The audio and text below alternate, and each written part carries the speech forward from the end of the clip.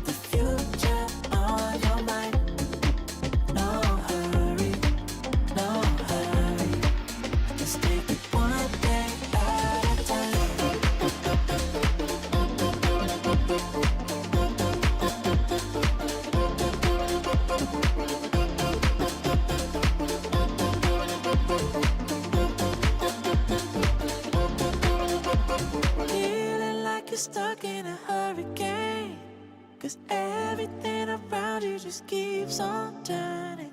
I can see you searching for an escape. The fire in your heart, it just keeps on burning. Keeps on, it just keeps on burning. Keeps on, it just keeps on burning. Keeps on, it just keeps on burning. Fire in your heart, it just keeps on burning. Don't worry, don't worry. You got the future on your mind. No hurry, no hurry.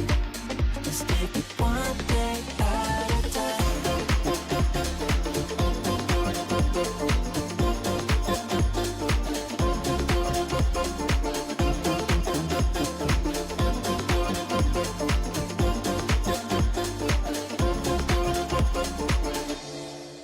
Don't worry, don't worry.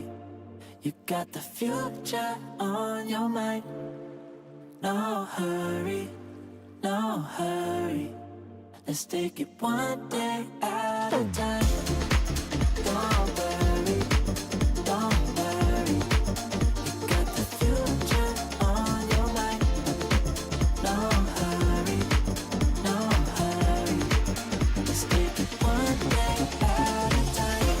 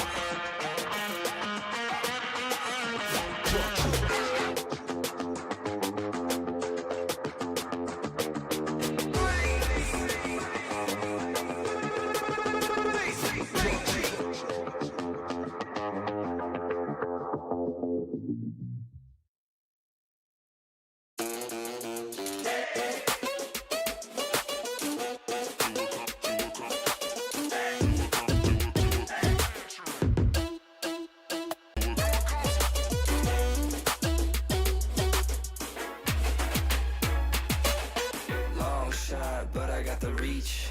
Pop lock, now I'm off the leash. Mic drop, I ain't gotta preach. I just do what comes natural. 5-star, everything I see. Live large, no apology. Take charge, no one can compete. I just do what comes natural.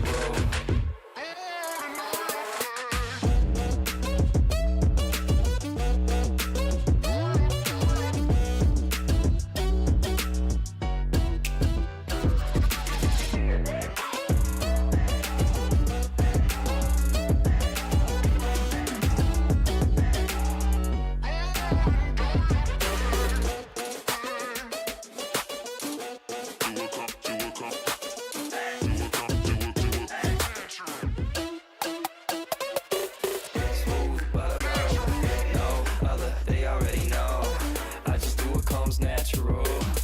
All day running out the clock. Fast paced, never gonna stop. Okay. Yes.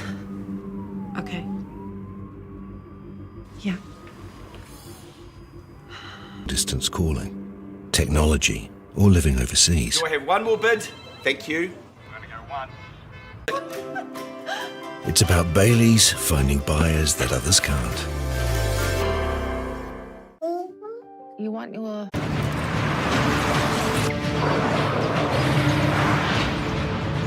This isn't an ad about four-wheel drives. It's about knowing the place, as well as the locals. We found the place. That's a good start. Built by my great-grandfather 20 years ago. I just want to thank New Zealand Carbon Farming for taking the initiative and supporting schools like ours. It's really important they have that outlet to come to kura for another reason other than curriculum, and for some reason in our water our kids just breathe sport, and having that resource here makes life that much more enjoyable and they can keep doing what they're good at. Having this funding, being able to use it specifically targeting sport is hugely beneficial.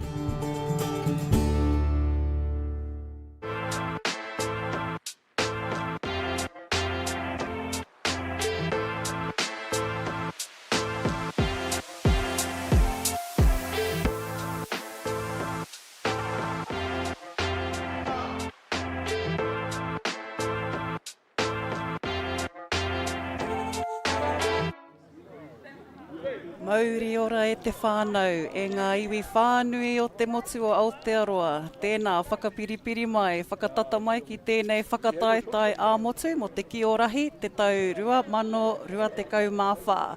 Ko Shana Butler tēnei, tā koutou kai kōrero mo tēnei whakataetai, kei te matāpuna tonu mātou ki roto o Tūrangi.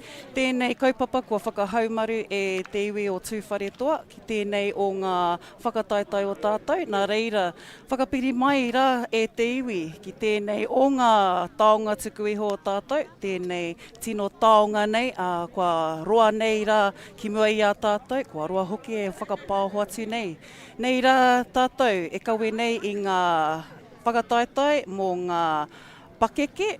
And today we are starting off with our opens with teams Te Upoko Te Ika versus Tūwharetoa Blue. Nei rā ngā mihi ki a rātou, ngā kapa e rua, kua tai mai ki mua i a tātou, anō hoki ki te mura o te ahi. I tēnei rā, ko wā tātou kai tākaro mō te kapa o Te Upoko o Te Ika. Ko Patience Edmonds, nā marua, ko Trazelle Moses Wharepapa, nā marua anō hoki, ko Salim Edmonds, nā matoru, ko Priya Edmonds, nā matoru anō hoki, he tāne, ko Fianza Bishop, nā maono ko Ramona Silva, nā maono anō hoki, he tāne, ko Logan Waikato, nā mawhitu, ko Fata Silva, nā mawaru, Hāmiora Te Kani, nā maiwa, Tuna Silva, anō nama te kau, Agape Edmonds, anō hoki ko nama te kau mā ono ko Kianu Andrews, te kau mā whetu tiringa Ikiua Meremere, rua te kau mā toru Rikihana Love, and toru te kau mā tahi Ramari Clay. Also over to our whānau from Tūwharetoa, we have number 1 Tiaho Morgan, number 2 Fearon Porou, number 3 Tāmara Porou, number 4, Christian Wood, number 5, Ruby Dale, 6, Teria Kaitai, number 7, Sheldon Hemana, number 8, Reina Rewiti, number 9, Tremaine Bakatini, number 10, Tiaki Ferris, number 12, Kira Taurua Wall, number 14, Waratana Hartley, number 15, Roera Hartley, number 16, Bailey Little. That's our tūwharetoa blue whānau playing today on our Papatakara Tuatahi. With Upoko landing a tupu manawa to start our open tournament off for between Te Upoko, Te Ika Māori and Tūwharetoa Blue. Our two teams today have come together for the first time since the last tournament. Also our teams who have gathered, some old, some new, and some also out on the field to stretch their legs. And today we're going to see a bit of display from both sides. Tūwharetoa with Taniwha possession, Te Upoko Te Ika with Kioma possession. 3 kaitiaki in the pāwero for Te Upoko Te Ika. And a throw-in from the Tāpaparoa for Tūwharetoa Blue. Jump shot from Taniwha player, collected by Upoko. Upoko now in Kioma, collecting Pou. And players looking for a tupu manawa. Now, yesterday we had a display of our taiohinga under 16s, under 19s. Today we have our opens. Seeing also the display of our pakeke coming to our papatākaro. There's always room for our pakeke, which is part of the kaupapa of this whakataitai, making Kī-o-Rahi accessible for all those who finish kura. And now we have our open tournament to come to. Kia kaha mai rā hoki te iwi whānui ki te tautoko mai i tēnei kaupapa whakamiharo. Upoko team looking for options with their Kioma. Whata Silva there. Whata again with the key, looking for his kaitākaro. Keanu Andrews. Upoko players checking their field out and looking for their kaitiaki. Upoko player from the Kioma being intercepted. An offside call from our kaiwawau. Our kaiwawau have also been on our papatākaro for the last day, mentoring and offering their experience, their Kī-o-Rahi experience. 2 refs on our papatākaro, 1 head ref accompanied by the second ref. Upoko kaitākaro looking for their kaitiaki.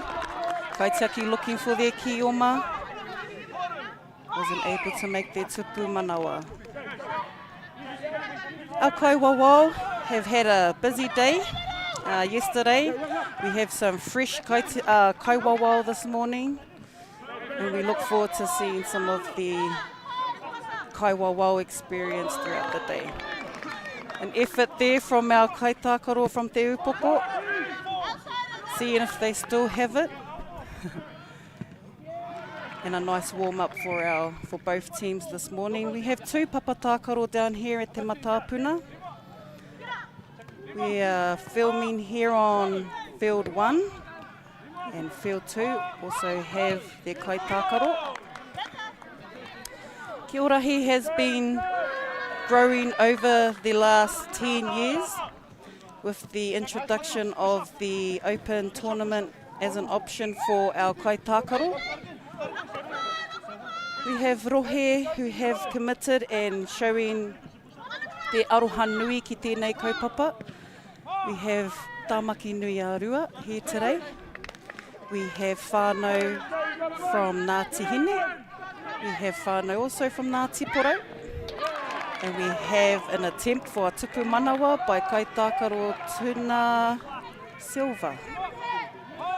No tupu manawa awarded and kaitiaki block from Upoko. Our taniwha have 4 taniwha in Te Roto. Te Roto is the zone where tūwharetoa are shooting from. We have our Kioma who are collecting Pou from Te Ao. Our Kī-o-Rahi represent a key part in the tākaro, with the first quarter coming to an end, a quick changeover for both teams. And our kai tākaro taking a quick break to change over. Rolling subs could be possible today for some tīma. Upoko, tahi, tūwharetoa, whā. Our hosts also, tūwharetoa, have been amazing. Our whānau have been very supportive of the kaupapa. We'll be excited to see how and where the 2025 tournament heads to. Again, kai tākaro from Upoko Teika, now on Taniwha. Kai tākaro, Fianza Bishop has a Taniwha attempt. Riki Hana Love. Kai tākaro, number 23 from Upoko. Tūwharetoa kai tākaro, now with possession. And Tūwharetoa as Kī-o-Rahi.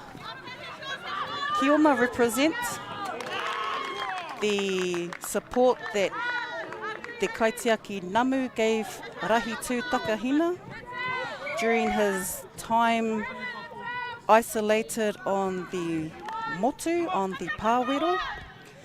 As Rahi was thirsty and exhausted, the Manu Namu came to hydrate Rahi. Therefore, the expression of the Kī-o-Rahi, with the Kī-o-Rahi touching the po and running into the pāwero, is an expression of Namu's aroha to Rahi Tū Takahina. Nā reira, koina e Kī-o-Rahi ai, tēnei tākaro. Anō hoki te kai tiaki. The kai tiaki also represents the relationship between Namu and Rahi Tū Takahina. Rahi Tū Takahina is also the full name of Rahi. For those who are tuning in or who have heard that for the first time, ko Rahi Tū Takahina, tana ingoa whānui. And a quick rip and a bullet throw from Fianza Bishop. You'll have to watch that arm of Mr. Bishop.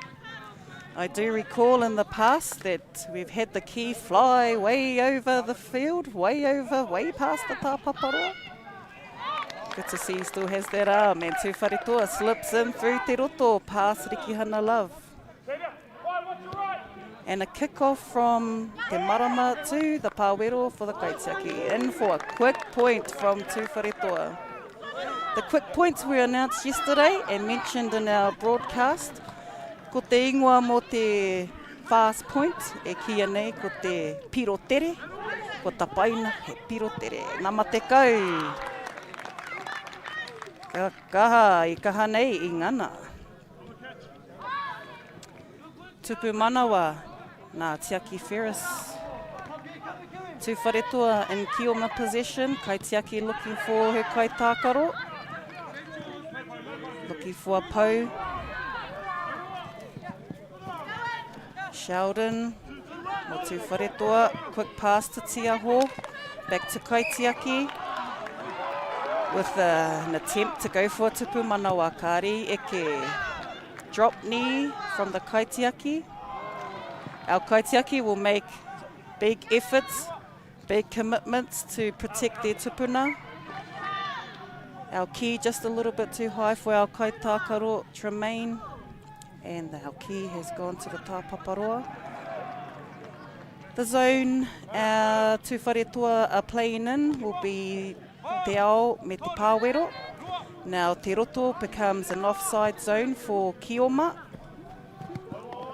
If Kī-o-Rahi attempt to score their points to convert as tupu manawa, if they cannot make a tupu manawa and are ripped in Te Roto, it is a handover. And our tupu was hit by kai tākaro Riki Hana Love with a tupu wairua mo te upoko teika. Now, the feet and rippers were a regular mention yesterday. Kai tākaro Sheldon, anō, me te tupu manawa. Now every time the Kī-o-Rahi score points or their tupu manawa, it is a restart back at te marama. Now te marama is just at the top of te ara, the pathway where the kaitiaki make the entrance and exit into the pāwero. Now the kick starts from te marama after Kī-o-Rahi score, but if Taniwha score, which are the Upoko team playing now, if Taniwha score, it's a carry-on. And we're just at the end of our second quarter between Te Upoko o Te Ika and Tūwharetoa. Our piro for the second quarter is 13 to Tūwharetoa, 2 to Te Upoko o Te Ika Maui. And nei hoki ko ngā whānau kua tai mai ki te whakanui, ki te mātakitaki o a rātou whanauna, ki konei ki tēnei papatākaro o te matāpuna ki roto o Turangitukua, ki konei tiaki ai e te iwi o Tūwharetoa i a tātou. E nei kaitākaro, ētahi he hou, ētahi he mea kua, he kui akuraua kiu ētahi. But what we have here is a mixture of experience and also passion, those who have also been around the tākaro for a long time and who have come today to represent their iwi. Upoko o Te Ika showing strength with their Taniwha possession. Kai tākaro o Tūwharetoa going in from tupu manawa. Ki kai tākaro all around, representatives all around. We have secondary school national kai tākaro here today. We have iwi representatives. We also have whānau who have been around the kaupapa for a very long time. We've also got whānau who have been supporting their kapa, their tamariki, throughout their hikoi of Kī-o-Rahi. And today is no difference. But we now have Upoko o Te Ika taking the Kī-o-Rahi position, and Tūwharetoa will now be in Taniwha. So 4 quarters for each round. 4 quarters consisting of 5 minutes. We do have an open tournament, so it will be interesting to see. Ooh. And a quick rip from Tūwharetoa. Taniwha now in possession. Roera Hartley. He kaitiaki hoki te rā o Tūwharetoa. Kaitiaki Tirina Ikiua. He momo tēnei kaitiaki. E nei tokorua no te Upoko o Te Ika. Tremaine Wakatini went for a tupu wairua. Now we have Upoko in possession of Kī-o-Rahi. Kī-o-Rahi looking for options. Defense. Our defenders looking for an options. Tuna Silva looking to see if he can draw out his kaitākaro.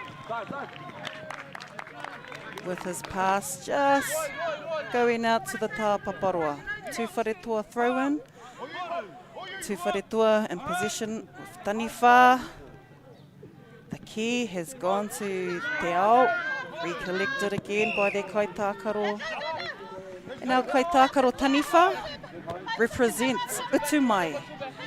So the Taniwha represent Utumai when Utumai was trying to revenge and trying to attack Rahi tū Takahina. Rahi inoid, Rahi had to karakia so that he wouldn't be affected by the rocks that Utumai was throwing at him. Utumai started out as a Taniwha, but as he was circling Rahi to harm him, he became a Taniwha. And as the Taniwha started to circle him, he hit a spring, and the spring came up and drowned Utumai. And in his frustration, started whipping his tail to throw rocks at Rahi. Therefore, the Taniwha on the papatākaro represent that. They represent Utumai, throwing the rocks at Rahi tū Takahina. Now kaitiaki, passing out to kaitākaro. Akape Edmonds Over to Kaitākaro. Trazell. We have 2 Kaitākaro for Upoko, play number 2, and defended by Kaitiaki Tirina. Quick rip. Players, and collected by our tūwharetoa. Good calls from our kaiwawao. Our kaiwawao have been consistent with some of the calls, some of the foot on line. There has also been flags, the consistency and simultaneous rip with flags. We also have footwear, that certain footwear be worn during the tournament. All those are checked, and the key intercepted by Roera. Going out into the tāpaparoa, regathered by Kaitākaro Upoko. Position of Upoko, Kaitiaki, back out to Kaitākaro. Kioma looking to touch the po, looking to collect as many po, including as many of their Kaitākaro. Tūwharetoa showing strong defence, and a quick rip from Tūwharetoa. Engari awarded by the Kaiwawao. A restart from Te Marama and a quick point for Te Upoko o Te Ika. Kickstart from Te Marama and a quick point. Effort from Fata Silva. Didn't quite make it. Collected by Tūwharetoa. Tūwharetoa showing strong defence in both Taniwha and Kioma. Some of our Taniwha Kaitākaro find it easier to turn around, turn face out into te ao when they are on defence. Some have a zoning tactic, some have a man-on-man tactic. It is optional, it is a style per region. Again, feet behind line. And reaching the end of the third quarter for Kahui Te Upoko o Te Maui ki Tūwharetoa. Ko ngā piro, te kaumawha kia Tūwharetoa. Iwa ki Te Upoko o Te Maui. Quick changeover for both teams. In the middle we have our tupu. So our blue drum in the middle there is not called a blue drum, it's called a tupu. Ko te ingoaroa, he tupuna. And a rip from Kaitākaro, Whaianza Bishop. Still in possession, Taniwha in possession. And a piro, tupu wairua for Te Upoko o Te Ika. 2 kaitiaki for Tūwharetoa. 3 in. 3 kaitiaki in, 2 protecting the tupu.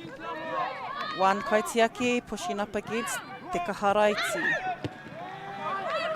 The key blocked and the tupuna blocked by Kaitākaro Waratana Hartley.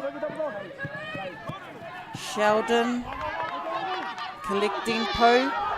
The po represent Matariki. The po and the tākaro representing ngā pau o Matariki, ngā whetū o Matariki. A quick power pass from Rikihana Love. And Taniwha possession again. And a call from the ref. Feed on line. Close calls by our refs, but it needs to be made and pulling up now. Feed on line can happen very quick. Our markings on the field are slightly worn from yesterday's tournament between our under-16s, under-19s. Quick pass out from our kaitiaki to their Kioma, and a rip and te roto from Upoko. Tupu wairua from Kaitākaro, Fata Silva. Kaitākaro, Tūwharetoa, rip from Ramona Silva. We have 3 silvers on the tākaro, all siblings. And a call from the kaiwawao. Handover to Taniwha. Handovers could occur at the discretion of our kaiwawao, our referees. It is up to their interpretation. We are mindful of the pressure that they can be under at times, although our kaiwawao are doing their best and interpreting as much as they can and being pono and tika as often as possible. A tōna wā, me tika mo nā tākaro katoa. Heoi, quickly collected by Tiaki Ferris and Awhi from Kai Tākaro. Kera Kai Tiaki in the pāwero. Looking for her Kai Tautoko. And our tūwharetoa, always option to use our Kai Tiaki. Ramona Silva passing into her Taniwha. Over the roto. And a tupu wairua from Rikihana Love. Another underarm, but that was not rewarded as his foot was on the line. Now wing feet. Now Taniwha. Taniwha position. Now our Taniwha shooting from te roto. That is their zone. Taniwha are to shoot from te roto. Taniwha collect their points by shooting at te tupu. Now the po based in te ao, so the zone where our Kioma tūwharetoa players are in te ao. And Tiaki Ferris is going in for tupu manawa. Lost possession, an instant handover. Now Wairua, you're hearing te kupu Wairua. Now the kupu Wairua, and we have possession. We have full possession from Te Upoko, now in Tūwharetoa hand. And a quick rip. And a quick rip from an Upoko player. Ramona Silva. Again. Ex-Kai Tākaro, mo Omua. Jump shot from Logan Waikato. And Tūwharetoa in. Not rewarded. Ripper off in te roto. And a foot on the line. Tupu Wairua not rewarded to Te Upoko Tika. Tūwharetoa will take possession. With a close quarter there by Upoko and Tūwharetoa. E kaha aki nei rātou ia rātou, ko ngā piro whakamutunga, ko te kaumā ono ki te Upoko, te kaumā whā ki Tūwharetoa.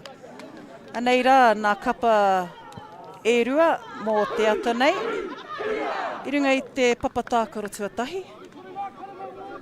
Nā reira, utonu mai rā tātou ki nā whakataitai, āmotu mo te Kī-o-Rahi, te taurua mano, rua te kaumā whā. Tiaki Ferris were part of that setup. Sheldon, He Mana, Keanu Andrews into our Kaitiaki, Terina, E Tikana, Tupu Manawa for Agape Edmonds. Tupu Wairua. And again, a beautiful display, seeing our rangatahi out here on the papatākaro.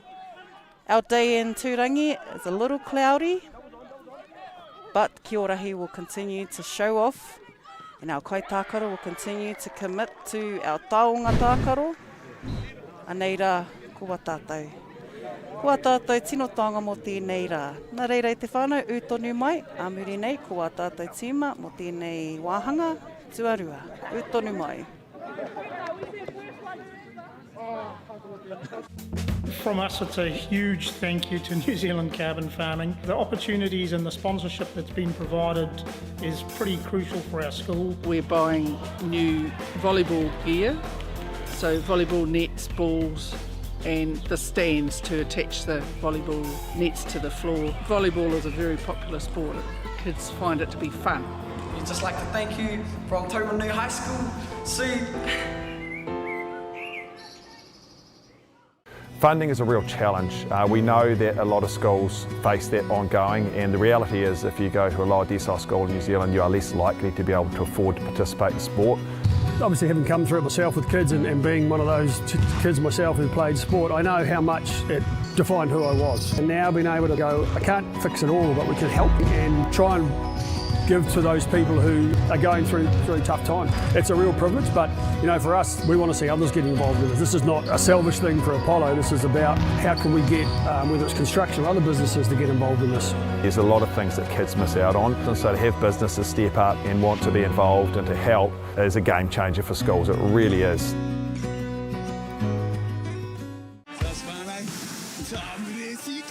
The bait is over. What I can almost guarantee is there's going to be some good fish here today. Tuna in every 2 days. I was pretty excited actually. Went from 0 to 100 real quick. For a real good time. All guns blazing. Oh. And my technique, it was me. Not. Get in the water, please. Wild 2 day. Ki whakaata Māori. Another day in paradise. Okay. Yes. Okay. Yeah. This isn't about long-distance calling, technology, or living overseas. Do I have one more bid? Thank you. We're going to go once. We're going twice. And we are sold to the Kiwi phone bidder from Manchester. It's about Bailey's finding buyers that others can't. Funding is a real challenge. We know that a lot of schools face that ongoing, and the reality is if you go to a lower decile school in New Zealand, you are less likely to be able to afford to participate in sport. Obviously, having come through it myself with kids and being one of those kids myself who played sport, I know how much it defined who I was. And now being able to go, I can't fix it all, but we can help and try and give to those people who are going through tough times. No time to fluff around today? No worries. Just swing into Caltex and pay for fuel with Pay an App to speed on through. Ooh, yeah. Feels good. Use it at your local participating Caltex. Tau mai anō rā e nā whānau pūtanoa I te motu. Nei rā mātou, kei konei kei roto o Turangitukua, ki roto o Tūwharetoa, e manaaki hia nei rā e rātou. I nā motu, I nā iwi whānui o te motu, ki tēnei whakataetai, Kī-o-Rahi a motu, mo te tau 2024. I tēnei wā, ko ngā rōpū, ngā kāhui, kua tai mai ki runga I te papatākaro, ko rau kūmara o Ngāti Hine, e tākaro atu ana ki a Ngāti Porou. E tika ana kua tai mai nā uri o te urana mai o te rā, rātau anō hoki o te rau kūmara ki roto o Ngāti Hine. E nei kapa ērua kua tai mai ki te mura o te ahi, anō ki te whakanui I tā tātou taonga tākaro o te Kī-o-Rahi. Our two kaiwawao represent te upoko, but who will also be on our papatākaro Field 1. I tēnei ata, have our matua kaia wharawhara, who will head ref. And we have also our kai tautoko around our papatākaro, around our venue I tēnei ata. Kei Turangitukua mātou, te papatākaro te matāpuna. Ko Shana Butler tēnei, tā koutou kai kōrero, mo te whakataetai. We have our matua Josh here, who is our head kaiwawao. He's been important to our succession of referees. Matua has also had experience at national level, and we see him now at our open tournament. Our Ngāti Porou kai tākoro, mo tēnei ata. Number 1, Mere Mangu. Number 2, Hunter Collins. Number 2 also, male Awanui Koia. Number 3, Mahue Mauheni. Number 4, Ariki Beach. Number 4 also, Moana Kenworthy. Number 5, Morgan White. Number 6, Whai Bishop. Number 7, Kuao Tangaire. Number 8, Kevin Keelan. Number 10, Hone Manuel. Number 12, Te Aotahi Tūhaka. Number 13, Phoenix Ngārimu. Mō te kapa o te raukumara o Ngāti Hine. Number 4, Kī-o-Rahi.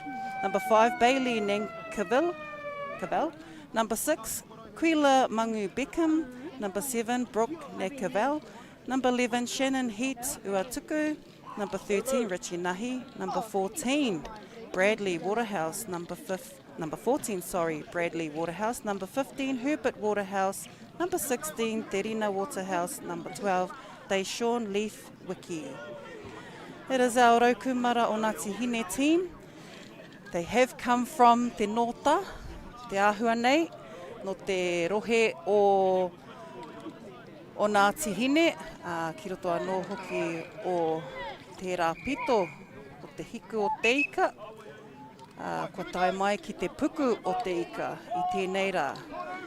Our 2014 Kī-o-Rahi Open Nationals here at Te Matapuna Park down in Tūrangi. Our hosts for this year, Tūwharetoa, have showed awesome manaki, and here we are today, expressing our aroha mo te Kī-o-Rahi. Our taniwha, 4 in for Ngāti Porou, and our kioma will be taken by Ngāti Hine. First quarter with a double rip.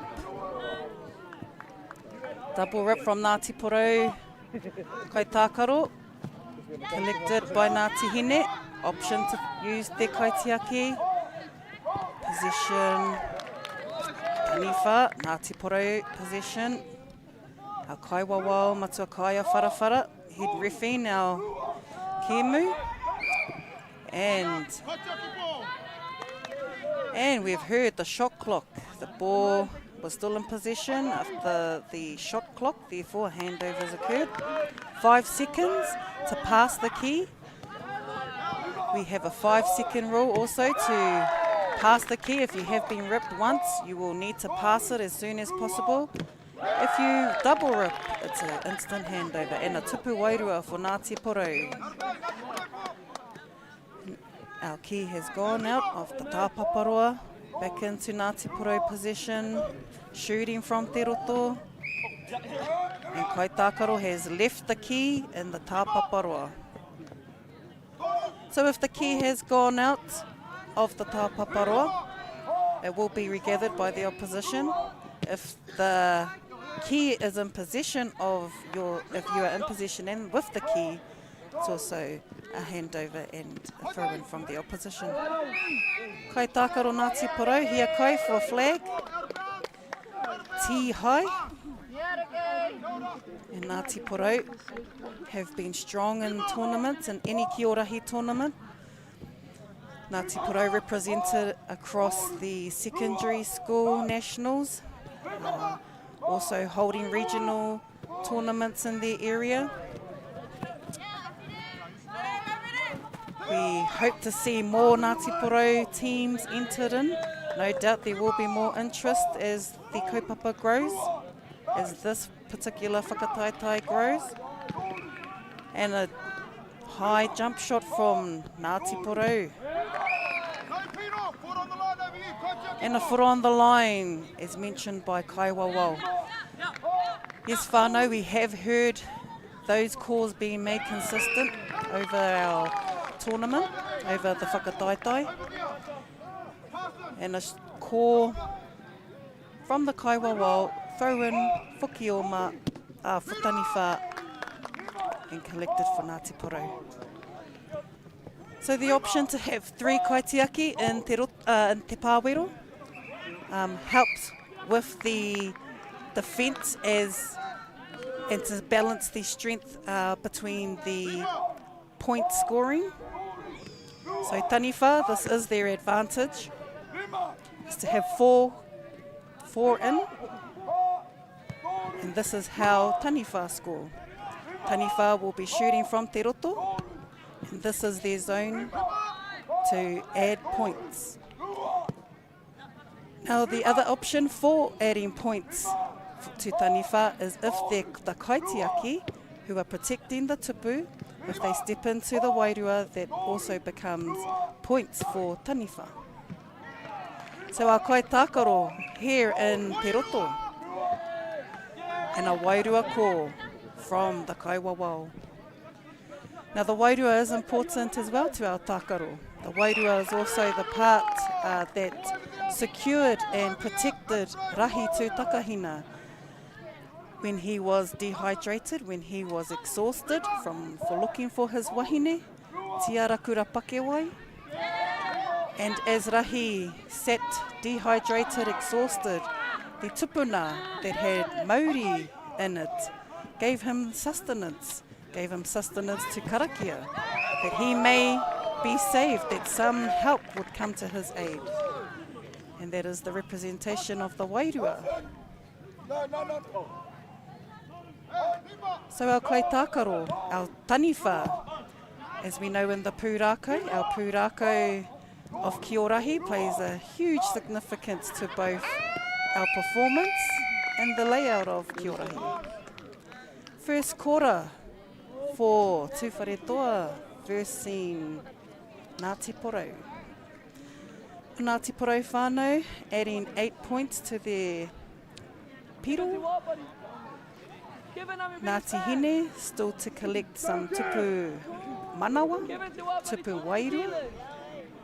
And our Kaiwawao showing consistency. Matua Kaya, who's also been around the tākaro as long as maybe I have. But Matua has also been a pou in Te Upoko Te Ika. And we've had a double, therefore it's been a handover to taniwha. Our kaitākaro have likely been training leading up to the tournament. And our kaitākaro, te aotahi tūhaka, with a piro, mo Ngāti Porou. Restart with a kick from Te Marama for Ngāti Porou. As mentioned, the restart occurs when Kioma make points. When Kioma have tupu manawa, we have a restart back at Te Marama. We have Mahue with a tupu manawa for Ngāti Porou. And Piro Tere mo Ariki Beach. These quick points, fast points have been an advantage. And a call from our Kaiwawao that Kaitiaki has come offside. So 3 Kaitiaki in the middle.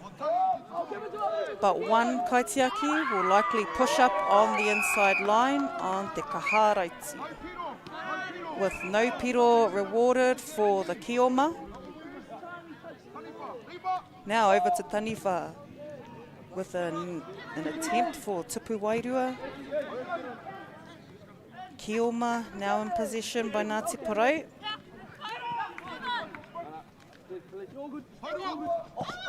Kevin passing out to his kaitākaro, seeing if there was an option for a tupu manawa. Tupu manawa are the conversions for the po touches. So Kioma points are called tupu manawa. Taniwha points are called tupu wairua. Called tupu wairua because the ki touches the tupu, crossing the wairua. The tupu manawa are called tupu manawa. Well, as the ki passes through te ao and te roto, it is almost like a lifeline. It's a manawa for Rahi tū Takahina. So te tupu manawa for po conversions. Our kaitākaro taniwha have had to hand over to Kioma. Best option to use their kaitiaki. Phoenix Ngārimu or tiaki te tupu.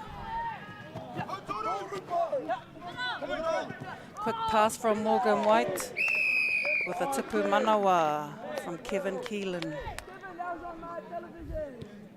Restart from Te Marama with an attempt for a quick point. Heoi, Kari Eke.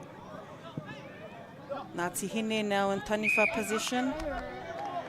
The option for defence for Taniwha is to turn and face te ao.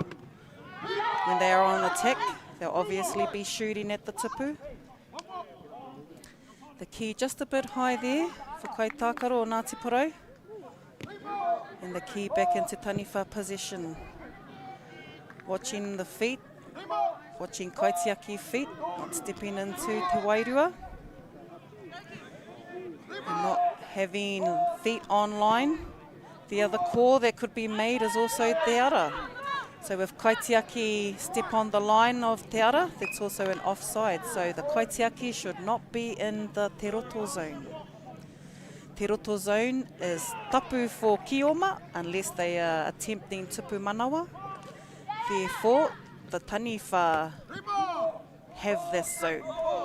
Taniwha have te roto zone. And this is where it is safe for Taniwha to attempt their tupu wairua. The kioma have their te ao zone and the pāwero zone. Therefore, you will see the kioma out in te ao with the key collecting, touching the pou, running it through to the roto and touching down in the pāwero.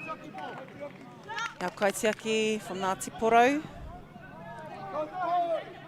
Kai Tākaro Mahue, attempting, see if he could get a tupu manawa, engari, kua tangi te pūtātara. Tātou mā, neira, ko te mutunga o tēnei wāhanga, te hau whā tuarua. We have Ngāti Porou with 14, Ngāti Hine with 2. Ngāti Hine finally on our scoreboard with their kaitautoko, Casey Marker. We also have our kaitautoko no te nota no Ngāti Hine anō hoki. I see a familiar face from Tokoroa, Matua Shane. Our whānau from Ngāti Porou have come across mai te kāhui o Ngāti Porou anō hoki rātou kua tai mai. Ki te whakamōhio, kai konei ngā uri o Paraurani, e takahi nei, e horonuku nei te papatākaro Kī-o-Rahi. Kua whai hua anō hoki rātou. No doubt there's some representatives. We've had Kai Tākaro, as mentioned, from secondary school selections. We've also got whānau who have played regional and also iwi level. Many of our whānau here who have seen Kī-o-Rahi have either seen Kī-o-Rahi in your community, at a community event maybe, at an iwi event. No doubt you will see the aroha nui mō tēnei tākaro. Ngāti Hine have also had Kī-o-Rahi in their area. I believe one of the tournaments were hosted in the area. There has been a tournament held in Waitangi, and again, it's likely to be held around the motu as our kaupapa grows and mō rohe tono. Anei rā ngā hua, te kite iwe nei o ngā huatātou tamariki mō kopuna e hāpai te tākaro nei. Kī-o-Rahi will be around for a very long time, and we know that Kī-o-Rahi will also play a major role for our tamariki. It also has the ability to pupuri te reo Māori. Ko te reo Māori anō hoki tēnei, e kawe nei. Nā reira, kua huri te ki nāia nei, ki a Ngāti Hine, ko rātou te kioma, ko Ngāti Porou, ngā Taniwha. We've had a wairua, nā reira, there's been a tupu wairua awarded to Ngāti Hine. Over to Ngāti Porou, now in position as Taniwha with a tupu wairua for Hone Manuel, number 10 from Ngāti Porou, with a power arm from Hone, and the countdown. No pero as the key had hit after the shot clock, and flags going in the air with the key. Now our flags have also been a crucial part. One rip is 3 seconds to pass. Double rip is an instant handover. Kai Tākaro no Ngāti Hine tupu manawa mo Ngāti Hine. Restart from Te Marama. And kai tākaro, looking for options. Some will have the option of using their excess players in te ao. So Taniwha will have 4 players in te roto. Their excess players will be in te ao, mirroring or looking for that option. At times we may have baseball arms, throwing arms. Therefore their kai tākaro will be in te ao ready to collect. Mirroring option for some. Just fluke for others. Anō, te karanga o te wairua, hearing the wairua call, therefore our kaitiaki aren't noticing their steps or not aren't noticing their feet in front of their wairua. Options to drop knee or fully turn, and a shot clock. Wairua. A Ngāti Hine whānau being called for the wairua, and our kaitiaki showing an effort to protect their tupuna. Now the tupuna in the pūrākau is a representative of a Māori that protected Rahi tū Takahina when he was dehydrated and exhausted on the pāwero. So when Rahi was stranded, the Māori of the tupuna protected him. Although exhausted, he did need water, which was his karakia to inoi tu namu. Now, namu in the tākaro is also a kaitiaki. Namu was also a protector for Rahi tū Takahina. And our ki has passed the tāpaparoa. The ki in ancient times would look like a harakeke, would be woven, would be a kōhatu woven with harakeke or woven only by harakeke. Our modern adaptation for the ki is obviously a yellow ball, softer than a harakeke or a rock. But our ki, our modern adaptation with the ki, has also been beneficial for our modern tākaro mo ēnei rā. So the ki also represents a form of communication, but in the pūrākau, the ki was also used as a protection to rehydrate Rahi tū Takahina. So the ki represents not only a form of communication, but in the pūrākau also represented a sustenance that the kaitiaki namu gave to Rahi. So it was a koha, the ki was a koha. The koha was from namu to Rahi to give him sustenance, and with that sustenance helped Rahi actually exit his location where he was and was able to regather his strength and exit where he was exhausted. So just a little bit of history on the Papa Tākaro and why these teams play, how they play, and how the tīma are expressing their tupu manawa, their tupu wairua.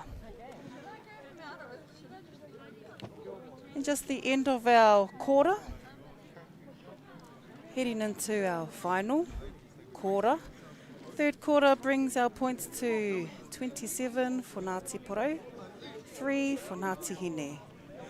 Our whānau from Ngāti Hine have likely turned up this morning, along with our whānau from Tāmaki Nui Ārua. We have a strong support from our whānau across the rohe. And the ki, the restart from the kioma, if the ki does not make it to their player in the pāwero, and if the ki gets into the position of Taniwha, it is a play on.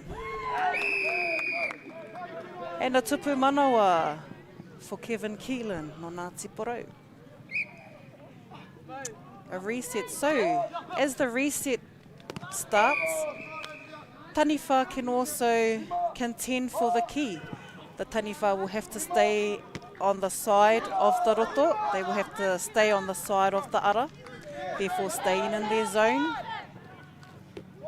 And the taniwha have that option to defend the kickoff from the restart.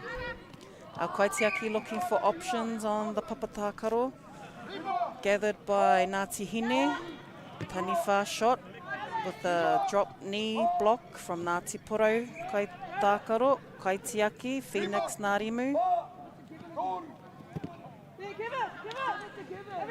Whai Bishop protecting the tupu. Kevin Keelan anō.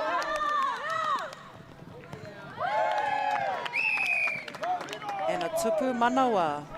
So our Ngāti Porou Kaitākaro has collected the key from te ao, regathered it, hasn't been ripped through te roto, and planted the key in Pāwero, giving Ngāti Porou their tupu manawa.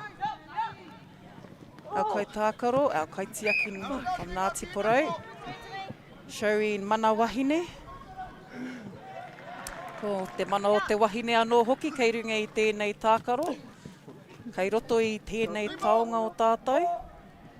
Great to see the male and female mixed tournament. Let's hope that Kī-o-Rahi remains mixed. Mo ake tonu atu, with the options as well to advance and grow. And a tihai from Ngāti Hine Kaitākaro, Bradley Waterhouse. And we have a call from our kaiwawao. Now our kaiwawao will come under pressure, as we do know at tournaments, but our Kī-o-Rahi tournaments, it's been as doable as possible to enable our kaiwawao to manage, to allow tefa, to allow for tikanga to be adhered to, with these modern adaptations to the tākaro.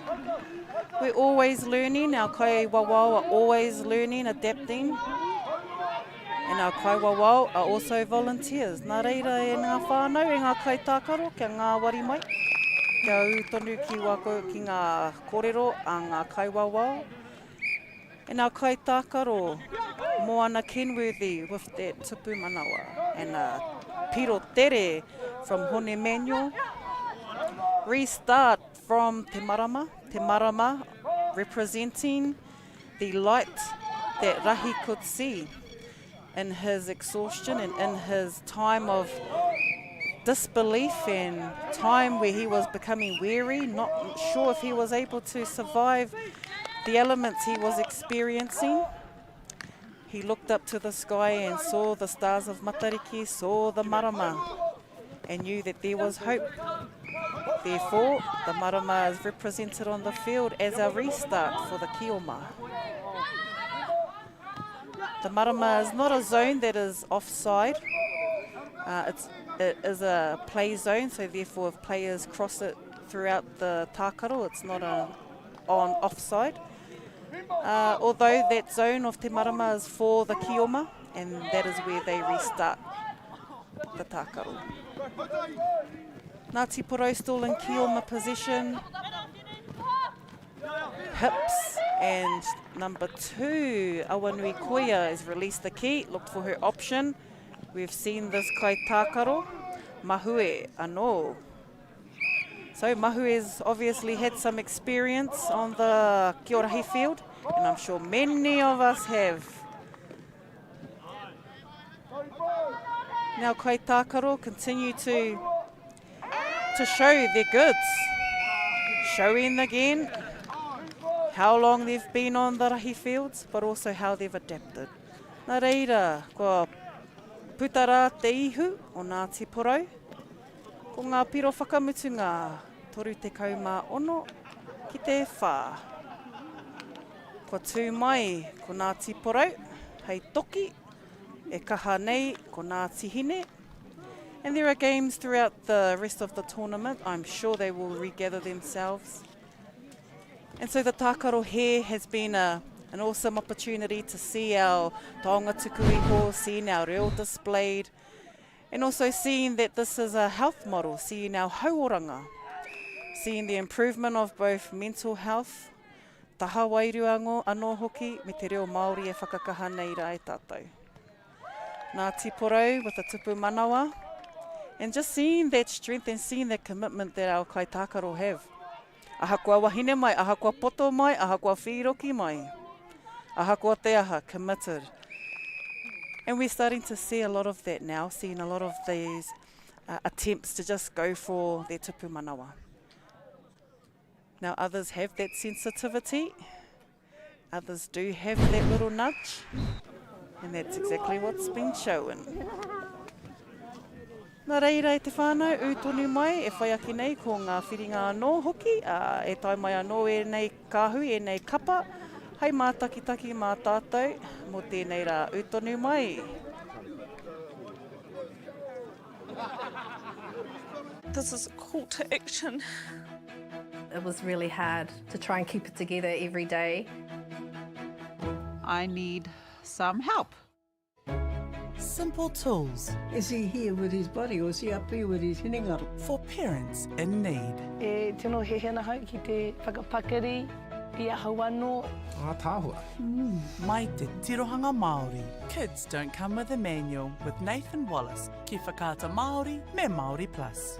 Funding is a real challenge. We know that a lot of schools face that ongoing, and the reality is if you go to a lower decile school in New Zealand, you are less likely to be able to afford to participate in sport. Obviously, having come through it myself with kids and being one of those kids myself who played sport, I know how much it defined who I was. And now being able to go, I can't fix it all, but we can help and try and give to those people who are going through really tough times. It's a real privilege, but you know, for us, we want to see others get involved in this. This is not a selfish thing for Apollo. This is about how can we get, whether it's construction or other businesses, to get involved in this. There's a lot of things that kids miss out on, and so to have businesses step up and want to be involved and to help is a game changer for schools. It really is. Funding is a real challenge. We know that a lot of schools face that ongoing, and the reality is if you go to a lower decile school in New Zealand, you are less likely to be able to afford to participate in sport. Obviously, having come through it myself with kids and being one of those kids myself who played sport, I know how much it defined who I was. And now being able to go, I can't fix it all, but we can help and try and give to those people who are going through really tough times.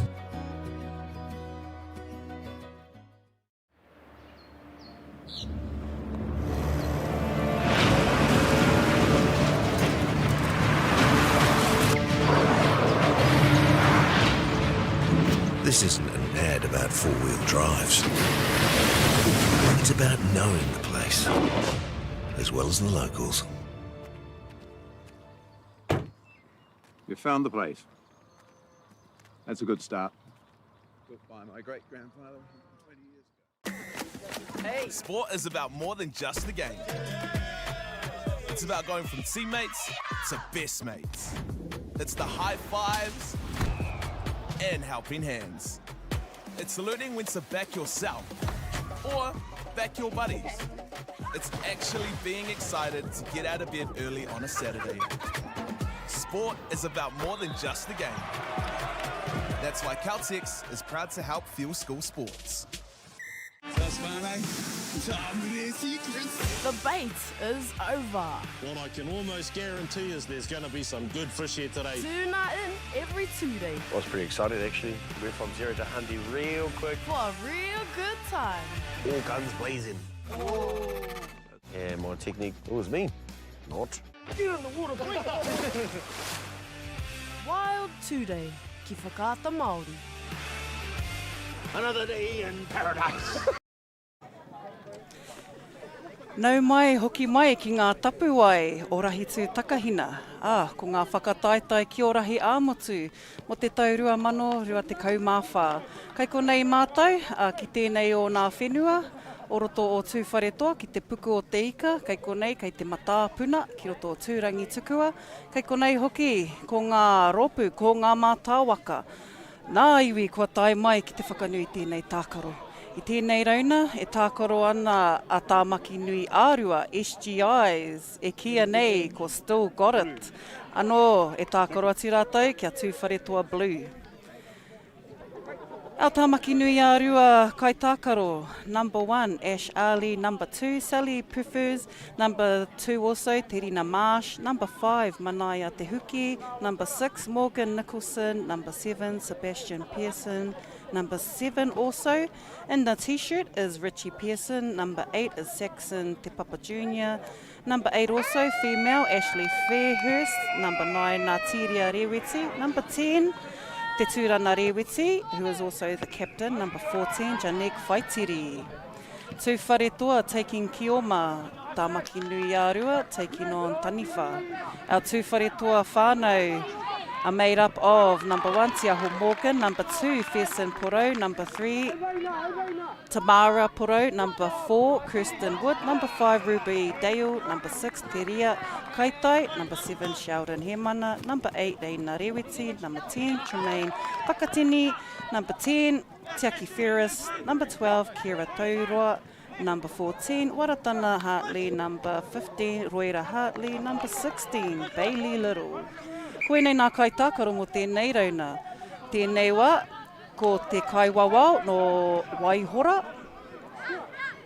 And Tū Wharetoa with Te Tupu Manawa taking the Kioma. Restart from Te Marama, collected by Kai Tākaro Kira. Kai Tiaki Hoki. We've also seen Sheldon Hemana in the previous rounds. Again with the Tupu Manawa. Tāmaki Nui a Rua on Taniwha. Mehi atu kia Tāmaki Nui a Rua, ka tahi anō, ka tai mai wēnei o ngā uri o roto rangitāne o Tāmaki Nui a Rua. I hīkoi mai rā rātou, I takahi nā tapu ai, ki roto nei o Tūrangi. Tēnei ata, tai mai rātou, rātou ko Matua Choi tāwhai. I kawe e Matua Choi I nā kāhui e rua. Nā reira, ka hamai rā rangitāne, kai a koutou te wā. Kua tihai e rangitāne i a Tū Wharetoa. An attempt for a double, but only one flag. With a call from our kaiwawao that a foot was on the line. Tū Wharetoa still in Kioma position. With our kaitiaki Kera from Tū Wharetoa passing out to Kai Tākaro, see if there was a tupu manawa. 2 kaitiaki. Now 3 kaitiaki, 1 pushing up. And a call from our kaiwawao against our kaitiaki. Feet were in the air. Again, another feature that our kaiwawao are mindful of on the papatākaro. Lifted feet or feet on line. So if your feet are lifted off the ground, it is actually offside. So therefore those calls will be made when the ref see them or their interpretation. Bailey Little with a tupu manawa for Tū Wharetoa. Restart from Te Marama. Whana te ki ki te kaitiaki. Again, Tiaki Ferris. He's played before. And he has. We've seen him represent Tūrangi, Tū Wharetoa. Kaitiaki looking for that option. Now if there are players that have gone offside with no possession, that is also, and if the kaiwawao see that, they will pull it up. But most calls will be made at the kaiwawao's discretion. Again, the wairua. The wairua being an it's been the underrated line that can actually cause points for the Taniwha. Easy points. And a rip from Te Tūrana Reweti, no Tāmaki Nui a Rua. SGI still got it, te ki mai. So let's see if Tāmaki Nui a Rua still got it. And a double rip. Kai Tākaro, no Tū Wharetoa, Reina Reweti throwing it into her kaitiaki. And as we've seen, Kai Tākaro, Tiaki Ferris with his feet just slightly up in the air, or a set of feet have come offside. And tū whare toa kai tākaro Tiaho Morgan, tupu manawa. Broke through the taniwha defence in Te Roto. Tamaki Nuiarua with that attempt to shoot at the tupu, to get a tupu wairua. Now the taniwha have 5 seconds to shoot at the tupu. And our first quarter for the round. Our kai tākaro will take a quick switch. They will change players. Now there are tū whare toa red and blue. There is a mixture of colours, although tū whare toa blue are represented today, playing against Tamaki Nuiarua. Now our SGIs still got it. Our whānau from Rangitane have been training with Matua Troy and some of the Tamaki Nuiarua rangatahi and the tupu manawa for Tamaki Nuiarua. So they've been training over the few weeks. They've also been committed to a lot of the Kī-o-Rahi kaupapa, having kaupapa throughout their community, having Kī-o-Rahi throughout their development across their primary schools, intermediates, also in the secondary schools. Matua Troy tāwhai, tēnā rawa atu koe o tira koutou. E taki mai rā i te taonga tākaro ki roto o Rangitane. E mihi ana kia koutou, kua tae mai. Tamaki Nuiarua still in Kī-o-Rahi position with a quick snatch to get a tupu manawa. Restart from Te Marama. No intercept by tū whare toa. Tū whare toa quickly trying to grab the key for possession. Still regathered by Tamaki Nuiarua. And he might as well go for a try. And being rewarded for that tupu manawa. And a sly little pass through to Ash Ali. Ka pai Ash, rauete ki te ia koe. And a quick recovery there from Kaitiaki o Tamaki Nuiarua. Kai tākaro Ash Ali. Looking for an option, looking for a free kai tākaro, looking for a player. Kai tākaro running through the roto through a taniwha player, not being able to make a tupu manawa. Tū whare toa with the key. Back over to Tamaki Nuiarua. So the changeovers can happen very quickly, whānau, as we've seen throughout the tournament. 1 minute, tū whare toa might have the key in a split second. Tamaki Nuiarua could have it. So the speed that our tākaro is going at is quite fast, although don't be whakamā. Don't be whakamā at the speed that the game plays at, because it is easy to pick up. I know it looks hard. These ones don't make it look easy, do they? But as the time and as the exposure to the tākaro, it becomes easier. And as our examples here, our whānau who have been playing Kī-o-Rahi, have made it possible that it could be an opportunity for anyone who doesn't play to have a game, or those who have seen Kī-o-Rahi, to eventually jump on and have a go one day. So here's our whānau from Tamaki Nuiarua attempting a tupu manawa. Heoi, kāri eke. Ripped in Te Roto. So when Kioma players attempt a tupu manawa, and if they are ripped while going through Te Roto, an offside zone, if they are ripped in there, then it is an instant handover. Then they will have to retreat and get back into te ao. Oh, tū whare toa whānau still wanting to take some of those tupu wairua. And closely behind Tamaki Nuiarua is tū whare toa looking for their Kioma option. with a quick regather from Kaitiaki. Janique Whaitiri. Commitment from Tāmaki Nui Arua. And number 14, Janique Whaitiri mo te Kaitiaki. Now our Kaitiaki in the ara, that is the Kaitiaki zone. Therefore, that is not an offside zone for the Kaitiaki. The ara is an offside zone for the Taniwha. Now the ara is the separation of the roto. And that is the ara, the pathway that the Kaitiaki used to enter in and out of the Pāwero. Tāmaki Nui Arua looking for their option.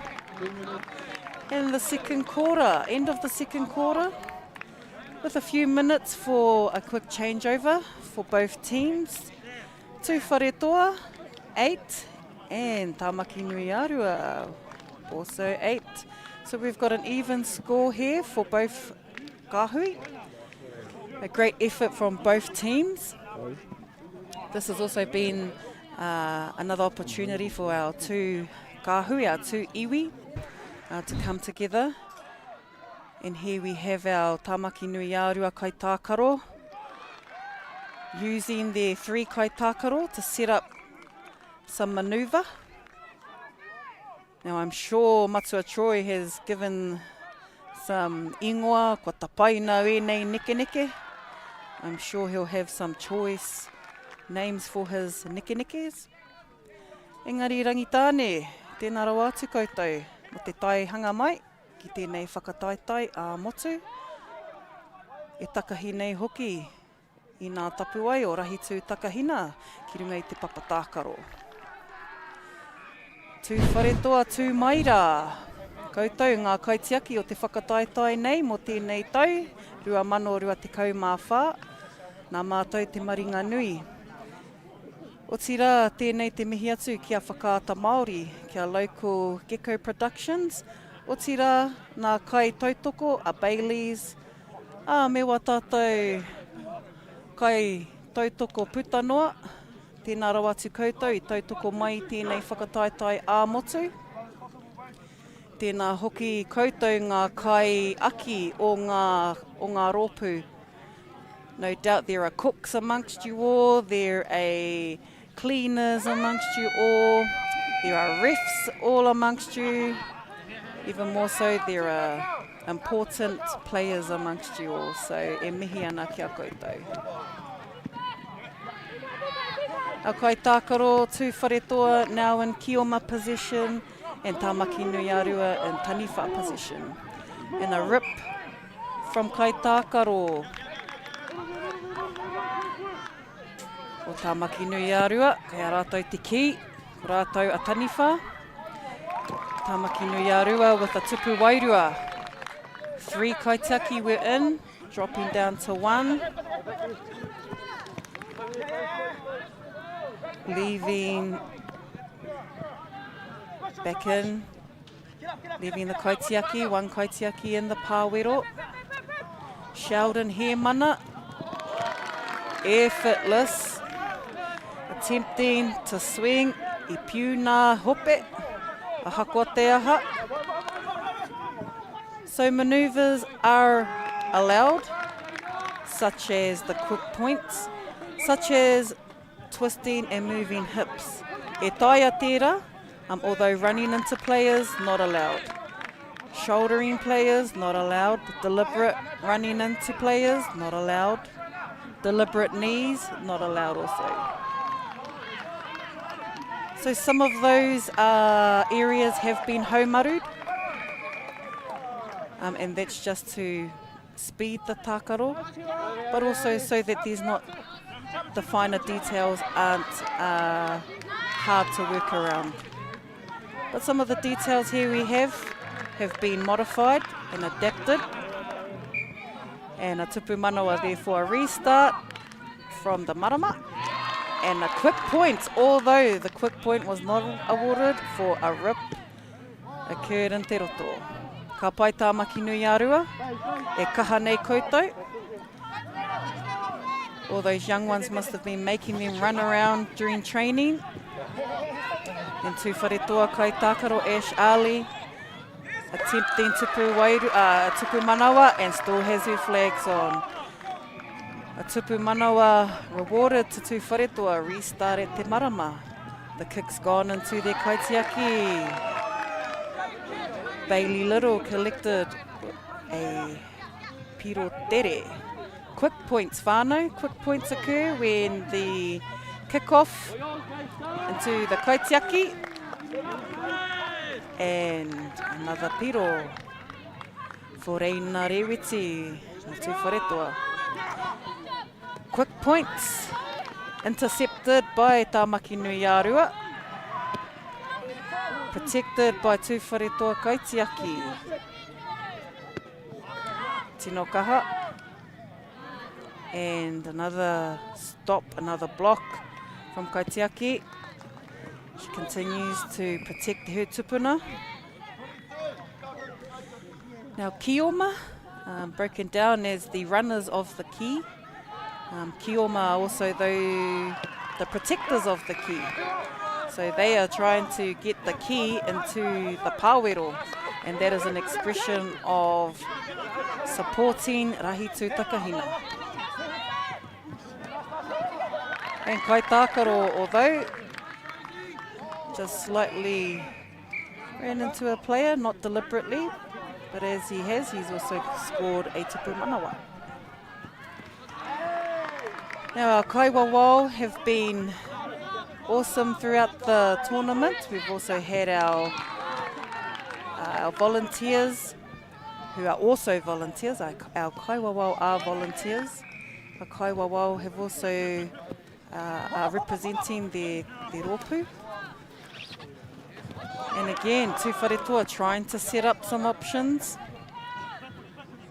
It is important to communicate, like all tākaro, and communication in Kī-o-Rahi is another key component. Ki translated to conversation, a type and form of talking or sharing of information, and that's what a ki represents. It's also as a koha, as the ki in the pūrākau of Kī-o-Rahi was a koha. The ki also represents that on the papatākaro. Nā reira, kua mutu te hauwha tuatoru, end of the third quarter for tū wharetoa and Tāmaki Nui Ārua, SGIs, aka still got it. Now our Tāmaki Nui Ārua are still trying to find it, and they'll get back on the board shortly. And a mihi to all of our supporters, mihi to our production team, Local Gecko Productions, behind the scene, capturing our taonga tākaro. Whakaata Māori, a nei rā e nei uri Māori, e whakanui ana i tō tātou tākaro Māori. Tāmaki Nui Ārua have come through from Rangitane, coming from Dannyburg. No doubt a lot of our whānau in Rangitane will be watching their whānau today, watching the cousins today, as many of our whānau around the motu. Tautoko mai rā i wā koutou whanaunga o tū wharetoa, o Tāmaki Nui Ārua, o Ngāti Hine, o Ngāti Porou, o te upoko o te ika.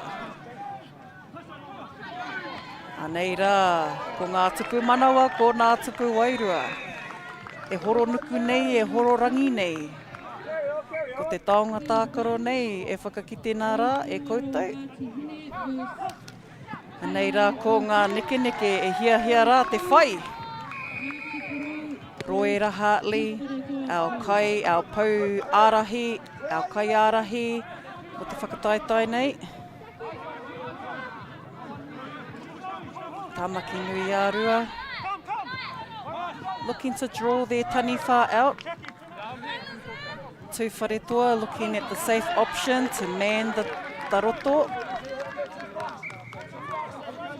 And from time to time, the teams may switch up. Pa ko wai ka mōhio. The adaptation that the kaitākaro have for Kī-o-Rahi is actually quite outstanding. And the ability, the agility also to move around on the circular field.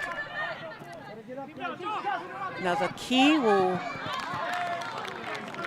and just underneath there, just below the player, Tāmaki nui ārua not able to convert their po touch. But a tupu wairua rewarded to Wharetoa. Roira with an attempt for a tupu wairua. Now Roira has also been on the Kī-o-Rahi scene. He was probably on the scene with Rahi. But Roira has also been a strong Tū Wharetoa representative, even in secondary school, and to see the succession for Tū Wharetoa. His whanaunga have also been part of the revival in Tū Wharetoa. And a rip from Tiaki. 4 taniwha in te roto for Tū Wharetoa. Now you can have up to 4. You don't have to have just 4. You can have 3 if your strength is taniwha. That does leave a player to be in te ao to defend. Now if you have 4 taniwha in the roto, you're likely to have 4 other players for taniwha in te ao. Therefore, there's always some backup for those taniwha in te roto shooting. A call occurred by our kaiwawao, and our kaitākaro still communicating. And again, the zone defense for Tū Wharetoa. Tū Wharetoa still showing support to stay in their zone. Still manning their roto. Still looking to find the right kōrero. And the attempt at a tupu manawa, although the kaiwawao has not rewarded it, therefore Tū Wharetoa will take it. Taniwha will attempt tupu wairua. And a tupu wairua rewarded to Tū Wharetoa. Taniwha have 5 seconds to pass the key or throw the key. If Taniwha have the key and shoot in the tupu, then they have 5 seconds to shoot. Now there is a 5 second and a 3 second. Now 5 seconds, and the shot clocks could change from region to region. Although for this region, for this particular whakataitai, we have 5 seconds. Our Kioma players for Tāmaki nui ārua bunched in this corner. And Tāmaki nui ārua in the final corner. Tēnā rau atu koutou o Tū Wharetoa. O Tāmaki nui ārua, nei rā te mihi kia koutou. Tū Wharetoa of 22, Tāmaki nui ārua. SGI still got it with 17. Te tākaro, e whai ake nei, nā reira. Ko tēnei rā, e kitea nei rā, e nāhua ki wainga nui o Tū Wharetoa. Ki wa tātou whanaunga o roto o rangitāne no Tāmaki nui ārua. E nei kapa kua tau mai, ki te whakaatu ki te ao, ki te motu, whānui o Aotearoa. Kua tai mai rātou, ki te papatū waiwai, ki te papatākaro o rahi te takahina. Nice passes in to te pāwero, into te ao for their kaitākaro. Beautiful day down here, nice and cloudy, not too hot for our kaitākaro. Our kaitiaki showing strong communication with their kaitākaro. Is this the same one that was on the field? Nā reira te whānau mau tonu mai rā, kei konei mātou, e aki tonu nei i te whakataitai a motu mo te Kī-o-Rahi, te tau 2024, utonu mai.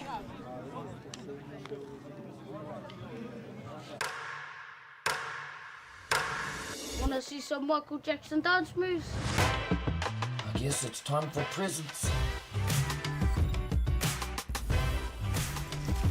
I am afraid, but I don't want to survive. I want to live. I will not fall into despair. Do you have any idea what it's like knowing my real brother and mother spent every day of their lives looking for me? Who's listening? Moldy Smith. So I feel it's worth pointing out that I will not be your mistress. You're right, MacGyver. No one likes to show off. You need to bloody listen. How can I? When this guy's got his arm up the cows.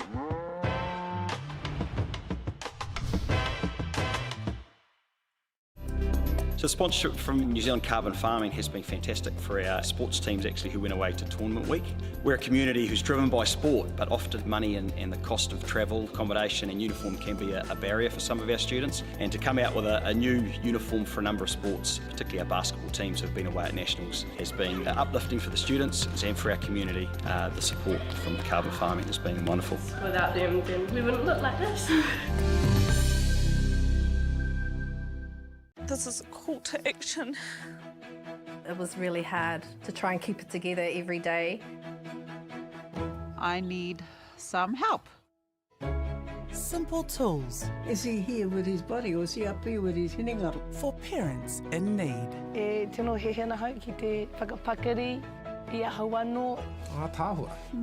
Mai te tirohanga Māori. Kids don't come with a manual with Nathan Wallace. Ki whakaata Māori, me Māori Plus.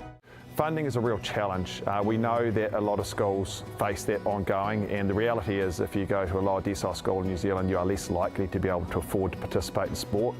Obviously, having come through it myself with kids and being one of those kids myself who played sport, I know how much it defined who I was. And now being able to go, I can't fix it all, but we can help and try and give to those people who are going through really tough times.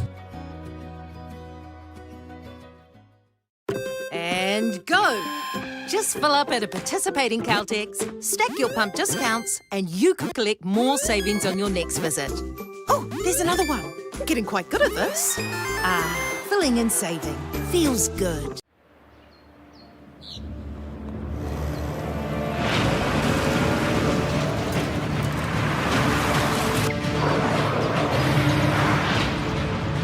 This isn't an ad about four-wheel drives.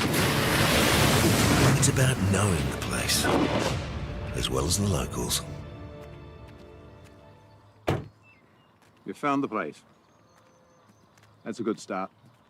Built by my great-grandfather 20 years ago. I mai rā tātou, ki tēnei o nā whakataetai o te Kī-o-Rahi mo te tau 2024. Ko ngā whakataetai āmotu e nei, o tira kei Wainganui o ngā waka o te motu, o tira nā mātā waka me ki kua tai mai ki runga I tēnei papatākaro. Kei ko nei mātou, kei roto o Turangitukua, e mana ki mai rā e tūwharetoa I tēnei kaupapa o tātou. Tēnā koutou katoa. Kī-o-Rahi hoa. Ai, nā mihi. Thank you for filling in, for taking the reins this morning and making us all feel welcome here in Turangitukua. Oh, it's a beautiful, I'd be happy if I was a player and playing in this weather compared to yesterday. E hoa mā. Tēnō paki te rā ina nahi. Tēnō paki. Engari tēnei rā kua pai nā huarere, kua pai a tamanui te rā ki a tātou, kua inoi pia tētahi o rātou, I karaki a rātou I nā pōna. And e hoa, who, in the first couple of games that we've had this morning, who would you say have been the outstanding team I tō kitenga? Ai, tēnei ata, ko tau mai o te nuina o rātou, heoi anō rā, ko I te mātakitaki a hau, a kia Ngāti Porou, ki tau I ngā kaupoi anō te tai rāwhiti, ki te anō hoki etahi o nā neke nā rātou tonu, me kira seeing that Ngāti Porou flair. So me kira ko rātou pia tāku e ki tēnei. Always a strength. Ka pai. And ori te ki ngā taitama, tāne taitama wahine e peke ana I runga I ngā hoi ho pia. Tōna nei. E anō rā, ai tēnei wāhanga, e tākoro atu a rau kumara o Ngāti Hine, kia tāmaki nui ārua, OGs. Nā reira I tērā atu kēmu, I tākoro atu a tāmaki nui ārua, SGIs, still got it, I nāia nei ko nā OGs no Tāmaki Nui Arua. Player 1 for Tāmaki Nui Arua OGs, Isaac Stevenson. Number 2, Anika Voss. Number 3, Zinia Lilo. Number 3 also, Alex Nicholson. Number 7, Bronia Lilo. Number 9, Riley Perenara Simonik. Number 10, Primus McLaren. Number 11, Primo McLaren. Number 12, Kaya Walker Waitoa. Number 13, Tommy Lilo. Number 30, Charlie Piato. And number 88, JD Lilo. Kia ora tātou, and rau kumara o Ngāti Hine, we've got number 4, Kiara Mackie. Oh, it might be those Mackies from Pembroke Street in Moeroa. They used to be our neighbours, engari. Number 5, Bailey Nankavu. Oh, yeah, there's the other ones from the other street in Moeroa. There's fellas from Moeroa. Mihina kia koutou. Number 6, Kuila Mangu Beckham. Number 7, Brooklyn Nankaville. Number 11, Shannon Heat Uatuku. Number 13, Richie Nahi. Number 14, Bradley Waterhouse. Number 15, Herbert Waterhouse. And number 16, Terina Waterhouse. I would say it's a whānau affair in this instance, e te whānau. And then number 12, Deshaun Leaf Wiki. Oh, there's those leaves from the hokianga. Nō reira mihi ana kia koutou e hoa mā. Mehi ana kā tika. Ka tahi anō ka tai mai a Ngāti Hine i te ata nei. Rātou anō hoki ko Tāmaki Nui Arua. Nā reira tēnei atatonu i tai mai rātou. So fresh out of the waka, onto the papatākaro. Little train, little whakamahana, anei rā hoki rātou i tēnei wā e tākaro atu ana. And so for those of us that aren't quite geographically knowledgeable in those reo Māori kupu, where would you put the rau o kumara o Ngāti Hine? What region would that be, e hoa? Teka hoki, te whakaaro i tēnei ata. Te rau kumara, Ngāti Hine. Ngāti Hine. No te nota. No te nota, ai. So if you Kaha hoki te wāhi o taua o Ngāti Hine. Kei roto o the Bay of Islands pea, or Northland, eh? And then you've got Tāmaki Nui Arua, and where would that one be placed, e hoa? Kei Rangitāne, kei roto o Dannyburg. Tēnā koe, tēnā koe. Ko ngā uri o Rangitāne, i takahi te huarahi, whakawhiti i te maunga o Ruahine, ne? Aye, and as we can see, we're into the game at the moment, and it's going to be quite hard to differentiate i te ata nei, nā te mea poraka pangoana ngā tīma e rua. Oh, that was an interesting move round the back. Haven't seen that one before, eh? Hea tokupu Māori mō tērā, e hoa? E tika ana, e tika. Huri rau nei te tinana. Huri rau nei te tinana. Ka tahi anō ka ki te tērā āhua, close up. We've got Ngāti Hine with the yellow flags as Kioma. Tāmaki Nui Arua as Taniwha.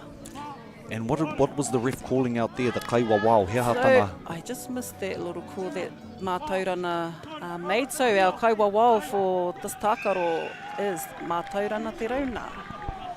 Taking head ref, supported by his kaiawhina, just to the end of the papatākaro.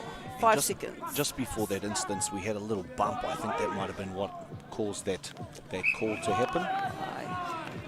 And so some of the kaiwa wao are monitoring and able to see some of those little manoeuvres on the field. If the kaiwa wao does see them, he will pull them up. He or she will pull them up. We've just got an overpass. And so just for some clarity of the viewers at the moment, the yellow tags are our whānau from Ngāti Hine, and the orange tags, the Arangi Karaka ones, are the ones from Tāmaki Nui Arua. Tika. And beautiful pounce there. Aye. Pounce like a blimmin' Black Panther. And the speed and skill of that throw at the whānau. You won't see it too many other places. Maybe on the baseball field at the whānau. And the OGs might have a few tricks up their sleeve. These rangitāne lot. Got to watch them sometimes. Matua Troy tends to teach them some rangitāne ways. And we've got the kaitākaro no Ngāti Hine attempting a tipu manawa.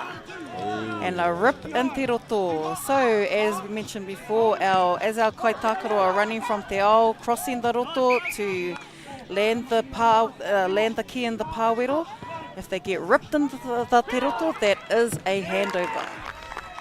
A tupu wairoa rewarded to Tamaki Nui a Rua. There was a couple of quick tupu Aye. wairua. For those that are just tuned in, the tupu wairua is when the ki hits the tupu, kei wainga nui. Koina.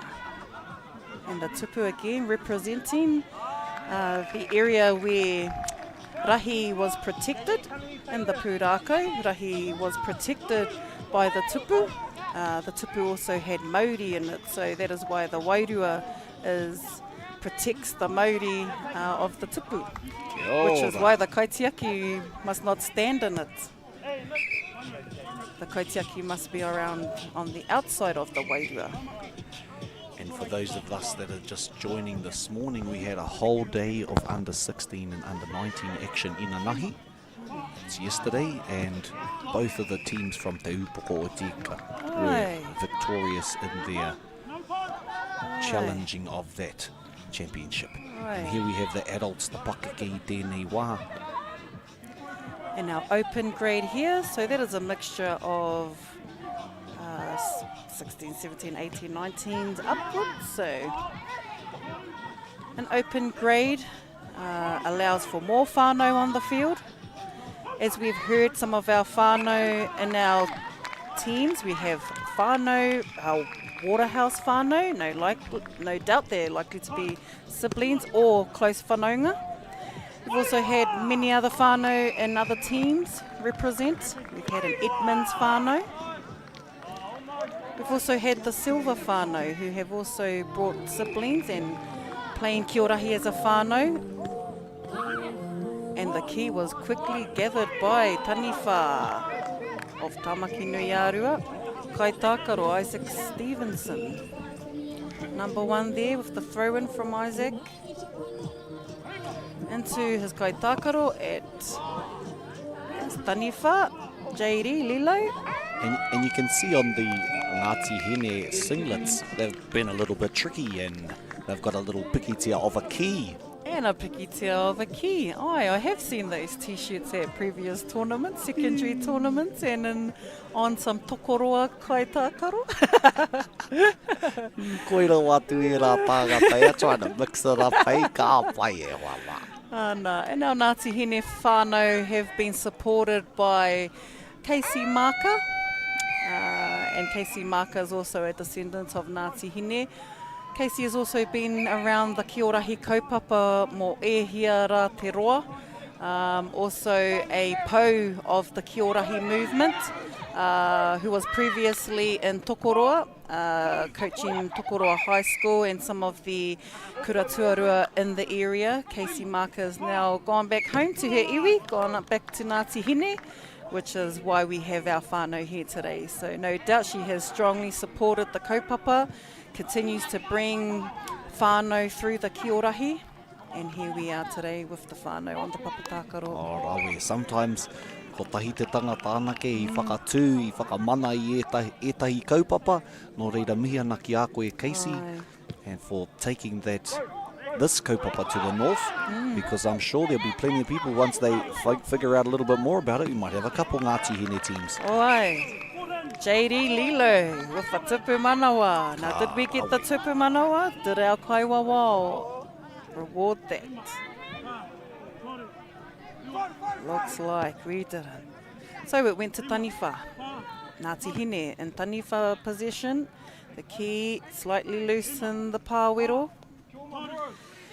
Tamaki Nui a Rua with 3 kaitiaki, 1 pushing up on the kaharaiti. And the kaitiaki will use the ara. So the ara is the pathway that separates the roto. And the ara is where the kaitiaki can enter and exit the pāwero. Tamaki Nui a Rua with a tupu manawa. And a restart from Te Marama. Looking for a quick point, not able to get a quick point. The ball has dropped. The key, aroha mai. Kei te pai e hoa e mahaga wae, paki te rā, hapa. Nā te Kai Tākaro no Tamaki Nui a Rua. Paku whati nei. Hoi, I pakari, I tū anō te Kai Tākaro. Tamaki Nui a Rua, still with the key. JD Lilo going for a po. Another familiar kanohi around the Kī-o-Rahi. Seen JD in the Kī-o-Rahi kaupapa over the years, supporting the bro Troy. And quite often you'll see these pakeke players going and supporting kura to be able to build and strengthen that kaupapa of Kī-o-Rahi in those places. So I wouldn't be surprised if some of these schools that these guys tamariki go to, they'll have a Mingine Kī-o-Rahi presence there. Absolutely. And your tika there, Ethan, is absolutely right with the amount of support that the po from the areas actually give to the secondary schools.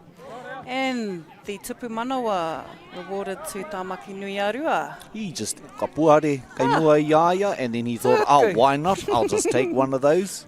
Go for it. Te rawa te whana. Aye. And he's looking for a little... looking for a quick point. Tere rawa e tama. Hey, don't ask that fella to do the dishes, eh? He'll be little blingin' sidestep here and there, bit of a twist on the hoppe. Aye, Primo McLaren. Goia tera. Tu meke mara. Tāmaki Nui Arua with Kioma possession. Anika. Collecting po. E hiara o po e hine.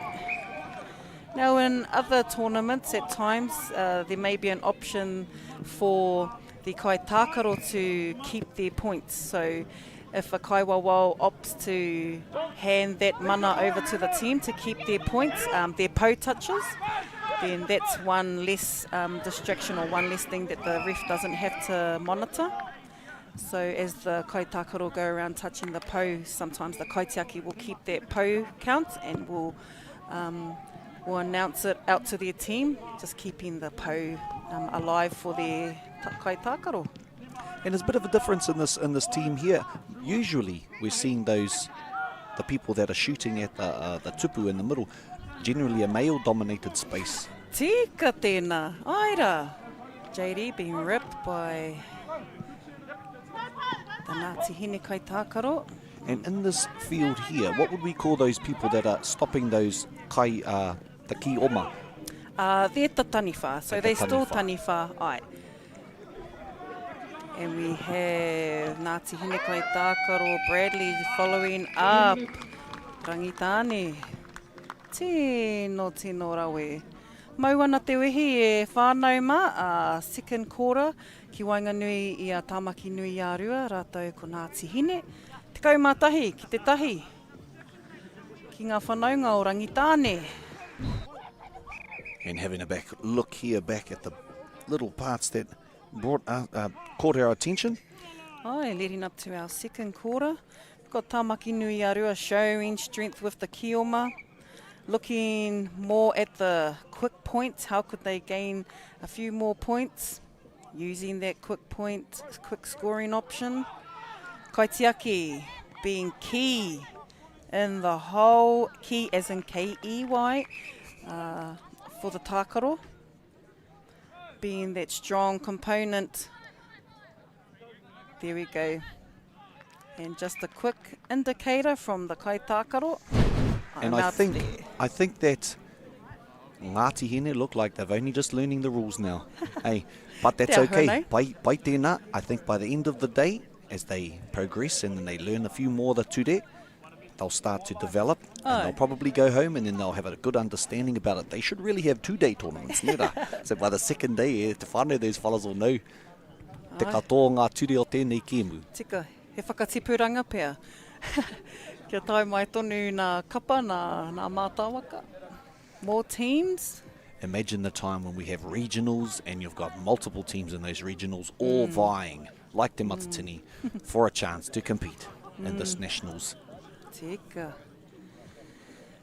So Ngāti Hine, supported by their kai tautoko, Casey Maka, and also their volunteers, those who have been supporting Kī-o-Rahi in the area. Kī-o-Rahi has been in the Ngāti Hine and the Nota for a very long time. I think it started up there. I'm sure Kī-o-Rahi started up there. Nera koutou no te Nota. Hui anō rā, Hako Brown. For those who have been around the taonga tākaro Kī-o-Rahi scene, Hako Brown was definitely a pillar of the revitalisation of tēnei tākaro o te Kī-o-Rahi, along with many whanaunga and those who supported also the revitalisation of our taonga. Therefore, Kī-o-Rahi being one of those popular taonga tākaro, and here we are playing the modern adaptation. Kī-o-Rahi has been around for many years, I would say probably 20 years. Hako would probably say 100 years. And it has been, the pūrākau of Kī-o-Rahi has definitely been around for many generations, just left for us to find turuku to rangahau. And we have heard kōrero about it being played during the World Wars, and actually other countries learning the sport and actually having teams of their own participating and playing against each other. So it's great to see it continue, and there are starting to be more full-time permanent fixtures and fields around the country. I can name there's one on Mangere Maunga, for instance, and there's one in Waitangi as well. So once those spaces become permanent, people go in there, and it's just about getting those kaitākaro and those kaiako that know the sport to start teaching those whānau that are around those areas, and then you'll see an explosion.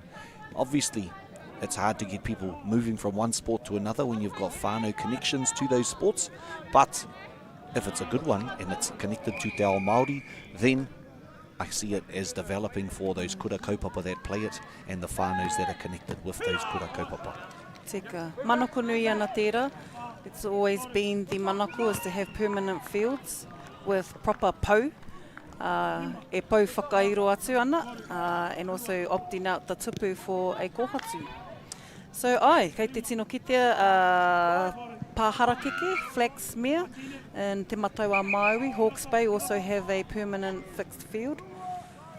So yes, they are being thought of by the iwi, around Aotearoa, and there's more to come. And so on this papatākaro in our third quarter between Ngāti Hine, rātou kia Tāmaki Nui Arua. Tāmaki Nui Arua with taniwha possession, Ngāti Hine and Kioma. Tāmaki Nui Arua attempting a low tupu wairua. It was quite a unique little shot there by our man number 1, Isaac Stevenson. And a nice And once again he pulls that shot off. He seems to be drifting to the side, just giving himself that opening on the leg side of people. So for those that play cricket, they probably understand a little bit about the leg side, but here we have another opening. And tell me about that takahi of that kaiwa wau. Takahi over on... Our kaiwa wau had a little bit of a takahi going on, just announcing to the kaitākaro that you stepped into an offside position. Tika tēnā. So with the kaitiaki, from time to time, sometimes when they're passionate, they may come out of the pāwero and step into the te roto.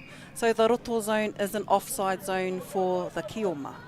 So it's just a reminder that when the kaitiaki are defending in the pāwero, to stay in the pāwero, you're hearing wairua, so they're stepping into the wairua, but when they're stepping over the line, sometimes those can be quickly looked over, but Mātauranga has obviously picked it up and reminding them where their zones are. And from time to time, many of us do know the ture, he wait.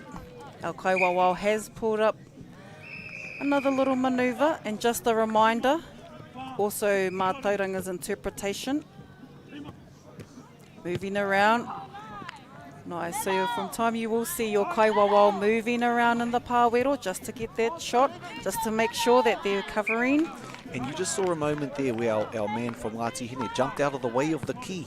And he did that because he didn't have his T-high. That's right. Reapplied, so he's got to make sure he's got both of his T-high before he can enter the game. And another beautiful shot there by number 30 from Tāmaki Nui Arua, Charlie Peato.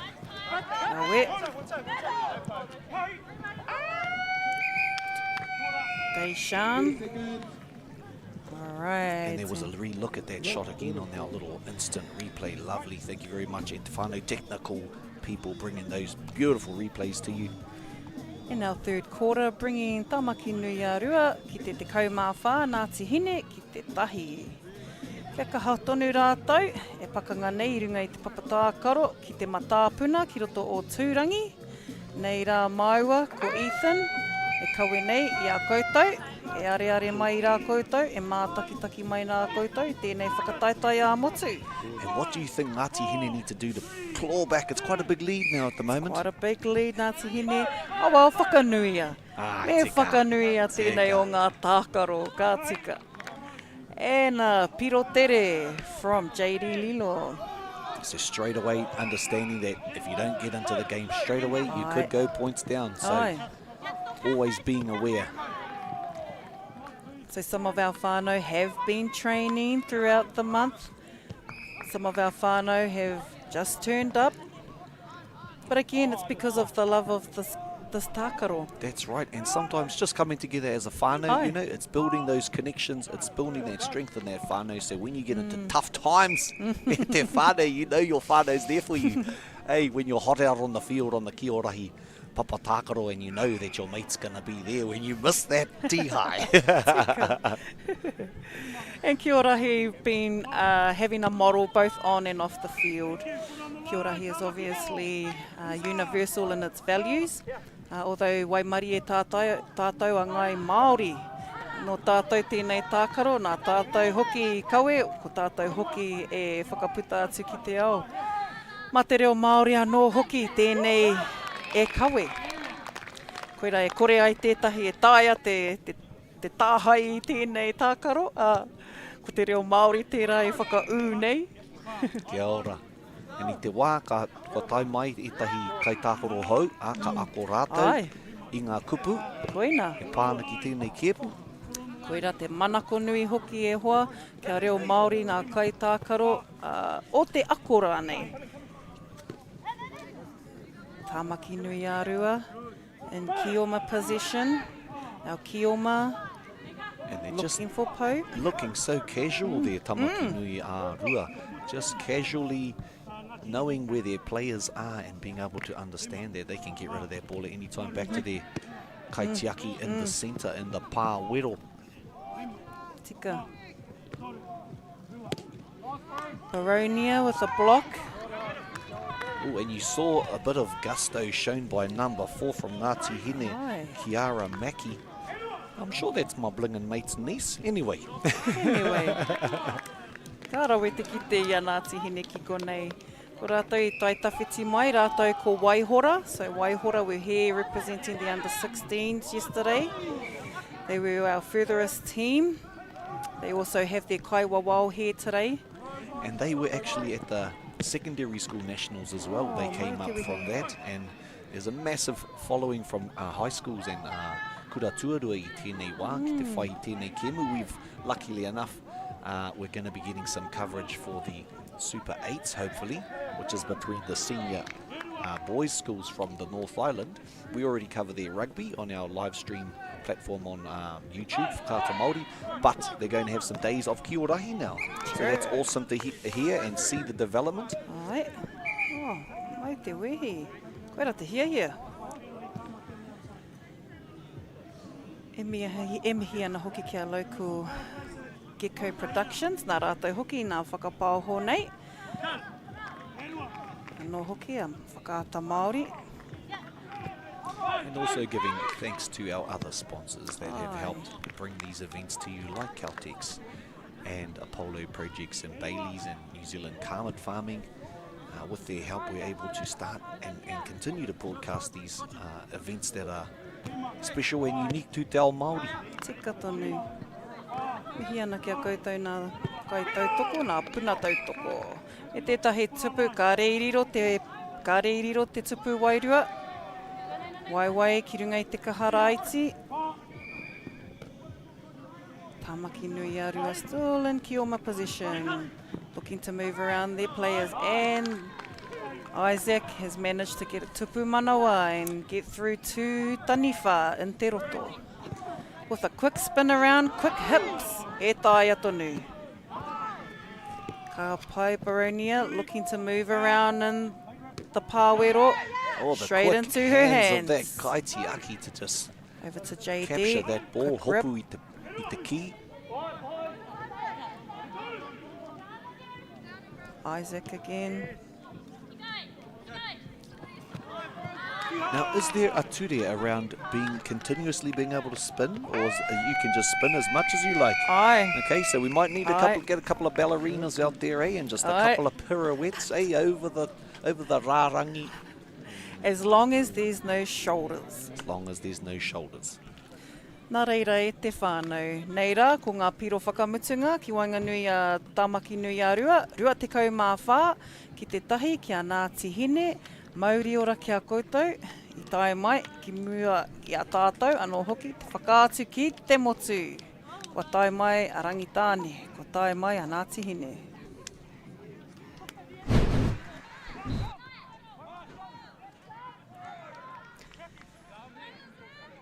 Some power plays here from Tāmaki Nui a Rua. It's quite a skill there, so her coming onto the burst and catching that at full throttle, being able to score that tupu manawa. Tupu manawa. Tika. So that's a lot of the communication between the kaitiaki and their ki-oma and te ao. So catching the ki before they approach te roto. Now, if they catch the ki in the roto, that won't be allowed, and that's a handover. Therefore, their feet must be in te ao before retrieving the ki. And there's great spatial awareness by our kaitiaki. I really have to have the best spatial awareness to understand where they're coming from. Nō reira e te whānau, thank you very much, and mihi ana ki a koutou i hono mai I tēnei wā.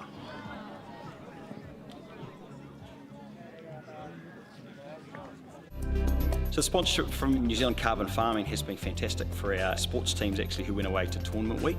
We're a community who's driven by sport, but often money and the cost of travel, accommodation and uniform can be a barrier for some of our students. And to come out with a new uniform for a number of sports, particularly our basketball teams who've been away at nationals, has been uplifting for the students and for our community. The support from Carbon Farming has been wonderful. Without them, then we wouldn't look like this. We had to make sure from the beginning, yep, this is what we're going to do and we're going to go all in. And there was us. So I was so determined to have this pepe. Puro pepe, ki whakaata Māori me Māori plus. Okay. Yes. Okay. Yeah. This isn't about long-distance calling, technology, or living overseas. Do I have one more bid? Thank you. We're going to go once. We're going twice. And we are sold to the Kiwi phone bidder from Manchester. It's about Bailey's finding buyers that others can't. This is a call to action. It was really hard to try and keep it together every day. I need some help. Simple tools. Is he here with his body or is he up here with his hinengaro? For parents in need. E tino he hena hau ki te whakapakari, I a hauano. Aotearoa. Mai te tirohanga Māori. Kids don't come with a manual with Nathan Wallace. Ki whakaata Māori me Māori plus. Whoops, running on empty? Enjoy a 6 cents per litre fuel discount at your local Caltex with Pumped every day. Ah, feels good, eh? Get it at any participating Caltex.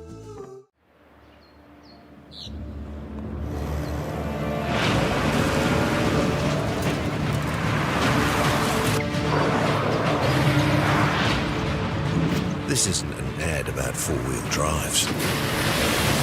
It's about knowing the place, as well as the locals. You found the place. That's a good start.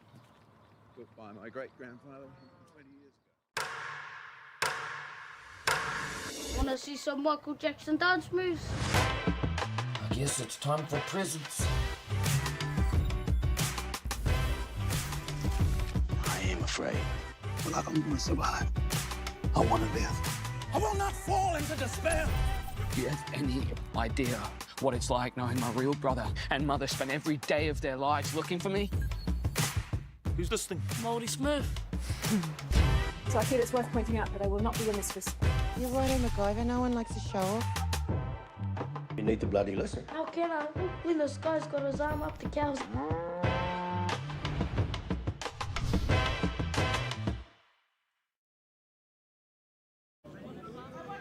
Mauri ora e te whānau e ngā iwi putanoa ki Aotearoa. Nei rā mātou, kei konei, kei roto o Turangitukua, ki te papatākaro o te matāpuna, mō ngā whakataetai Kī-o-Rahi ā-motu mo te tau 2024. Kua hau tēnei, ko Shana Butler, maua ko Ethan Smith tēnei, nā kai kawe reo, mō tēnei whakataetai. Nō reira, mihi ana ki a koutou katoa. And today we have the Pane Pane Opens, playing Tūwhare Toa Blue. So we'll go through our list of players. We've got 0 from Pane Pane, Byron Taumata. Number 2, Kahukura Te Rauna. Number 3, Armani Clark Jones. Number 5, Bailey Puna Harris. Number 6, Reihana Te Rauna. Number 9, Serenity Mill Simpson. Number 9, Tiaki Neiga Ropitini. Number 13, Bradley James Walker. Number 10, Savannah Pākau. O te maho o ngā ingoa I runga I te rarangi e hoa mā. Number 11, Te Wai Remana Te Rito. Number 11, Ano Niwa Perkis. Number 12, Ria Whiteman. Number 14, Lania Vaireka. Number 15, Anahera Eru Solomona. Number 27, Diamond Mars. And number 32, Kazra Mills Simpson. Tēnō rawe. Ko te kapa o Tūwharetoa. Number 1, Tiaho Morgan. Number 2, Farron Poro. Number 3, Tamara Poro. Number 4, Christian Wood. Number 5, Ruby Dale. Number 6, Terea Kaitai. Number 7, Sheldon Hemana. Number 8, Reina Rewiti. Number 9, Tremaine Vakatini. Number 10, Tiaki Ferris Breatherton. Number 12, Kira Tauroa Wall. Number 14, Waratana Hartley. Number 15, Roira Hartley. Number 16, Bailey Little. Koina tā tātou kapa mō Tūwharetoa. Anei hoki e tākaro atu nei rātou ko Tūwharetoa. Te kioma, ko te upoko, pane pane o te ika, ko te taniwha. And straight into the action, we've got 1 each on the scoreboard. Tahi te tahi rungi te tatauranga. A tupu wairua attempt for te upoko o te ika, te pane pane o te ika, aroha mai. And just to let people know that some of these young people here played yesterday, 4 games yesterday in the under-16s and under-19s, and so they're a little bit more advanced than some of the pakeke perhaps, in having played a whole day of competition, but also you would see some sore bodies, I would imagine, as well. Ana. Here we are, no rā. We've had a little recollection from our kaitiaki with a spray, just a quick spray to remark our papatākaro. Our wairua is a little bit more visible in the middle with where our kaitiaki is, and our ara is a little bit more visible. And kaitākaro no Tūwharetoa, Sheldon Hemana again setting up. Set up for a tupu manawa for Bailey Little. Some great determination showed by the chasers there. And the restart kick was actually intercepted by an upoko player. The upoko player was onside, was allowed to do that, although quickly gathered by Tūwharetoa. And a tihai. And it's a little bit slippery underfoot we're seeing today as well. Ai, tika tēnā. So we have had a little bit of a drizzle last night, and our field was just a little bit damp this morning. Are there any ture around being able to use longer sprigs, or do they have to be plastic or steel, or what's the ruling around those? They need to be plastic or mould, so there are no metal sprigs allowed for the footwear on the Kī-o-Rahi papatākaro. And that's just in the past we have had incidents with those type of footwear. Therefore, we now are opting for the mould version. And so that makes it obviously a little bit more difficult in these slippery circumstances to be able to keep your footwear. And I see one of the Tūwharetoa players today, he was actually the coach of the juniors team yesterday, so he'll be trying to get out there and hei tauira I ona tauira. Ai, he momo whakatauira, kia ora. Upoko and taniwha attempting tupu wairua. And we saw a bit of a dance move by the Kaiwa Wild there, didn't we, Ewa? And yesterday too, yes, our Kaiwa Wild Josh has some nekenekas, some āringas for us. I mean, great to see that the leadership and defended by an incoming kaitiaki as the third kaitiaki to push up on the kaharaiti, and he's been able to defend. So. And that just demonstrates that we have different strategic moves here by the team. Sometimes they're sending in one if they're very confident in the ability of that kaitiaki, or sometimes you'll have three of them, one going at the back of the tupu and then one going in front, and there we have a tupu wairua. Wairua. Ah, nah. And slowly picking it up. And a tupu manawa from Roera, and was that rewarded? It was awarded. I see him giving him the Josh, the kaiwawao, giving the one finger salute to his score bench. Tell them to lock it in. And that was a sneaky little one just on the hooter. Maybe they just lost attention, thinking they put their guard down for just that moment. And as we know in boxing matches, you can't put your guard down until the ref comes in and separates. Otherwise, you get a sneaky shot in, and that's what's happened here at Te Whānau. E Te Whānau. Nā reira, Upoko now in Kioma possession.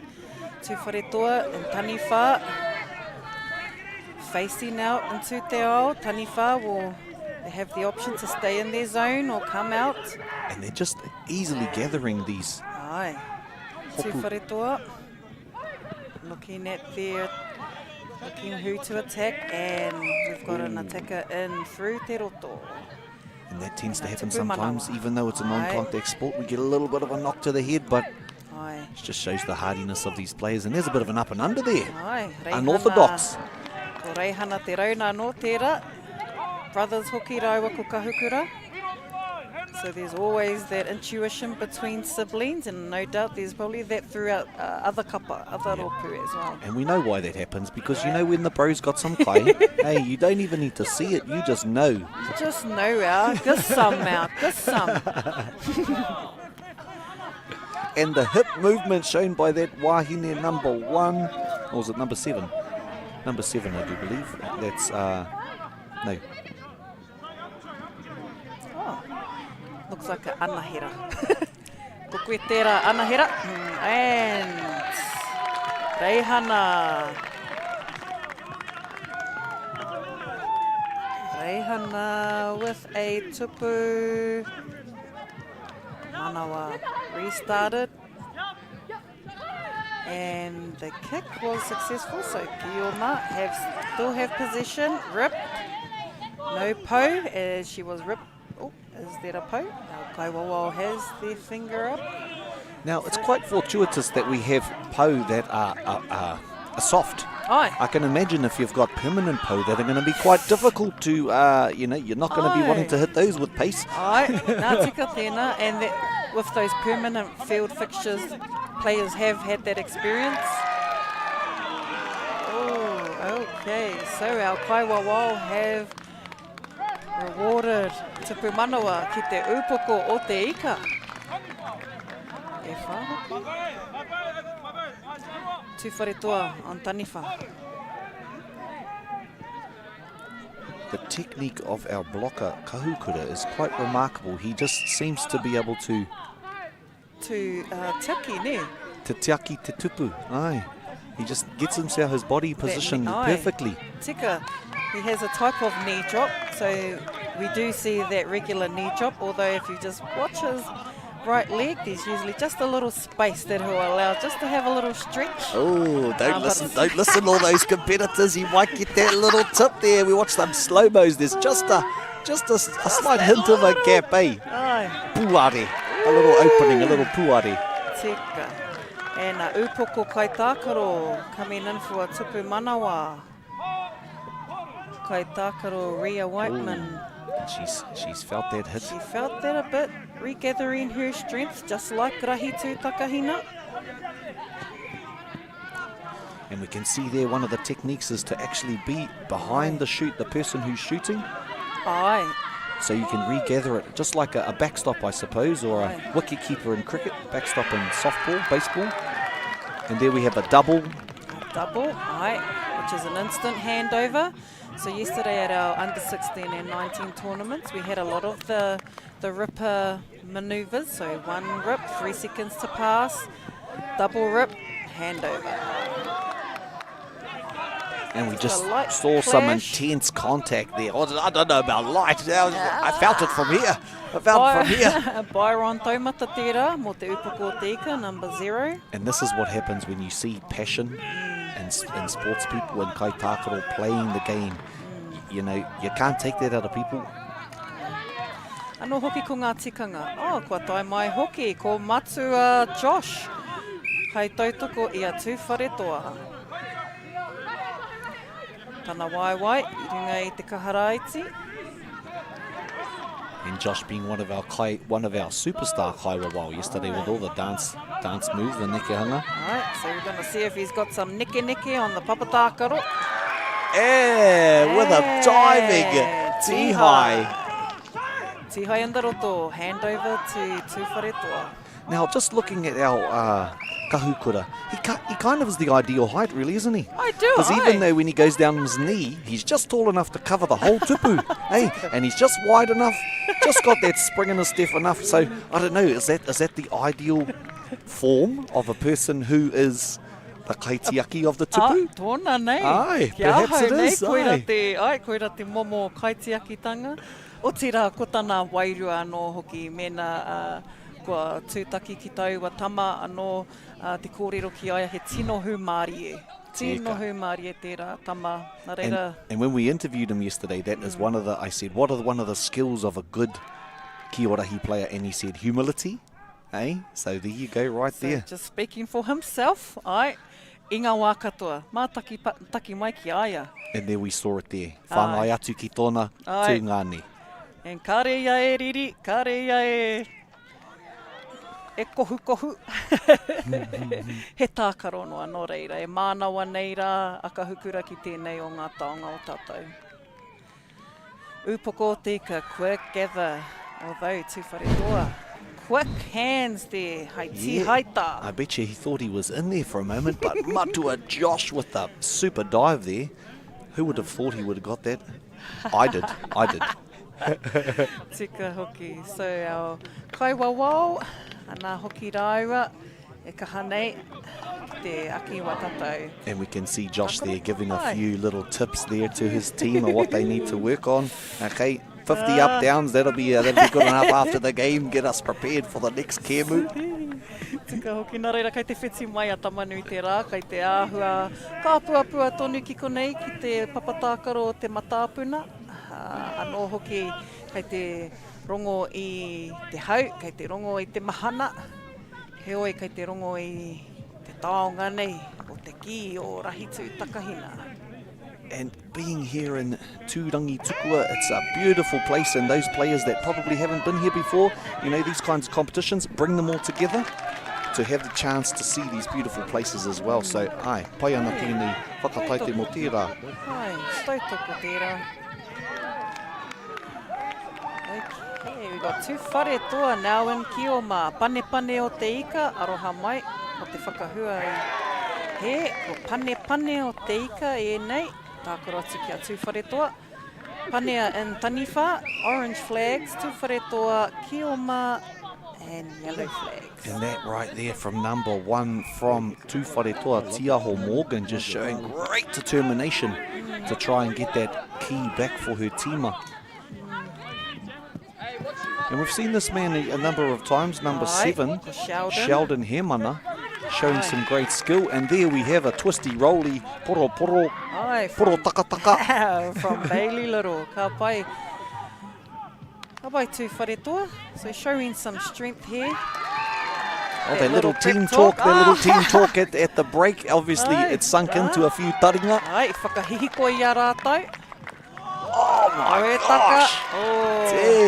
Raue te peke o te tamarā ki te tiki I te ki. Tō tika te ki. Ko nama te kau tēnā. Ai, piro tere, mo Tūwhare toa, Bailey Little. Anō. Ko Tiaki Ferris tēnā, anō. Anō, ko Tiaki. Ai, mā taki mai ki tērā. Well, Pane is going to want to have to. Ai, kare rātou, kei te tuku. So these piro tere. And as you can hear, those quick succession of points coming in for Ngāti Tūwharetoa, they're thinking to themselves, we need to work hard, and you can hear their supporters also giving them the same kōrero. Ooh, we saw a bit of effort there on the tiho. Tika, so we've had a Tūwharetoa kaitākaro, just an obstruction for the upoko player. So just in keeping in mind too that the player, the kaitākaro, must have the key for the opposition to attempt any rip or try and ārai. Oh, that was a beautiful little show of skill there. That's, I suppose that's one of the benefits of having a tall e tangata tāroa kei roto I te kaitiaki, te wāhi kaitiaki. Tika, e rawe e tāia te peke teitei. Kei kōrā tērā tama anō no Tūwharetoa ko Reina Reweti tērā.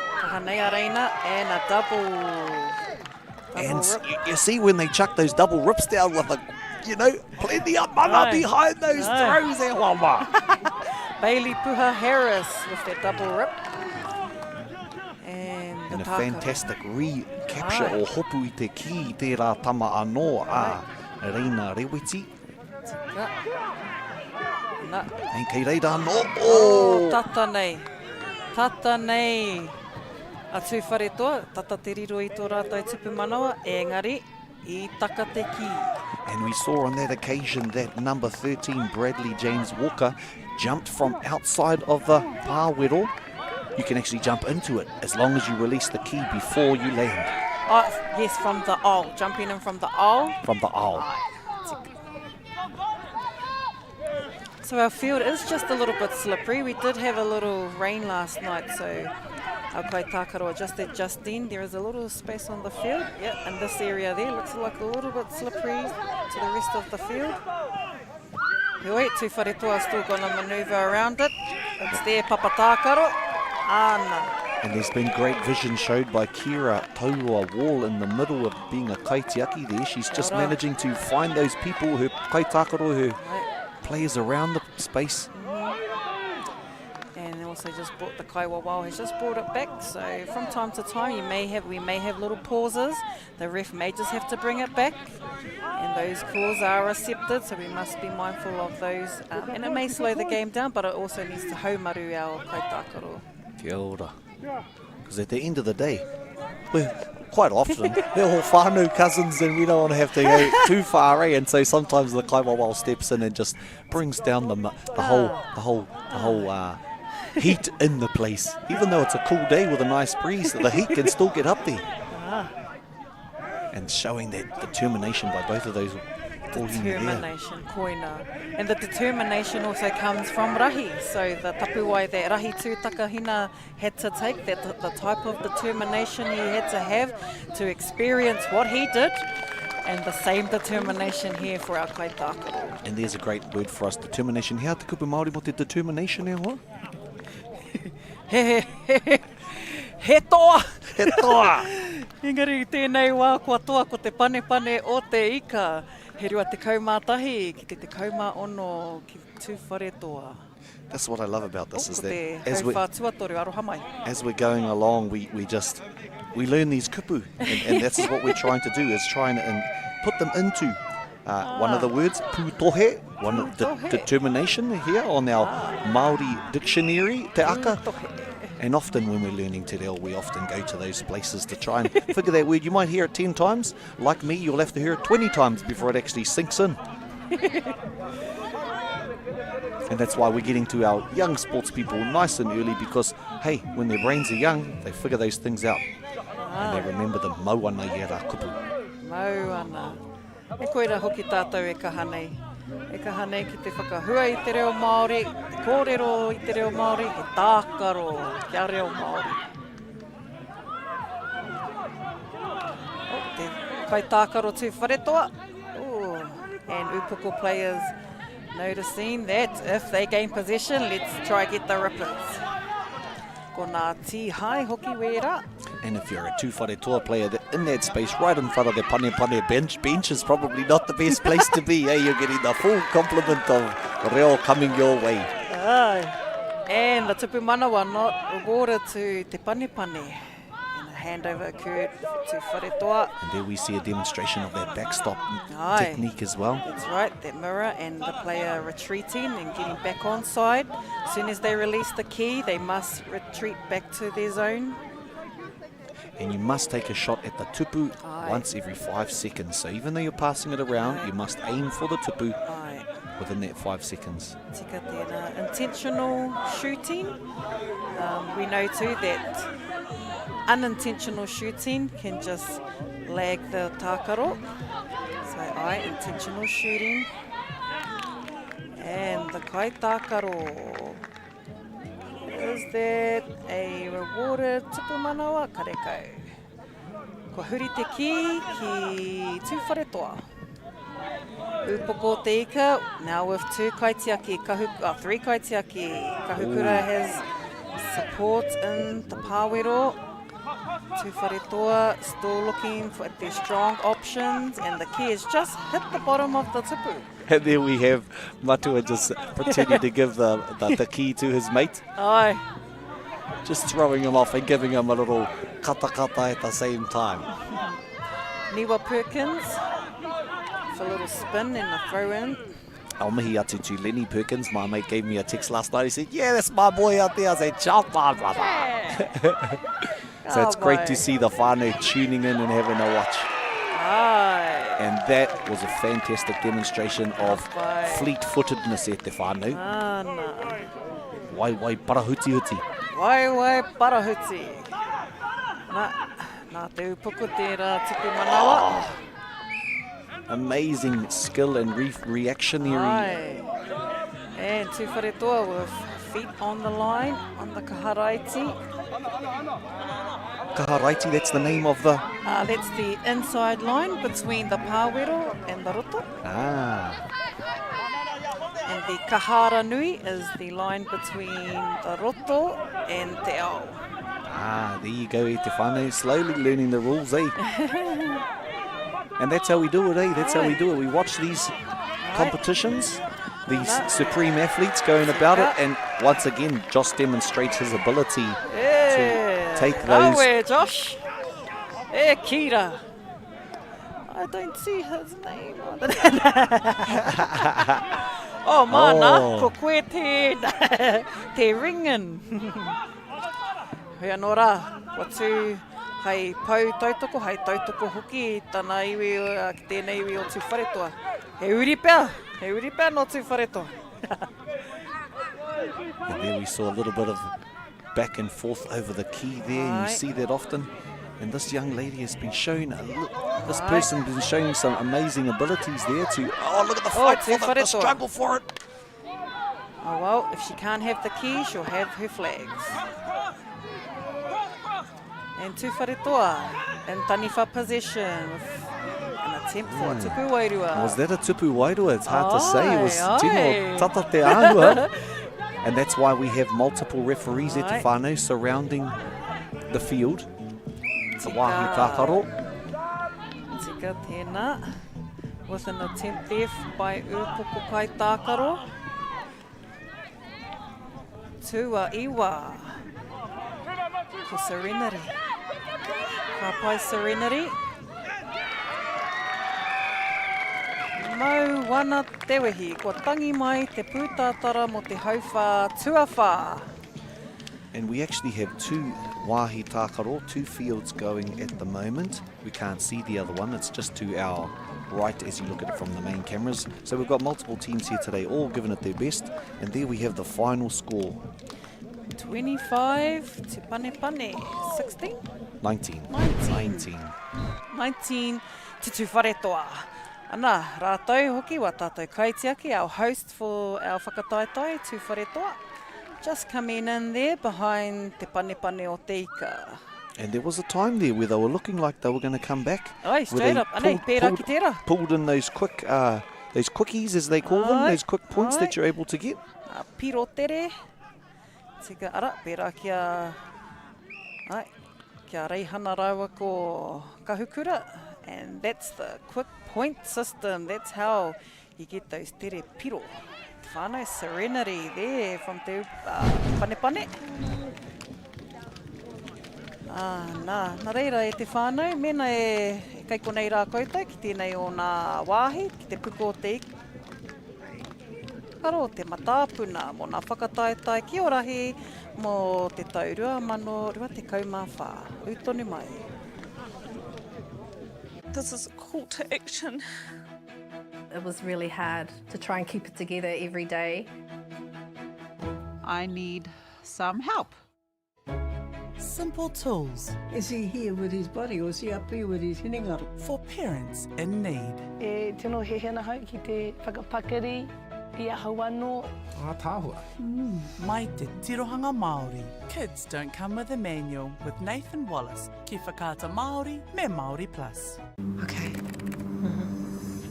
Yes. Okay. Yeah. This isn't about long-distance calling, technology, or living overseas. Do I have one more bid? Thank you. We're going to go once. We're going twice. And we are sold to the Kiwi phone bidder from Manchester. It's about Bailey's finding buyers that others can't.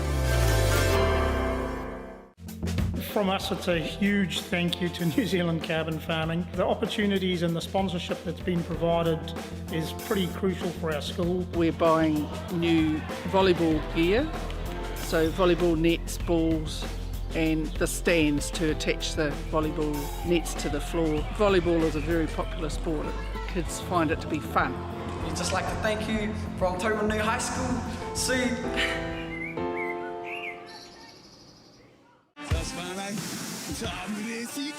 The bait is over. What I can almost guarantee is there's going to be some good fish here today. Tuna in every 2 days. I was pretty excited actually. We're from 0 to 100 real quick. For a real good time. All guns blazing. Oh. Yeah, my technique was mean. Not. Get in the water, Wild 2 day. Ki whakaata Māori. Another day in paradise. Funding is a real challenge. We know that a lot of schools face that ongoing, and the reality is if you go to a lower decile school in New Zealand, you are less likely to be able to afford to participate in sport. Obviously, having come through it myself with kids and being one of those kids myself who played sport, I know how much it defined who I was. And now being able to go, I can't fix it all, but we can help and try and give to those people who are going through really tough times. And go! Just fill up at a participating Caltex, stack your pump discounts, and you could collect more savings on your next visit. Oh, there's another one. I'm getting quite good at this. Filling and saving. Feels good. Not for the faint-hearted. Yeah, you were here on all fronts. Or the hakanati.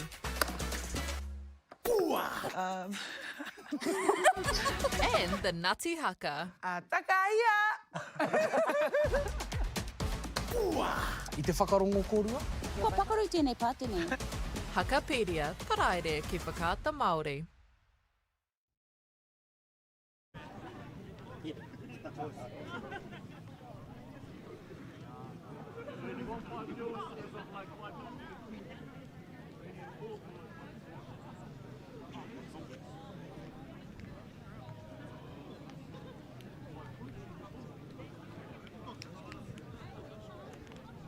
Alex, is that too dark?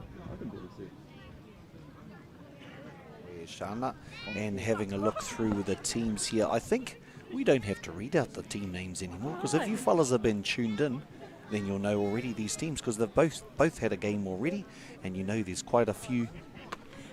Quite a few new ones for our Tūwharetoa Red team.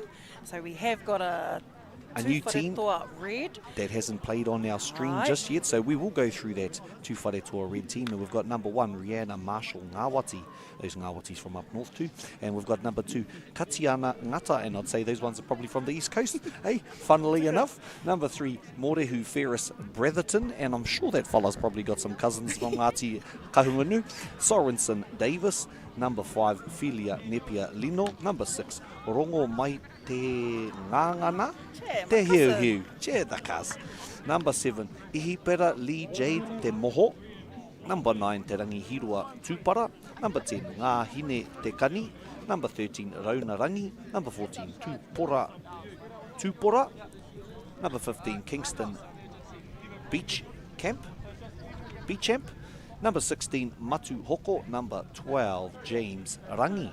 Tēnā koutou. And I just learned a lesson right there. Read the team lists before you actually read the team lists on there, because then you can get an understanding of how the names say. And it's not Beach Camp, it's Beach Camp. So there you go. Aroha atu ki a koe e Kingston. Hewa nō rā nā whānau putanoa. Koutou nā kai mā takitaki. Mēnā kua whakauru mai rā koutou mo te wā tuatahi. If this is your first time tuning in with us, we're down here in Tūrangi at the Te Matapuna Park. Here representing for our Kī-o-Rahi National Whakataitai 2024. And in Turangitukua, we've got such beautiful scenery. You've got the lake right next to where we are. You've got hot springs just a stone's throw away. You've got beautiful kai in the Turangitukua township. And then in the winter, you've also got the beautiful maunga down here. So even if you're not coming down for Kī-o-Rahi, you might want to come down for a visit anyway, because I know that Taupo gets packed, but go there a little bit further, because then you'll get off the beaten track and see what Turangitukua has to offer. Tika. Kei te puko o te ika mātou, anei, ki tō Tūrangi. Nā reira, tū whare toa whero and the yellow flags, and Ngāti Hine and the orange flags.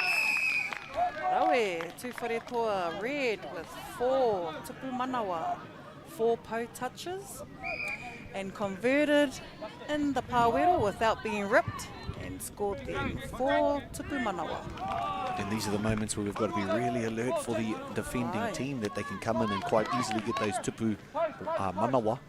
Ai, tika tēnā. Tū whare toa red.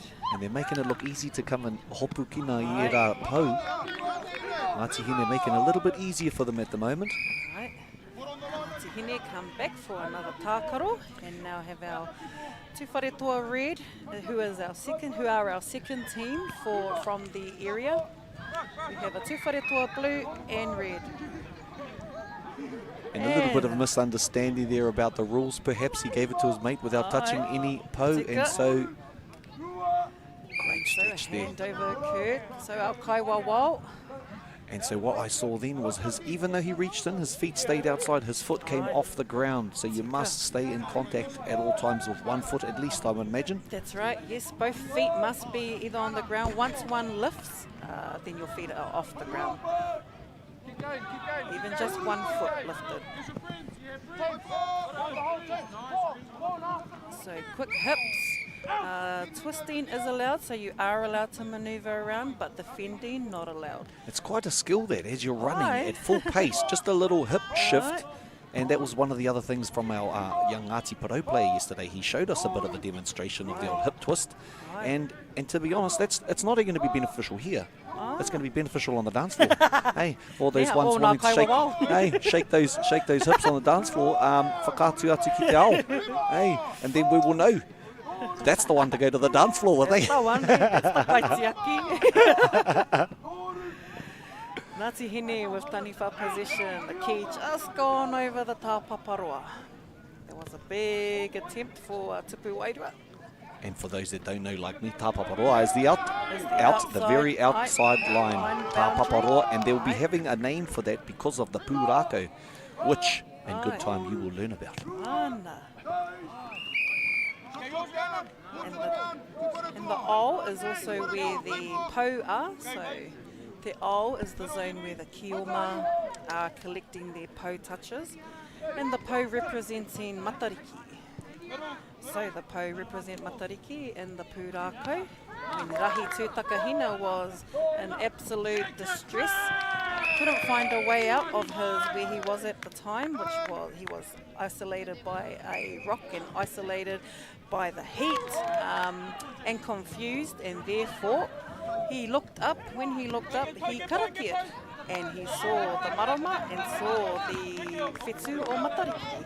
And now it all makes sense to me. Aye. And now it all makes sense. If you're like me and you're just learning about Kī-o-Rahi today, because it's a bit of the weather's not the best at your home, and you decided that you'd tune into Whakaata Māori on YouTube today, and now you're being blessed with some of the pūrākau itself. Aye.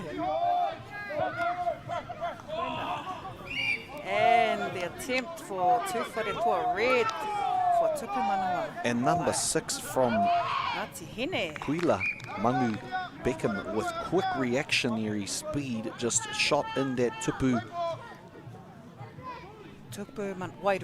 Wairua to score a Ngāti Hine point there.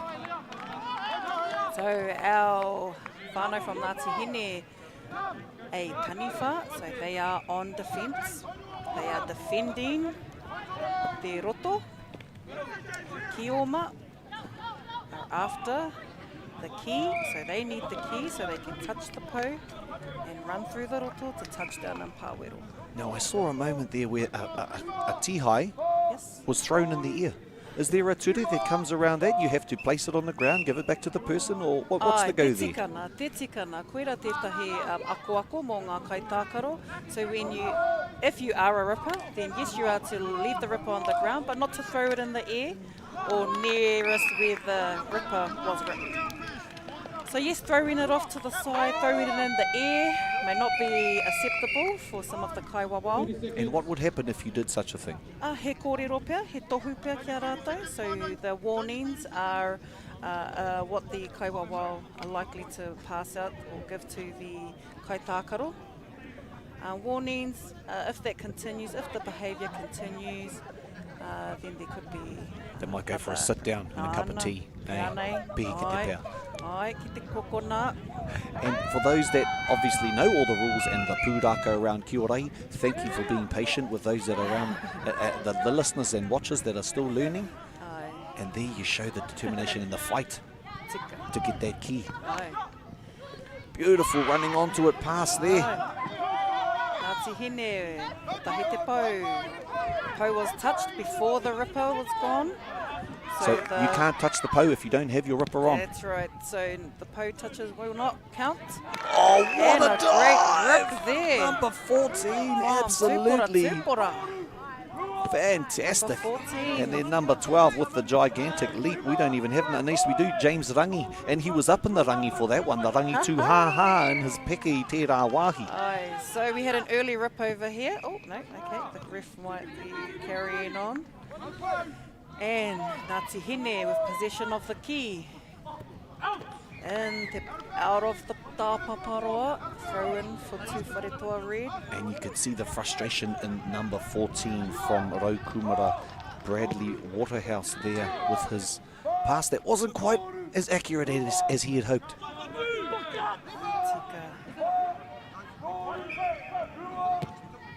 And another attempt for Tupu Wairua for Tūpora.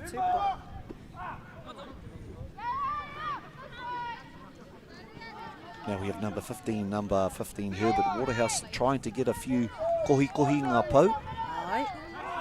And our kaitākaro have up to 7 pou to collect. Oh, nice crossover. And she hits the ground hard, number 4, but she didn't get rid of the key. Tika, and was just ripped in the roto.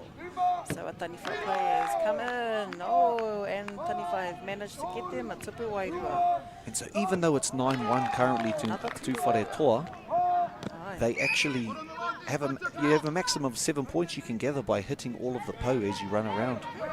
So you could quite possibly come back in one position. Tika, but you don't want to waste it because any wrong manoeuvre could waste all of that point collection.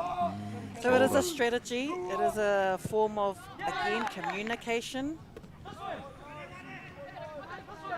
But if you were ahead, you could actually literally hold on to the ball and keep passing it to each other. Really, couldn't you? And you'd probably see that with the strategic teams and how they play. You may see there from region to region. Now each rohe will have their style and way of playing, will have their ture. And today, Tūwharetua have put on a little bit of ua for us. And we also saw a bit of a shot to the head there, which wasn't intentional, but usually if that happens, they'll have a bit of a kōrero to the kaitākaro and just advise them that to keep the shots down. The head is nowhere near the tupu, he whānau, he te whānau. Kia ora. And sometimes the intention is not to be brutal for the taniwha. It is just a force or that the pressure to get rid of the key also. And so it's at times there won't be intentional hits, although if they are pulled up and interpreted by the kaiwa wall, tēnā are atu ki wāna tohu tohu. Kai There was the tākaro. communication shown there. One to beat. Fantastic. With an effort to get a tupu manawa, although ripped in te roto. Hand over to Tūwharetoa. Just a little shower here on our papatākaro ki te matāpuna.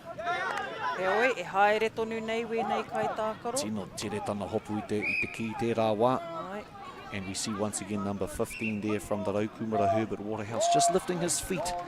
And he's had that a couple of times, but I bet you it won't happen again. Te manako. Engari, the kaiwawawa on, they are seeing some of the intricate footwork where we can't see. And it's also for those that are just coming to play, a learning time for them with the kaiwawa to teach them what you can and can't do as well. Aye. It will take a while to adjust to some of the tikanga, the ture of the tournament rules. And as I've heard, some tournaments have slightly different rules. Aye. So clicking on and switching on to that one straight away to understand those things is the best way to do it. Aye. Kura hoki te painga ne, so still having that hapu iwi-centric to the tākaro. Not one set of rules for all. Reira, koera pia te rerekētanga o ēnei tākaro. And so one of the benefits, I suppose, if everyone comes to your neighbourhood, Kī-o-Rahi, Ai, me tākaro tākaro pērā i o ture. kia I o ture. Ai, nā reira, ko tēnei hauwha tuarua ki Wanganui a Ngāti Hine, kia Tūwharetoa Whero, te kau ki te rima kia Tūwharetoa Whero. Paku whakatā, kua tātou kaiwa wao ēnei, me ki e aki nei i ngā papatākaro, e whakahaumaru rā i wā tātou kai tākaro. Kua kaha hoki rātou katoa i runga i ngā papatākaro e rua.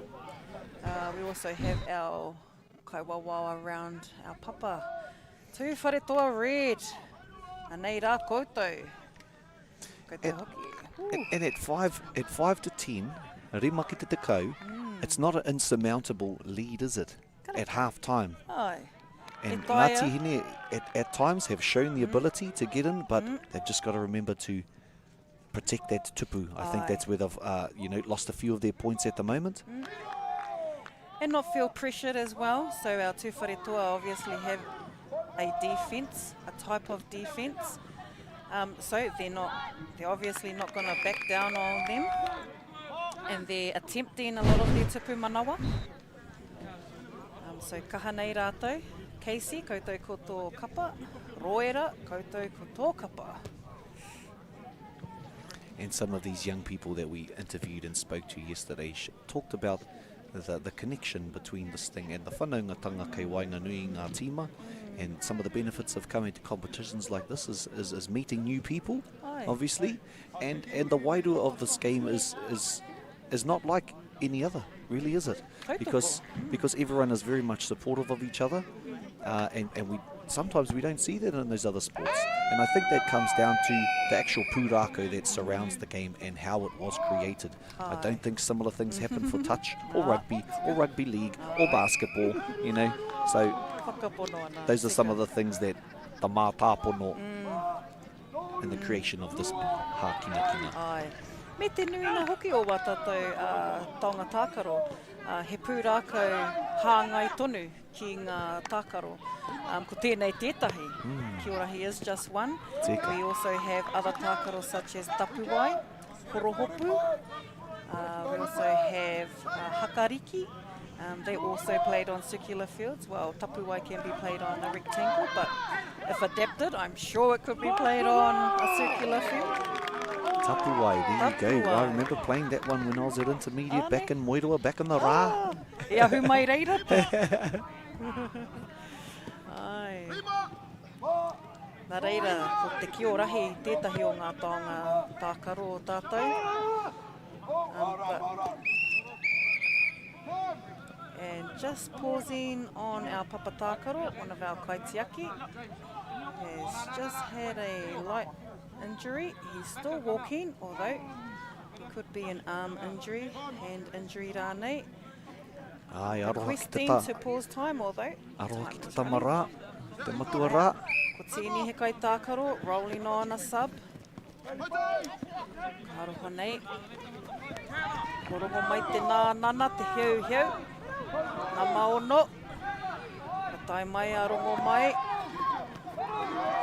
Ka taku whanau na tērā. No wai o hau.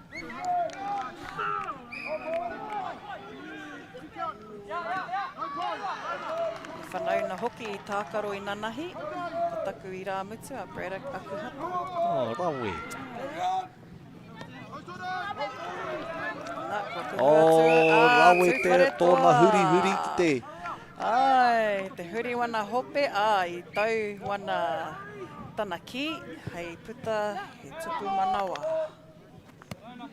So as soon as taniwha get the key, they need to pass out. As soon as Kioma get key, it's releasing it.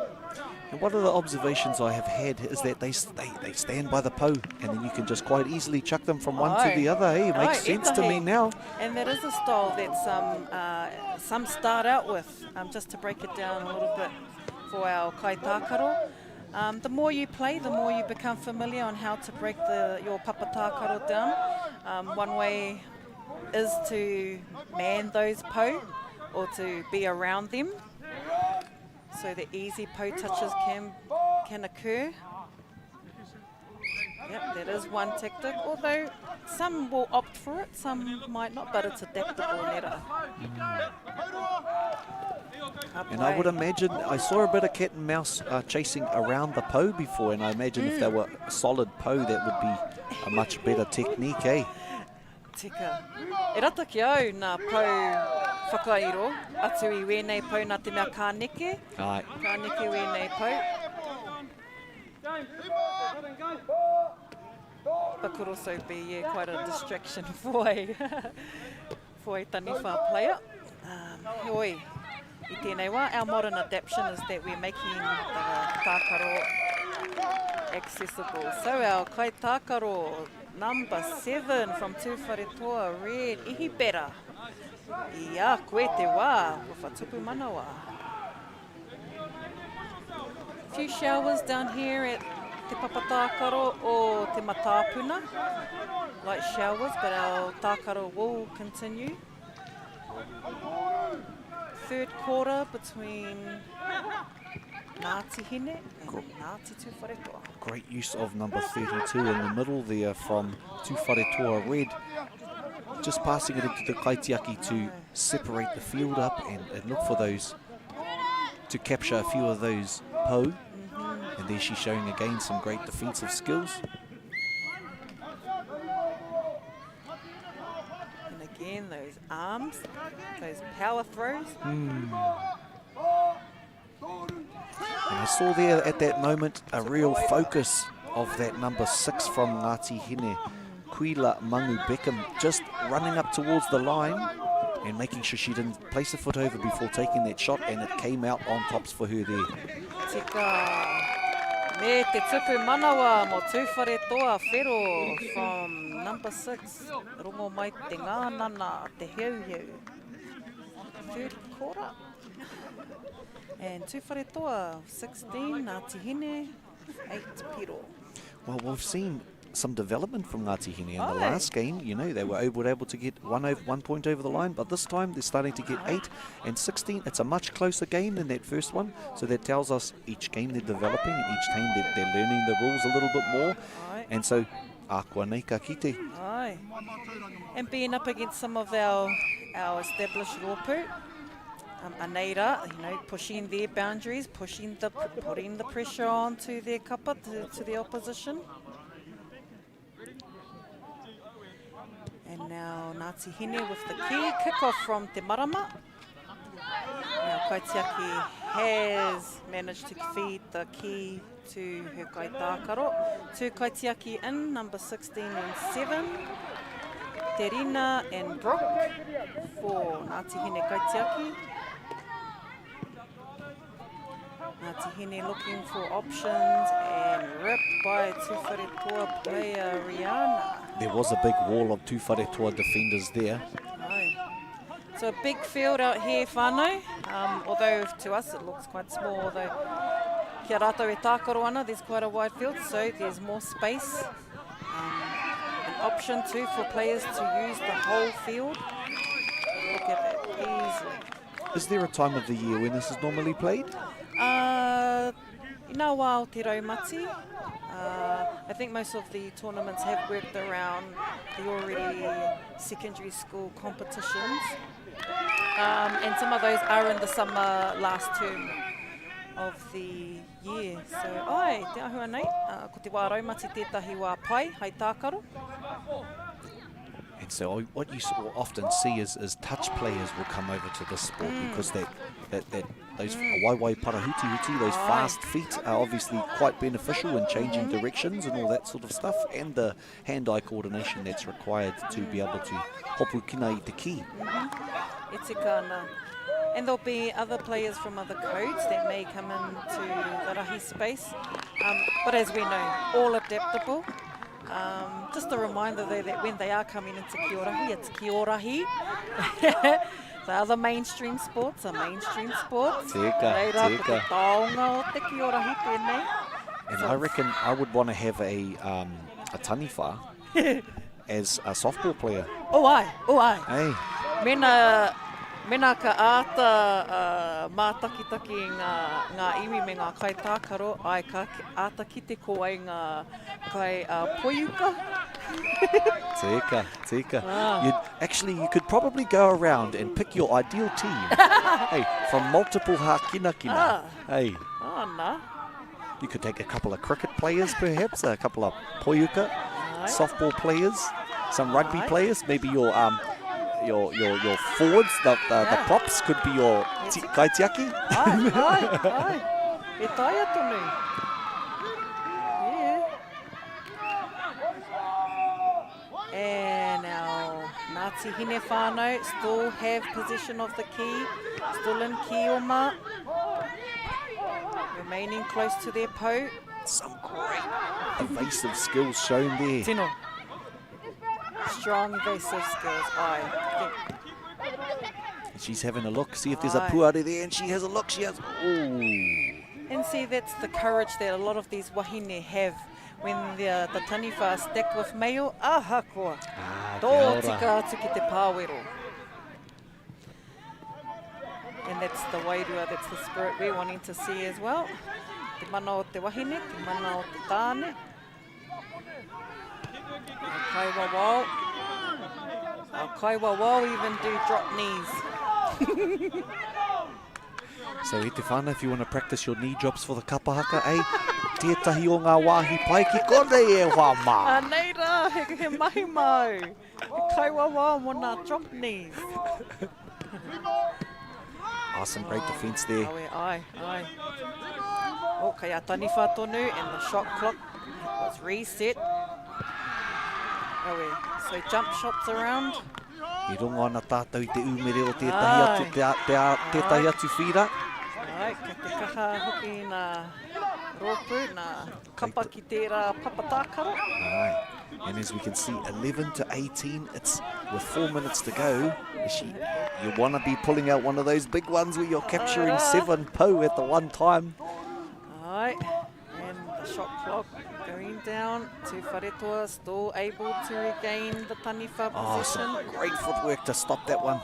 Aye, and taniwha, Tū Wharetoa still in taniwha position and just lost it out into te ao to the Kī-o-Ma. And with the last kora, nei rā, te whakamutunga mo tēnei hauwha. Ki Wanganui a Tū Wharetoa whero, kia Ngāti Hine. Te kaumāwaru, ki te kaumātahi. And what a match it has been, the development of Ngāti Hine e Hoama, and Tū Wharetoa showing their dominance in that game. Fantastic to watch, great spectacle for the game. And the last tākaro for our pool. We now go into our finals, and I'm pretty sure our kai tākaro will be happy to see how they've gone throughout the tournament. Do they have a place in the finals? in the semis and the finals. Oh, ko waika hua, ko waika kite. Tū whare toa, Kī-o-Rahi. Oh, huri. That was a ballerina. That was a ballerina move there, I think. See, they must have a rongo ana lātou iau. Twinkle toes, anā hoki tētahi twinkle toe. Oh, te tere o tērā tama, tērā tāne. Ngāti hine coming in for Tipu Manawa. Straight through two whare toa, red kai tākaro. Ngāti hine attempting there Tipu Manawa. Kai tākaro able to secure their Tipu Manawa. Nā reira e te whānau, koira ngā whiringa mo tēnei o ngā whaiti. And don't go too far, te whānau, because guess what? We've got another Kēmu straight after this little break e te whānau. Mau tonu mai.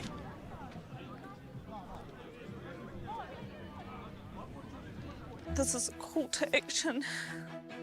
It was really hard to try and keep it together every day.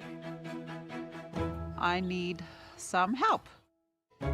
Simple tools. Is he here with his body or is he up here with his hinengaro? For parents in need. E tino he hena hau ki te whakapakari, I ahau anō. Tāhua. Mai te tirohanga Māori. Kids don't come with a manual with Nathan Wallace. Ki whakaata Māori, me Māori Plus. Funding is a real challenge. We know that a lot of schools face that ongoing, and the reality is if you go to a lower decile school in New Zealand, you are less likely to be able to afford to participate in sport. Obviously, having come through it myself with kids and being one of those kids myself who played sport, I know how much it defined who I was. And now being able to go, I can't fix it all, but we can help and try and give to those people who are going through very tough times. So sponsorship from New Zealand Carbon Farming has been fantastic for our sports teams actually who went away to tournament week. We're a community who's driven by sport, but often money and the cost of travel, accommodation and uniform can be a barrier for some of our students. And to come out with a new uniform for a number of sports, particularly our basketball teams who've been away at nationals, has been uplifting for the students and for our community. The support from Carbon Farming has been wonderful. Without them, then we wouldn't look like this.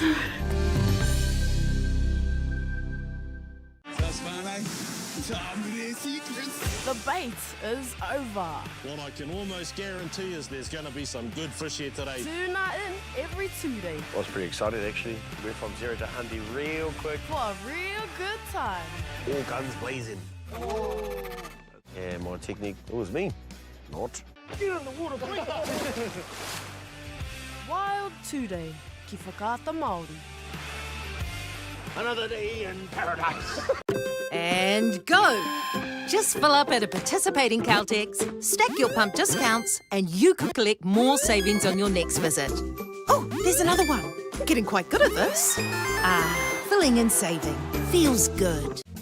From us, it's a huge thank you to New Zealand Carbon Farming. The opportunities and the sponsorship that's been provided is pretty crucial for our school. We're buying new volleyball gear, so volleyball nets, balls, and the stands to attach the volleyball nets to the floor. Volleyball is a very popular sport. Kids find it to be fun. I'd just like to thank you from Turangi High School. See.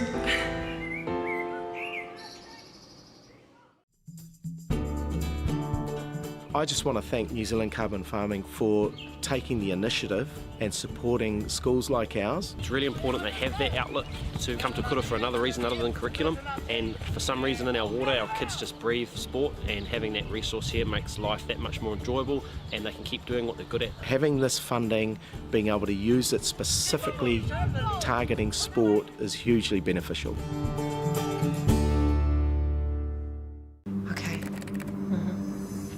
Yes. Okay.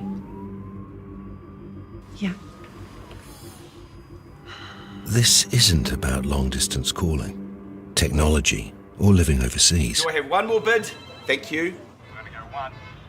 We're going twice. And we are sold to the Kiwi phone bidder from Manchester. It's about Bailey's finding buyers that others can't.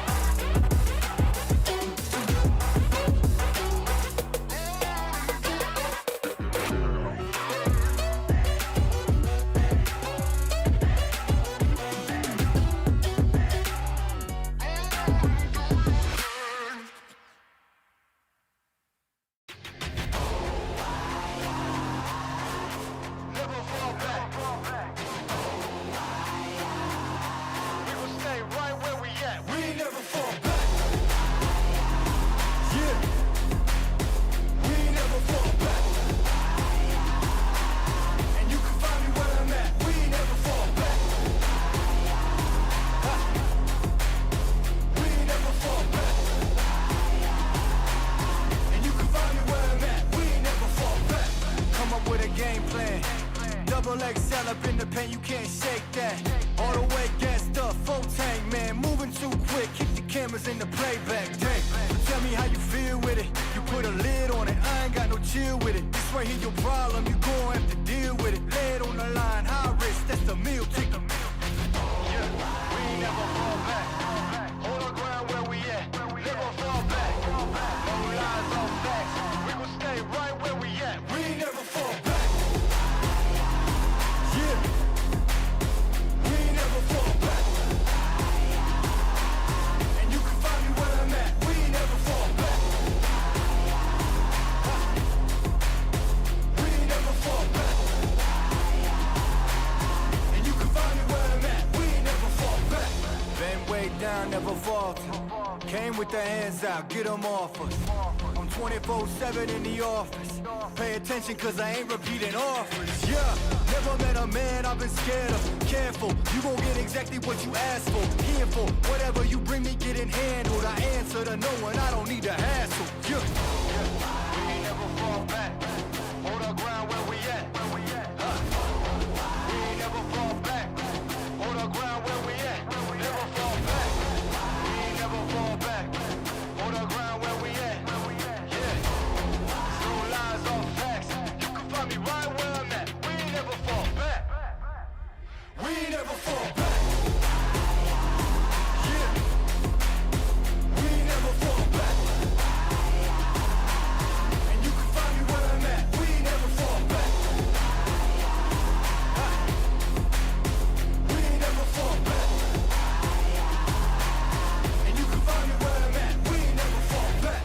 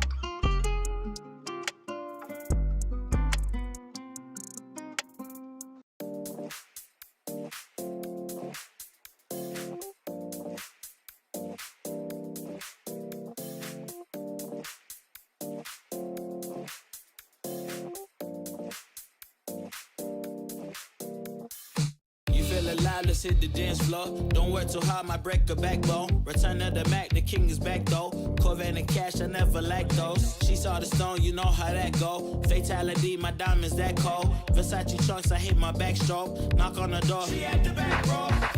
All I really take is a little taste. Island girl, blue eyes with a little bass. Here for the thrill, I don't need a chaser. Wanna vibe at a getaway. Shimmy, shimmy, yeah, I got the semi-fold weight. Don't step out the line like this a probate. You hit the line and try to locate. This for the time, got time for no day. Whoa. Too many, I'm going. Too crazy and I got bad ones and they ready. A good time, so now it's into it, we left that. Can't remember anything, but I know we got lit. Good times. Live in the moment, feel like summertime.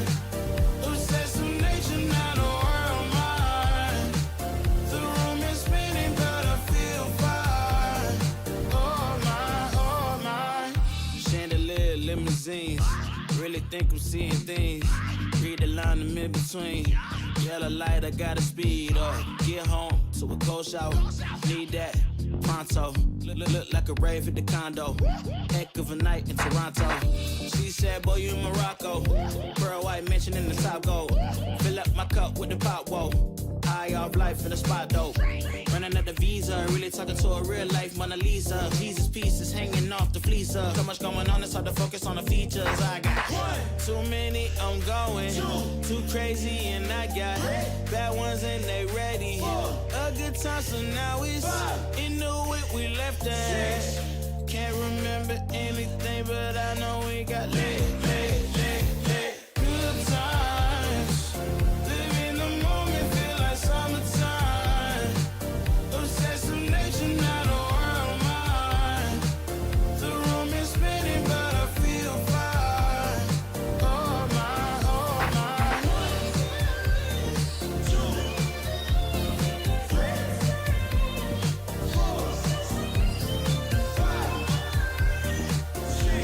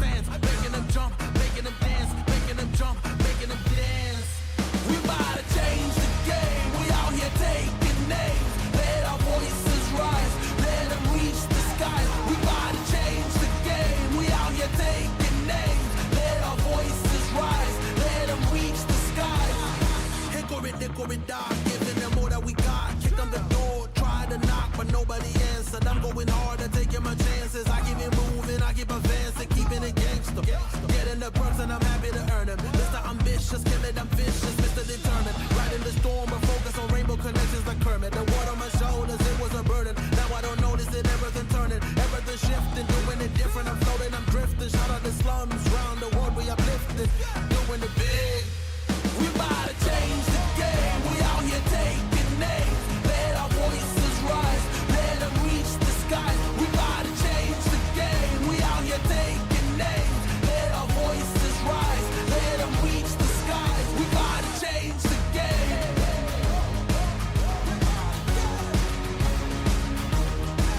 We about to change the game.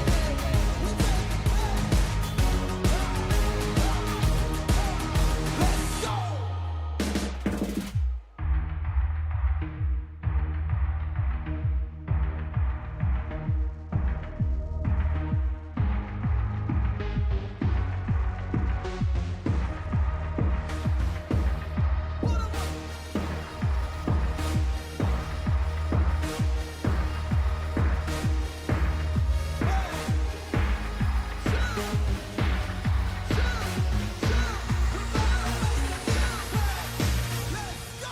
We about to change the game. We out here taking names. Let our voices rise. Let them reach the skies. We about to change the game. We out here taking names. Let our voices rise. Let them reach the skies. We about to change the game.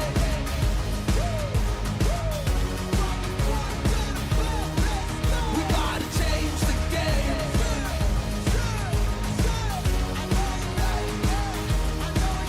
Let's go.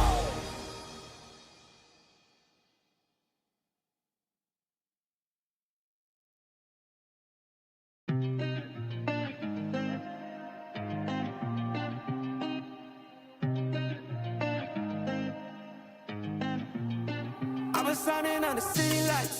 All this doubt around me, damn it, look, I got it right. Don't you try to hit me, now you live a petty life. All those nights I laid awake, I pray for better life. Now I wake up with a baddie like I said I might. This is better life, you never tried, I bet it right. This is better life, you never tried, I bet it right. You been stuck just where you at because you never tried. Want a better life, I had a try, I bet it right.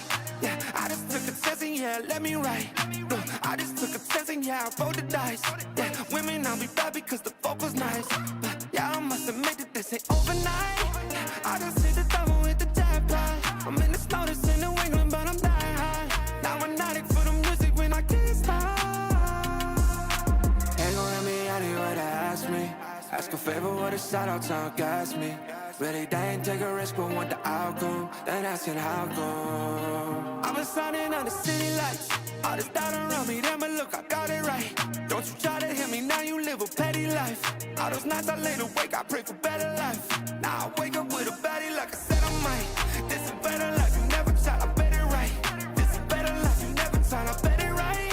You been stuck just where you at because you never tried. Want a better life, I had a time. I'm all in this. I call the shots, I never call it quits. Trust my intuition, bet it's right and bitch, it often is. Seen too many others come and go, they had the wrong intent. Do it out of love and never for it, then I watch it get bigger than expected. No second guess it, I let it set it. It's God's plan, we out here only accepting blessings. I'm stuck with it, this mindset is terminal. In and out different terminals, leveling up is personal.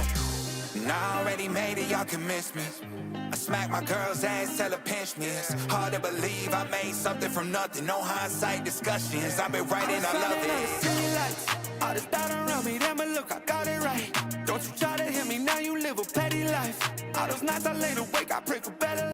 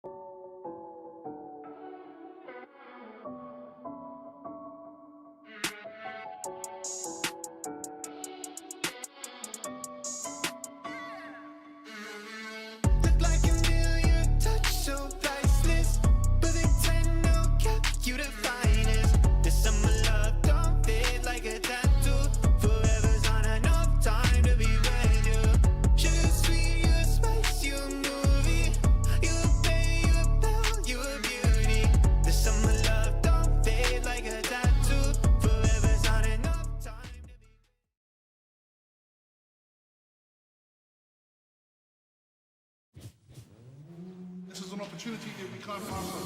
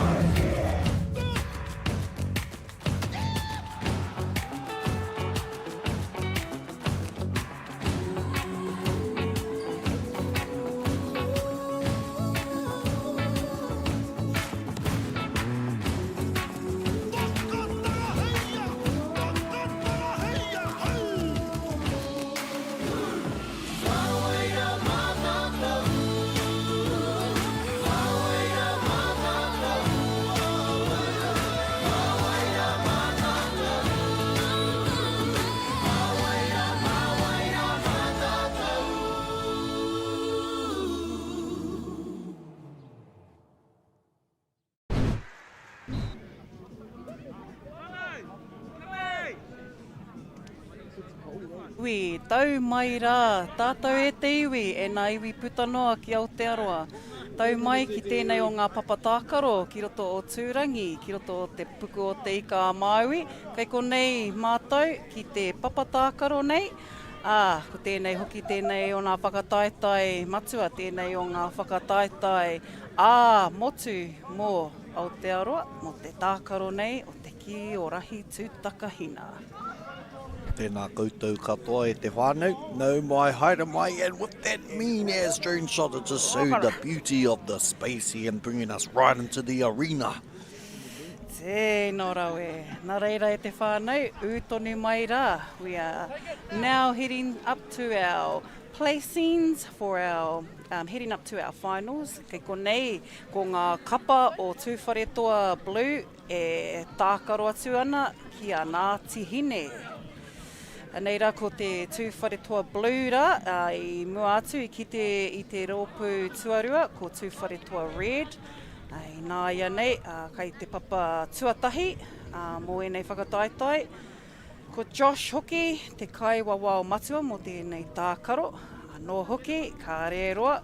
Ko whakarārangi ngā kapa ērua ki te papa tākaro, ki te ara, mā te kai wawao anō hoki e whakatau ngā ture, ngā tikanga mō tēnei tākaro.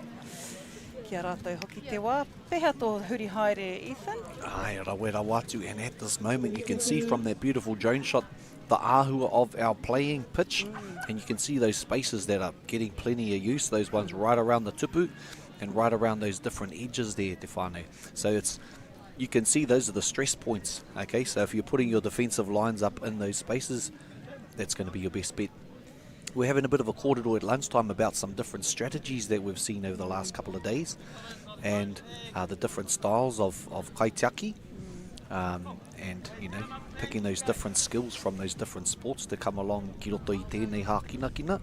Pērā I ngā goalkeepers I roto I te whutuporo, te poiwhana, me te hoki. Hey, those keepers, so if you put those as your kaitiaki, ooh-wee, hey, you know, might not get any too many goals there. And kare kore tērā pēr, maybe some of those puking are already amongst our kapa. Tika. They may already exist within them. It's just a matter of time until we start to see a lot of that puking displayed. But tika tau, Ethan, there are many pukinga to contribute to Kī-o-Rahi. We can see the many aspects it does bring. And with Ngāti Hine in the Kioma position to collect Pou. And number 15, Herbert Waterhouse, wasn't able to hold the key. And we had a bit of a Kī-raro. Ka taka Kī-raro. Oh, ka haere tonu, te karanga o te kaiwawao. Taniwha went for a tupu wairua. And you could see that taniwha really did nui te peke kei roto I te wāhi rā, and they get quite close. Ana. Yes, that's where some of the poi tūkohu players do come in handy in te roto when they are on defence. You could count on that height to help defend, to help intercept the key, or even gather full position. gathering full possession of the key is ultimate. And the texture of the ball is a little bit spongy. And what you find is, as we've been doing some broadcasting here, sometimes the balls have been used a bit and they get a little bit brown, and so it makes it a little bit more difficult for our cameraman to follow the ball, the key, aroha mai, the key. The key tika. And so they'll try and switch out the ball sometimes, the key, they'll try and switch it out because they want the ones that are a little bit softer, because the new ones that we can see, you know, they're quite firm and they're not as easy to grab. And e tika hoki, e tai ana ki ngā whakataetai, you'll likely see the key change.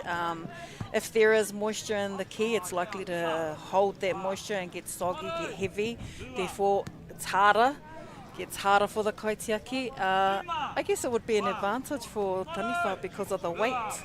There's a bit of weight in the key when it's moisture logged. Well, you wouldn't want to get a smush in the face with a wet key, would you? Well, you definitely know who the kaitiaki are after the game, or who have been, because they'll have the key imprints on their bodies or their face. So yes, the key is soft. There are dimensions for the key as well. So it's nothing too bigger than what we currently have and nothing too small. Although with the variations across Tarohe and the regions, some do play with a smaller ball. Casey Marker in the past used to use a tennis ball or something smaller for the tamariki. Then they would work their way up to eventually play with a proper key. So yeah, variations in the size of key, although what we are commonly known to see is this yellow and black key on our papatakaro. A great extension there for that collection by number 16 from Tūrangitukua Blue, who is Bailey Little. Aye, so our two teams from Tūrangitukua have taken the papa today. Blue. Oh, nice little offload there. Blue having a mixture of younger players, Tūrangitukua Blue. And Ngāti Hine looking for their options. Now with our Ngāti Hine Kaitākaro have played together previously or prior to the tournament, whakataetai, I'm sure that they would have sorted out some strategies. If they haven't, then I'm sure that that's where today is almost like a training. Today may also be a training whakataetai. Yes, I was looking and discussing before some of the similarities with etahi atu hākina kina handball. And so in handball they're aiming for a goal similar to a soccer goal, but we have seen, and you have to be outside of the perimeter before you can release it. So some of the techniques I've seen is they will jump in the air, and whilst in the air, before taking their shot, they'll throw it to their friends, and their friends will catch it whilst in the air also to then get another shot at the goal. Tērā, tērā. So āhua nei, ka kite I tērā āhuatanga pēr. Just planting some seeds, eh? Whakatō etahi o ngā kākalo. Oh, look at that beautiful take there. And a beautiful take from our Ngāti Hine whānau, although was there a foot in te roto before catching the key. And those intricate details being captured by our kaiwawao in the first quarter. And so they have 20 seconds. 20 seconds for a quick changeover that could bring them in to have a quick kōrero, change players if they need to. And this kind of would be the moment for the coaches to kind of guide their players. And also they change out, you know, some of the attackers, some of the taniwha and the kaitiaki. So each of them have, I suppose, similar to American football in that respect. Aye, aye. But Kī-o-Rahi was before the football. Te kai aha, tika tau. So maybe they were just copying us, hey, hey, ka kite etahi o rātau ki tēnei kemu, Nā, kua tupu manawa a Tūrangitukua ki Korangi. Ko tau a tama anō re, ne? Tau a tama Tiaki Ferris. O, ka mahi ana no te tamara. Ana kua mōhio a Tiaki. Kare ai te makarauna. Engari anō, kua kite a Ngāti Hine I tana hoariri.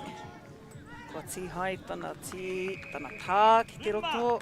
Ngāti Hine te wā, te kimi rautaki. Hau, mai tūwharetua Kī-o-Rahi.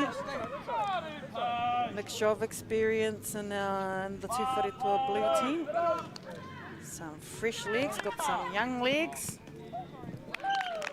Aotearoa, we did see the effort there, but offside as the Kaiwawao has indicated. I think he just landed before he received the key. Yeah, Fantastic jump. One of the techniques I have actually seen is the dive to the side and the late release to try and get around that kaitiaki. And Beautiful an interchange. easy eye. So number 7 there, I whakawhitia Sheldon, I kite ia I te puare, I whakatau tana ki te pāwaro. Number 10. Look at that understanding. He just knew, understood when he was backwards, eyes closed, one leg in the air, chuck it straight to the kaitiaki kei Wainganui. And you will find that that's what a lot of our experienced players and those who continue to grow in it, but you will see the experienced player knowing to use their kaitiaki. So if in doubt, use the kaitiaki. But see, this is where the kaitiaki also needs to be aware that the ki could come into them at any time. So Yes. go e huri.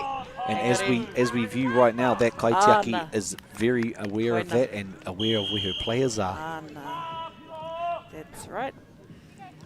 So again, seeing tikanga being upheld as well throughout our kapa.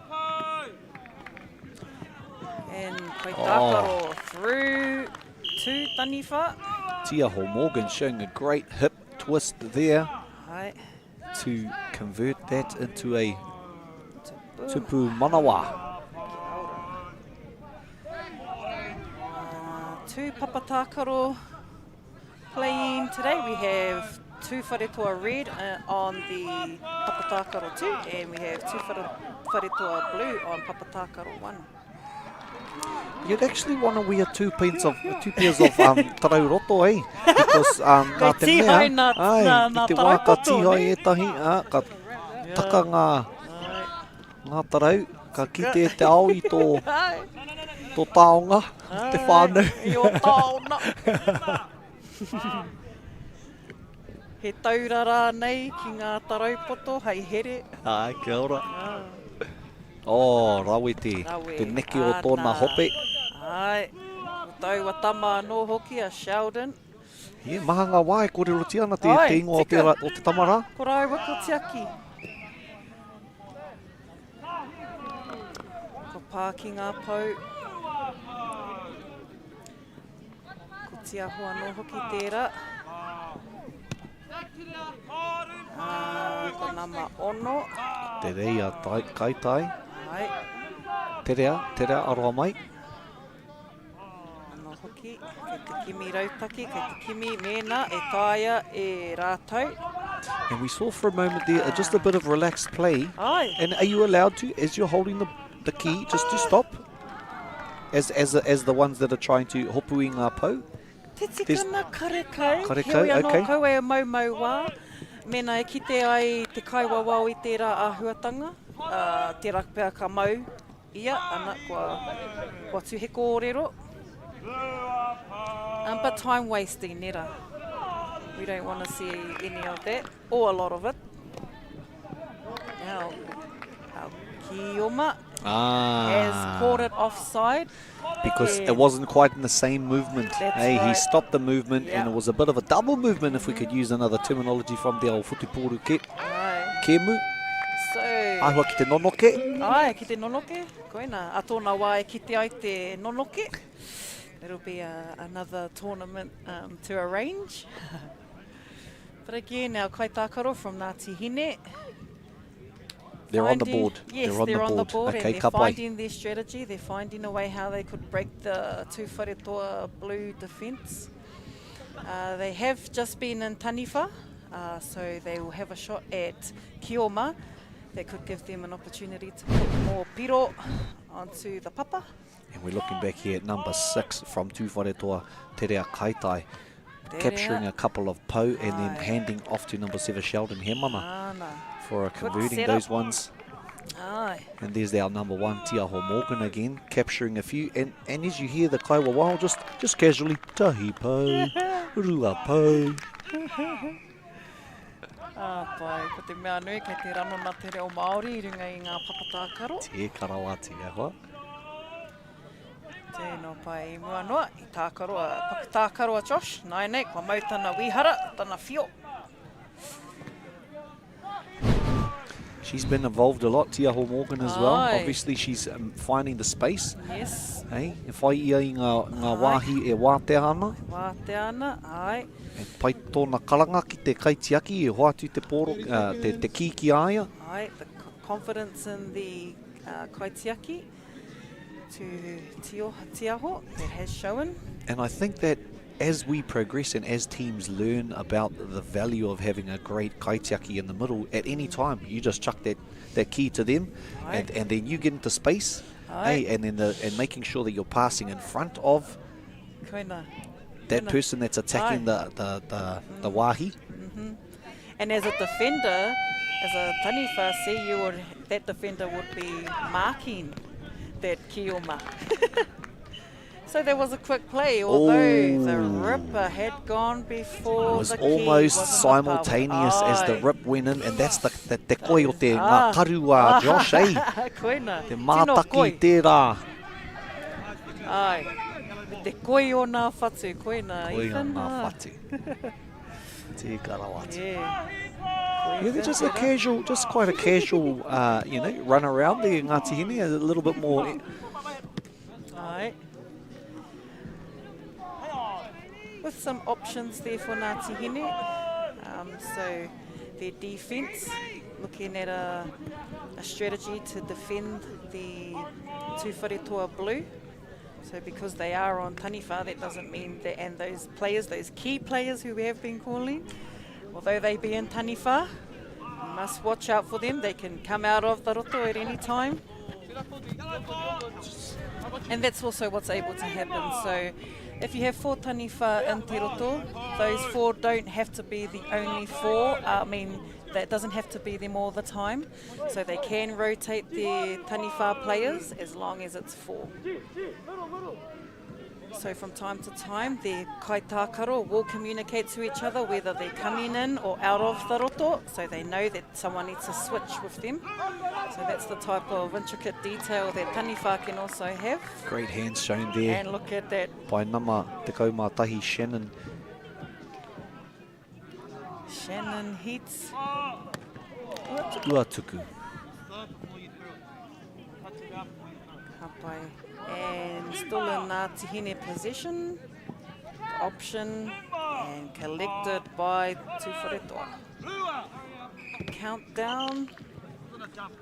Although the key touched the waira and the tupu, it was not rewarded. Because he was the foot on the line. tana tūnga he. Right, tana tūnga he. And the foot on the line has been one of those areas throughout the tournament. Rawe tērā, Tupu manawa, ruku. te ruku, te horonuku. Deshaun Leaf Wiki. Nā koe, Deshaun. Tahi te tihai, attempt for 2 rippers, for 2 flags. Oh, it was a big ask to try and get in that gap. There was 3 Tūwharetoa defend Kaiarai there. And a tihai. Intercepted by Tūwharetoa, attempting to Puwairua. Oh, there's some power in those. Kei te rongo. And that air time. Some of the spectacular skills here in Kī-o-Rahi. O nama waru reina reweti tērā whiu I te pōro, o te ki. And with Reina's height, he can likely get a little bit of time in the air. Not everyone can do jump shots. So it's quite the little tirohana when you do have your taniwha that can get some air time. You may see some taniwha that will run from the ao and then shoot from the roto, but that just gives them a little bit of time to get some momentum. Pērā ki tēnei. Ah, yeah, that was an So- interesting tactic. Just pop up the little pop-up to the... Yes, so shout in there. Oh, they must have heard what we were talking about, Aotearoa. Jump in the air, catch it in the air, and take the shot before you land. Aye. You know, and some of these kaitakaroa, that little extra that if they intercept the key, they will throw it straight at the tupu, even if they're in the air. And that's really showing the athleticism, eh? The Maya. Te Maya tana. She's The going to have a agility, go. look at that. Got through 2 blue, 2 wharetoa. Oh, I think she's lucky to get it from my Hey. angle. I saw a little bit of a ringa on the side there, te whānau, but I Me reckon... whakanuia. Kei ngā kaiwawao te mana. Aye. And the kaiwawao has made the call. He was still in a bit of a juggling. Aye, Still a bit of a juggling, juggle. just moving too fast with the key. Oh, wow! Haven't seen one of those today, but Sheldon thought before the end of the hooter came in, I'll give one of those a crack. And, Give it a crack. and it worked. And it worked. So this is how new moves develop. Hey, only has to happen once. Only Next has minute you're to. going to see a backward flip. Oh, Hey, aye. poro taka taka ki te taha, and then phew te poro. Phew And te then- ki. And then another ture. Yeah. Then another rule that we can't do. Nah. But that's right, you will start to see a lot of the flare. The taniwha tends to be the zone, and the roto tends to be the zone where they can show off a little bit of air time, Aye. where they can flick the key around their players, where they can have some intentional but unintentional shots at the tapu. So aye, fourth quarter between Te Wharetoa Blue and Ngāti Hine. And the key just slipped through Kaitakaro Ruby Dale. And a throw in by Ngāti Hine, Herbert Waterhouse. Nā reirei te whānau, e nei o wā tātou nā pakeke. If you hear the names or you hear your whanaunga's name, know that they've taken the papatākaro and they've brought out their skills on the Kī-o-Rahi field. Even more so, they've kept our taonga alive. And Ngāti Hine keeping the key alive. Oh, nice little tip on there by number Aye. 14 from Arau Kumara, Tino. Bradley Waterhouse. And blocked from Te Wharetoa, ripped by Ngāti Hine. And Kaitakaro from Ngāti Hine going in for all the rips. Heoi anō, Wariro e Te Wharetoa, he tupu manawa. And showing great spatial awareness. Aro, a wāhi, pēr, a te tīmara, a Te Wharetoa. And every time they just seem to just pop the ball into the right place. Yeah. And there is that sensitivity, and that's where the intuition, the aronga, the arokito kaitiaki. Well, I would imagine back in the day, if you were good taniwha, okay, going for those shots, you'd also be the fella coming home with the most manu. Hey, coming home with the most manu, so therefore you're most likely to be able to feed the biggest whānau. Tino. And there we have another tupu wairua. Tupu manawa. Tupu manawa. Ai. Te Wharetoa, e kaha nei rātou. E ngana tonu a Ngāti Hine, kei konei tonu rātou. Still using a man-on-man effort, switching out, and then backing up, having another player to back them up, like player 5 there. Bailey intercepting that tupu manawa. And the Kaiwawao using the shot clock. If the key is not released within that 5 seconds, a handover could occur. Kaitakaro from Te Wharetoa. Ana, tū te ringa. Oh, whā.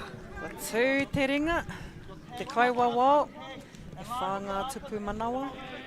And a piro tere mō Te Wharetoa.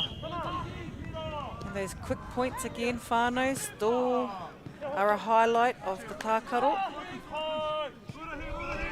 And Certainly no time to go to sleep, eh? Kāre wā ki te moi. Go hoki e moi. Ngāti Hine player just using a bit of force. Kia pai. Koera trying to shift the players off. Taroto. Drawing the players off. Sometimes our taniwha might be off a bit. And the Kioma will pick that up. And the Kioma will try and bring out the taniwha, a loose taniwha. A loose taniwha. No, there aren't any loose taniwha around here. Especially Ngāti Hine, no more loose taniwha. Moving around the po can be an advantage as long as the po isn't fully blocked. So you can slowly move around it, but you can't use it as an obstruction. But if you've got twinkle toes, I'm sure you could twinkle around them. Wow, that was the capture of that key at that point, whilst diving. It was a fantastic display of timing and precision. So Te Aronga, we're seeing some good passes here from Tūwharetoa in terms of the kaitiaki to the Kioma. Ka pai, so our kaiwawao just reminding our whānau that it must have position. We've got early and late rips and bringing it to our attention, and that brings us to the end of the fourth quarter between Tūwharetoa Blue and Ngāti Hine. O mihi ana ki ngā kai tākaro katoa i whakapau kahana i runga I te papa tākaro. Mau ana te wehi kia koutou. Ngāti Hine e rima, whātekau mātahi ki Tūwharetoa Kī-o-Rahi. Mihi ana ki wa tātou kaiwawao, ka re rātou e roa, kua huri he kaiwawao. Anō hoki, ko tai mai anō hoki tētahi tīma, tētahi kapa. Nā ka mātakitaki I ngā prei pai. And there we saw that intricate round the back shot. I don't know where else you'd see that. Hey, unless you were chucking sneaky apple out to the kazi who was out the door as he left the whare for the day. I forgot to do the dishes. Ka pai, Bailey Little there from Tūwharetoa. And there's those moves again by the best dancing kaiwawao that we have yet seen. Ko wai atu, ko koe matua Josh. Whāpiro. Reira e whānau mā, tonu mai rā, kai konei tonu mātou ki te whakataitai āmotu mo te Kī-o-Rahi, te tau rua mano rua te kau mawha. Tonu mai. We had to make sure from the beginning, yep, this is what we're going to do and we're going to go all in. And was us. So I was so determined to have this pepe. Puro pepe, ki whakaata Māori me Māori Plus. This is a call to action. It was really hard to try and keep it together every day. I need some help. Simple tools. Is he here with his body or is he up here with his hinengaro? For parents in need. E tino he hena hau ki te whakapakari I ahau anō. Tāhua. Mai te tirohanga Māori. Kids don't come with a manual with Nathan Wallace. Ki whakaata Māori me Māori Plus. Okay, guys, twice the cell. Go past the cell. Ladies and gentlemen, this isn't about what we wore back in the day. We're going to go now. Going once, going twice. No more offers. Sold! It's about being trusted to get a better result for our clients since 1973.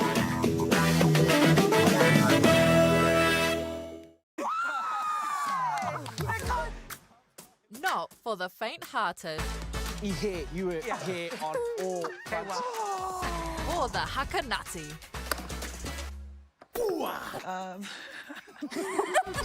And the nutty haka. I te whakarongo kōrua? Kua pakaru tēnei pātene. Hakapedia, paraire ki whakaata Māori. Sport is about more than just the game. It's about going from teammates to best mates. It's the high fives and helping hands. It's learning when to back yourself or back your buddies. It's actually being excited to get out of bed early on a Saturday. Sport is about more than just the game. That's why Caltex is proud to help fuel school sports.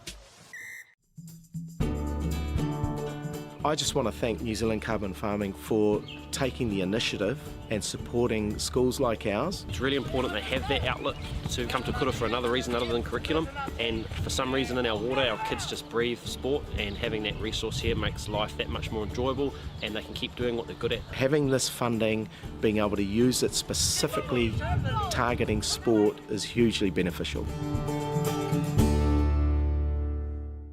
Funding is a real challenge. We know that a lot of schools face that ongoing, and the reality is if you go to a lower decile school in New Zealand you are less likely to be able to afford to participate in sport. Obviously, having come through it myself with kids and being one of those kids myself who played sport, I know how much it defined who I was. And now being able to go, I can't fix it all, but we can help and try and give to those people who are going through a really tough time. It's a real privilege, but you know, for us, we want to see others get involved in this. This is not a selfish thing for Apollo. This is about how can we get, whether it's construction or other businesses, to get involved in this. There's a lot of things that kids miss out on, and so to have businesses step up and want to be involved and to help is a game changer for schools. It really is.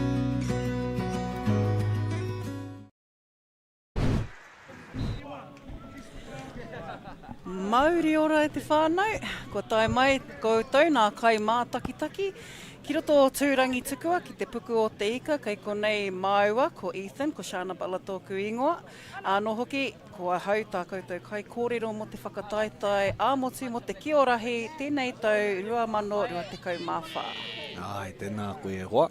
And we have a couple of teams out here, TNAR, OGs, and that is Tāmaki Nui Ārua. Tāmaki Nui Ārua, and for those fellows that don't know where Tāmaki Nui Ārua is, like somebody that asked this question this morning, it's in Dannevirke, e te whānau. And for those other ones that are wondering, who's that other flash-looking team with their flash-looking kaku? Those are the fellows from Pane Pane, and that's down in Te Upoko o Te Ika. Ai. And I learned something new as well yesterday, that Pane Pane is another word for Te Upoko. Koina. Not just of Te Ika. Or is it just of Te Ika? Yeah, ai, o te ika tonu. Tika, nā reira, ko ēnei ngā tākaro whaiti. So we're in our semi-finals between te Pane Pane o te Ika, rātou ko Tāmaki Nui Ārua. OGs. OG, you can't kawe ware ki te OGs, because there might be some others that come along that are just recent to the game, whereas these fellas are playing it since back in the rā. Yeah, and tika tonu nā OGs. I do see some OG players in the Tāmaki Nui Ārua team. I see Bronia Lilo and JD Lilo, so they have been previous Kī-o-Rahi kaitākaro of past and present. And Upoko in possession as Kioma. And Tāmaki Nui Ārua after the flag. And Kahukura, quick pass out. And straight away, that's Erima ngā tupu. Manawa from Byron Taumata there. Number 0 in Upoko. You got to have some skills while they're sliding across the ground to be able to actually capture those tihai. Aye. And just that dedication too from the kaitākaro to be eyeing the rippers up. You wouldn't want to have long nails, going into that position, eh? Koina pia tētahi haumaritanga mō te whakataitai ne, kia kuti ngā mai kuku. Ka pai. And for those that are learning about those kupu, mai kuku are your fingernails. So making short when you take the field. Yeah, that's the last thing you want, eh? Is That's either right. a nail ripped or a nail into your blimmin' waiwai. Aye. And the speed at which that fella hit that ball, I tell you what, it's lucky no one came out of there with anything broken, eh? Kua whala tētahi o ngā waiwai. Aye. And we've they've been very fortunate over the tournament. There hasn't been many injuries or serious injuries. There may have been sprains, might be a light sprain, but there hasn't been any serious injuries. E nā kau nui ana, a te mea, kai te aro rātou. Ka hukura te rauna, kai tiaki for te pane pane. She's looking for the opening, e tahi puare. Tamaki nui arua, trying a little zone and a man-on-man. Oh, she's pretty hard to get through those solid-looking follows there. Right. And the Kaiwawao just sharing a few words with the Kaitākaro, just informing them. Whakamohio kia rātou. Whakamohio, whakamārama. Tupu wairua, because the kaitiaki. He actually listened to what you said before, which was there's that little gap, and I think he just hit that little gap perfectly, and look, he's going to have another go at it. Tamaki nui arua attempted a tupu wairua, but collected by te pane pane. Kahukura looking out to his kioma. Byron there, isn't it go? Tamaki nui arua, no. Nice little deflection. So the po have been recounted, and a tupu wairua to Tamaki nui arua. And the OGs. OGs are turning up, knowing very well it's a semi. They might not have the youthful rangatahi spring in the step, but I tell you what, they're making up for it in experience, and hence the OG names. Hi. Power throws from Taniwha.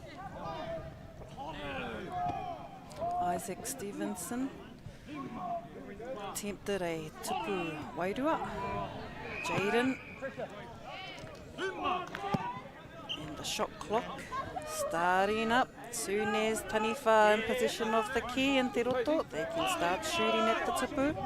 It must be quite frustrating when you do come up against a kaitiaki who is just so blingin' sharp.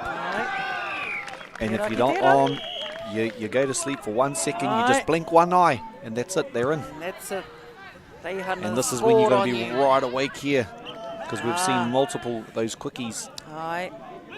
So some kioma kaitākaro may just run it straight, some will dive, some will spin. Kei a rātou. Ko ngā huringa o te Taniwha, ngā whiore o utumai. These young fellas don't mind chucking their bodies anywhere, eh? Hey, they're just going to go all over the place. Even there's half a chance, they're going to have a dive. Tika. Ka rongo a muri. Ka rongo a muri o te tākaro. Ai, tika. Oh, well, a couple more years before they rongo ana i rā mamai. Nā creeks. And quickly taken by Jaden.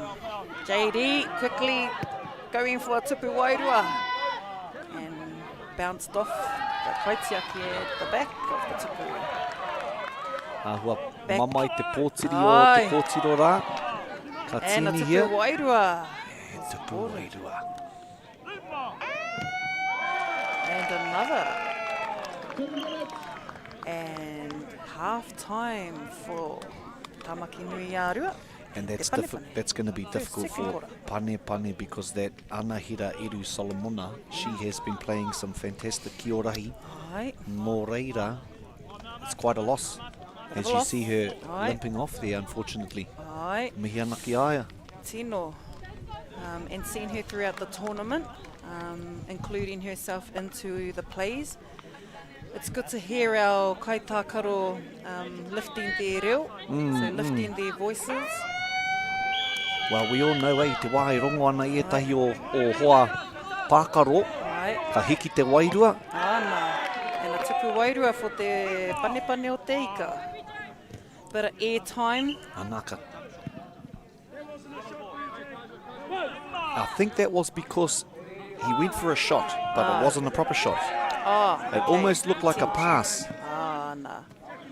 So just had a Tamaki nui arua player run in, but offside, so thank goodness, because it would have been an advantage. Oh, that third kaitiaki coming in there. Coming in. Awhi, and they'll have to come back in. And again, see your kaitiaki, the key could come back and forth, so Me aro. Number 12 there from Tamaki Nui Arua, Kaya Waka Waitoa. With some fantastic saves there. Great attempts. So Tamaki Nui Arua thought they might attempt, didn't quite make it. Gathered by Upoko. Awesome. Pane pane. Rawe te mahi a Boronia. Boronia. Kaha koe Boronia. Ai, kei te kōrero a Boronia. Ai, etahiwa, ka tīwaha te kaitiaki, ki wana hoa. Tamaki Nui Arua representing 374. Oh, little tip-ons there. E rawe JD. Oh, his evasion skills. Impressive. Like a OG move nera, JD. Like a springbok trying to escape the leopard. Like a springbok. Anararara. Isaac Stevenson, e hoa. Ka mautu e. Una koe. They'll be looking for that cookie here, no doubt. No. Gonna go for a poke. Okay, we've got a pull back here, so we've just had a handover and quickly gathered by Tamaki Nui Arua. Pane pane o te ika, looking to intercept. If they're not going to intercept, they want their rippers. And a nice double from Yes, you saw Tamaki that. Nui Hei, Arua. ka kita I tērā e te wā, ka hikina ki runga.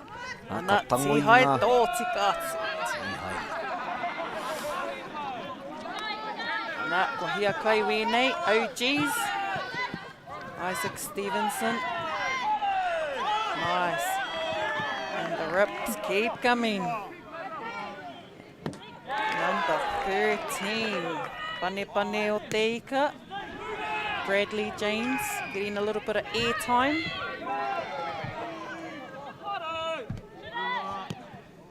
Bradley Ano, 3 kaitiaki in the pāwero.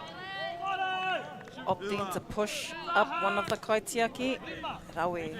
And that's one of the benefits, advantages of having that third kaitiaki. Protecting and defending, so that's quite the key role for our kaitiaki. They're protecting and attacking. And great rip there from our pane pane kaitākaro. OGs and a double handover to te pane pane.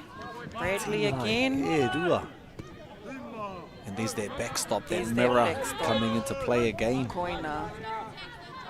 So some kaitiaki may opt to put one kaitiaki in front, one to the back there, and moving around. And just moving around. If the third comes in, then they can start pushing up on the kaharaiti. Nice. So, tupu wairua. The key just hitting the top of the tupu. Knee drop from our OGs. 3 kaitiaki in. Nice. Protected by Bronia. The key moving around fast enough for our kaitiaki to find their positions. JD again. Oh, he's Too working. much the OG. Just setting up. Oh, nearly intercepted there by Te Pane Pane. Quickly gathered. And a tupu wairua from kaitiaki, ka hukura te rauna. We haven't seen him in that position very often, have we? But obviously, even yesterday we didn't. He realises where the weaknesses lie, and he came away with a tupu wairua just then. Aye. Oh, so the great hands. versatility. That's right, yes, showing the versatility of kahukura. Right. And intercepted by a pane pane. And at the end of the second quarter for the semi-finals between Te Pane Pane o Te Ika rātou ko Tamaki Nui Arua OGs no Rangitāne. Oh, good to see. We can see Anahira heading back out there, and obviously that knee injury. pai. Little mama I Kua tana poma.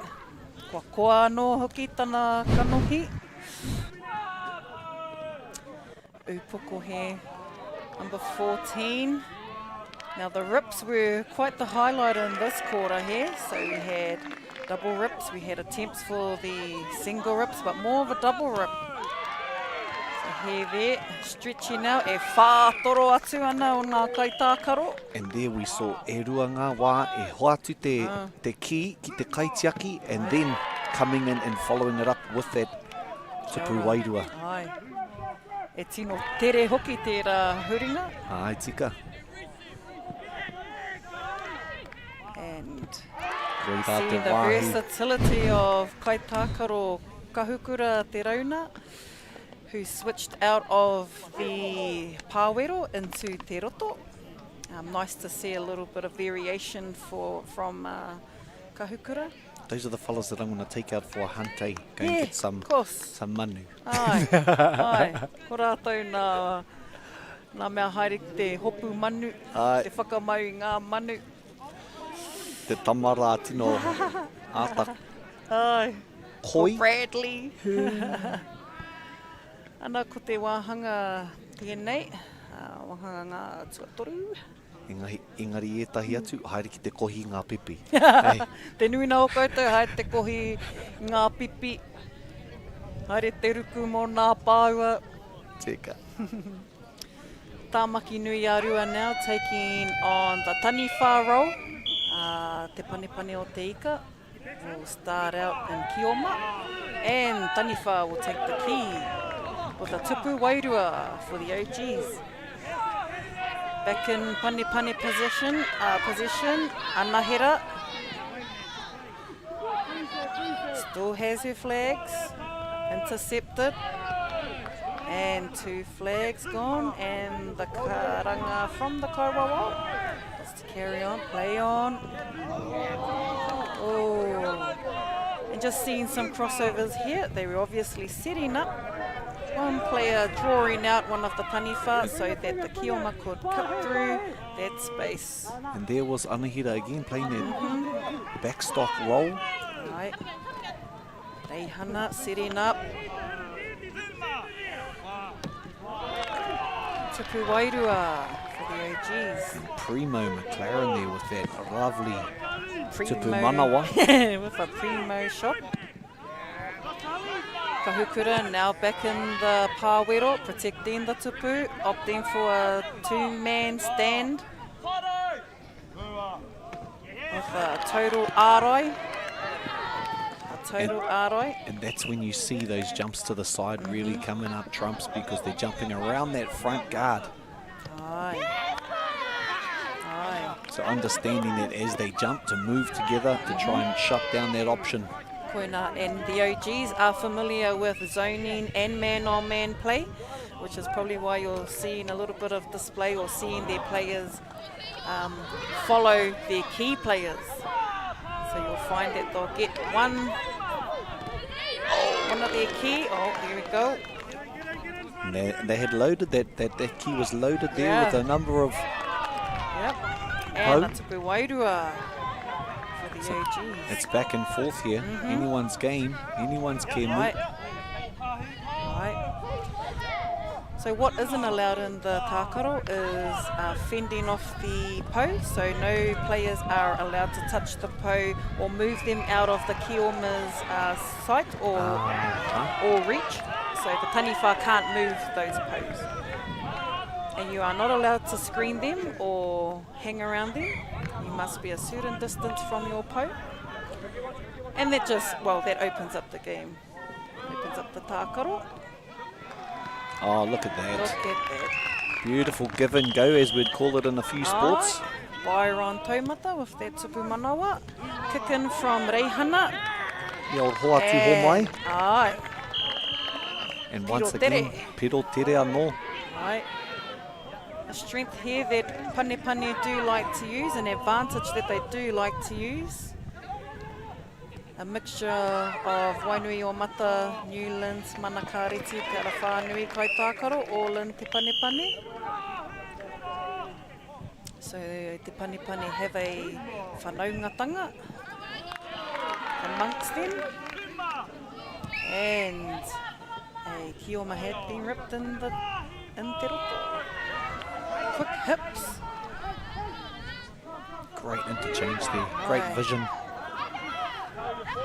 Rawe tamaki tenga. And Byron knew that he was offside. He still had his flag, but he was able to keep his feet in te ao. Oh, Rawe te mahi a te nama te kaumārua, a Kaya Walker Waitoa.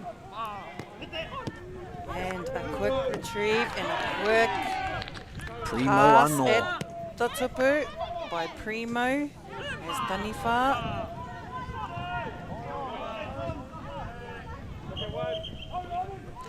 Kai Tākaro Anahira from Pane Pane, communicating with her kaitiaki. Byron.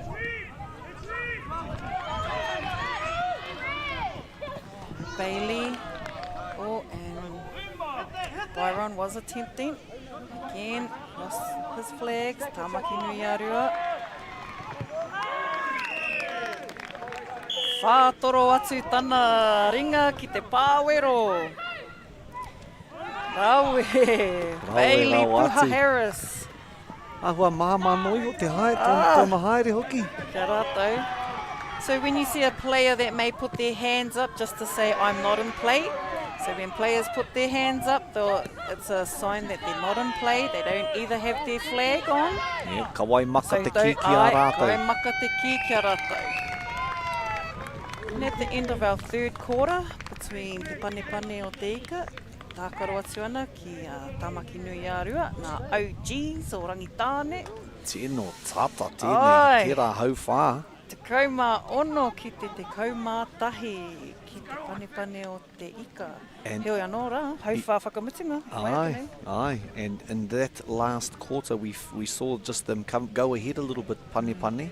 So OGs are going to be wanting to think about all that youthfulness. And think about those fast plays, nā tere e nā piro tere. And try and pull a few of those back for themselves. Here's one of them coming up right now and see what they do here. Aye. Now Pane Pane will know a lot about these quick points. So they have some kaitākaro up at the ara, up at the marama there. So, so a restart kick from Te Marama into the Pāwera, to the kaitiaki. Now if that kick does fail and goes to the Taniwha, it's a play on. And regathered by Pane Pane to get a tupu wairua. Tamaki nui arua, Primo with a Primo tupu manawa. Ana, he whakaatu hia nā mahi āringa tā tātou kai wawa o matua. And what we don't see sometimes is the mirroring that happens off the key.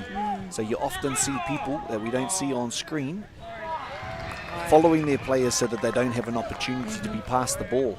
I suppose that's similar to netball in that respect, Ai, te whai poro ne. Koera hoki tētahi whainga mō tēnei, so some options are to actually follow the key rather than players. Some might want to use that option, some might not, but it is the key that you do have to look for. And a rip from the Pane Pane. Ripping the OG in te ao. Reihana, an attempt for a jump shot. Collected by Tamaki Nui Arua, straight into their kaitiaki.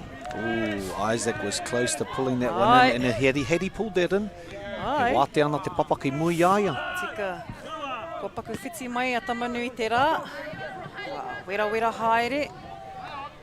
Last quarter for our semi-final between Te Pane Pane kia Tamaki Nui Arua.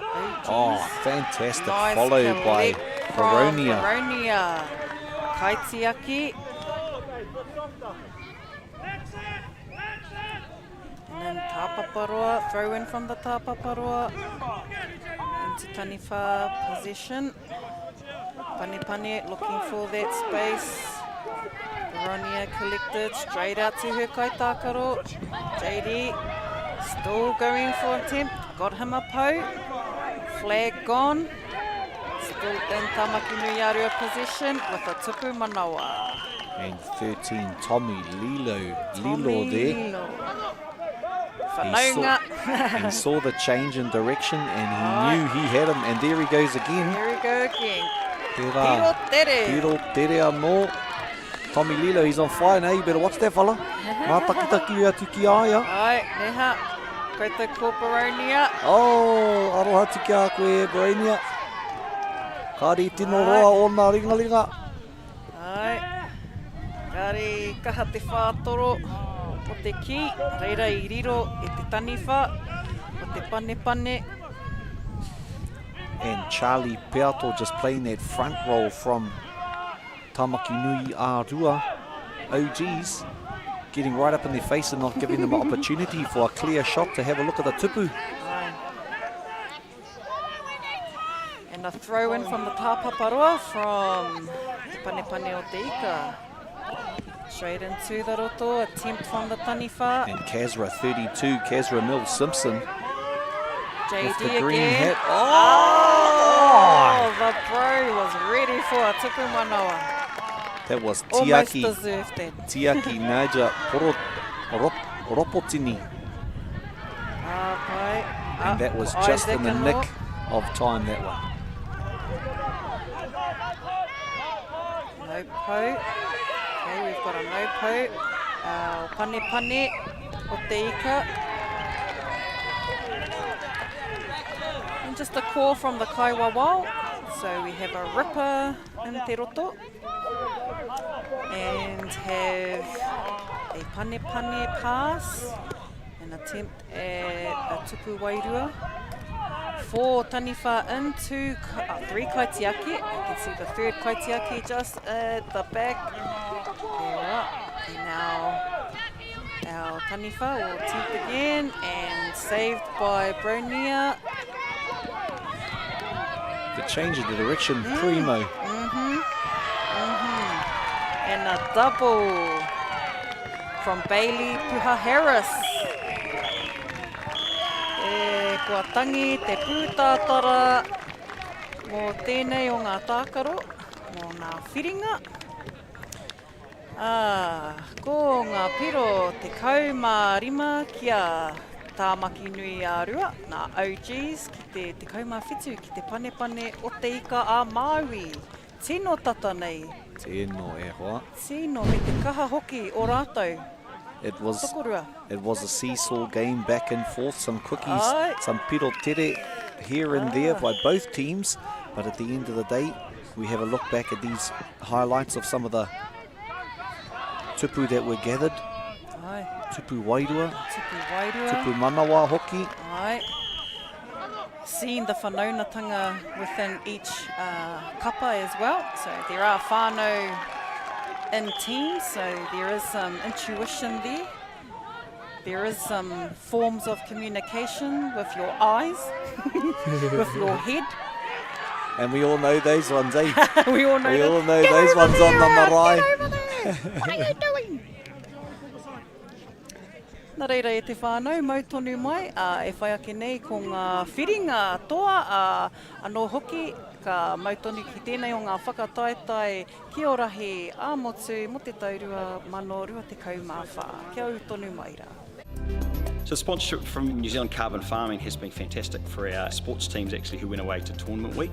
We're a community who's driven by sport, but often money and the cost of travel, accommodation and uniform can be a barrier for some of our students. And to come out with a new uniform for a number of sports, particularly our basketball teams who've been away at nationals, has been uplifting for the students and for our community. The support from Carbon Farming has been wonderful. Without them, then we wouldn't look like this.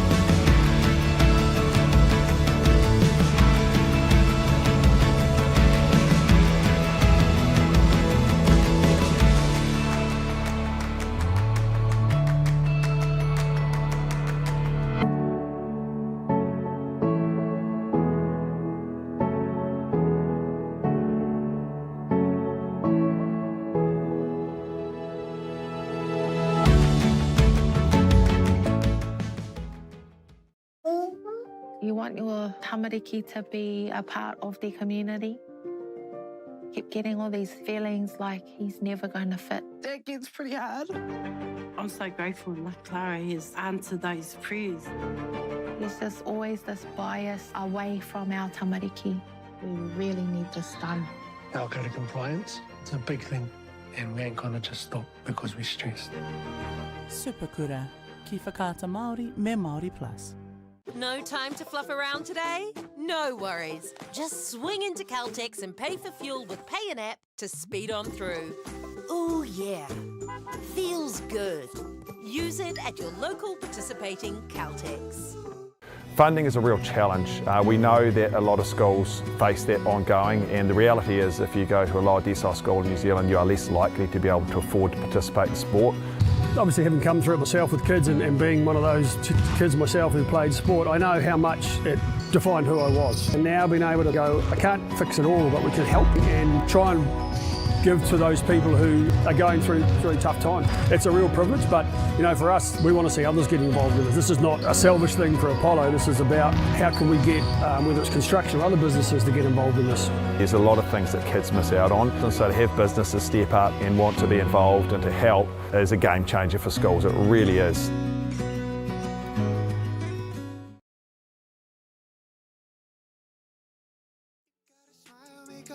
Go tip tip, you butterfly, no job, so with it. Guess your cards till you show me you a royal flush, got me folding. Before you, I was sitting on the sidelines. Now every moment with you is my favorite highlight. And when you by my side, I'm always winning. Had me up by touchdown from the beginning. Oh, look like a million touch, so priceless. But it's 10, no cap, you the finest. Like a tattoo, forever's not enough time to be with you. Just sweet, you spice, you movie. You pay, you bell, you a beauty. The summer love don't fade like a tattoo. Forever's not enough time to be with you. You can change your room just like that. Girl, you got no contest. What you want, you get express, no stress. Thank the Lord, you know you so blessed. You got me so obsessed. There ain't a moment I ain't thinking about.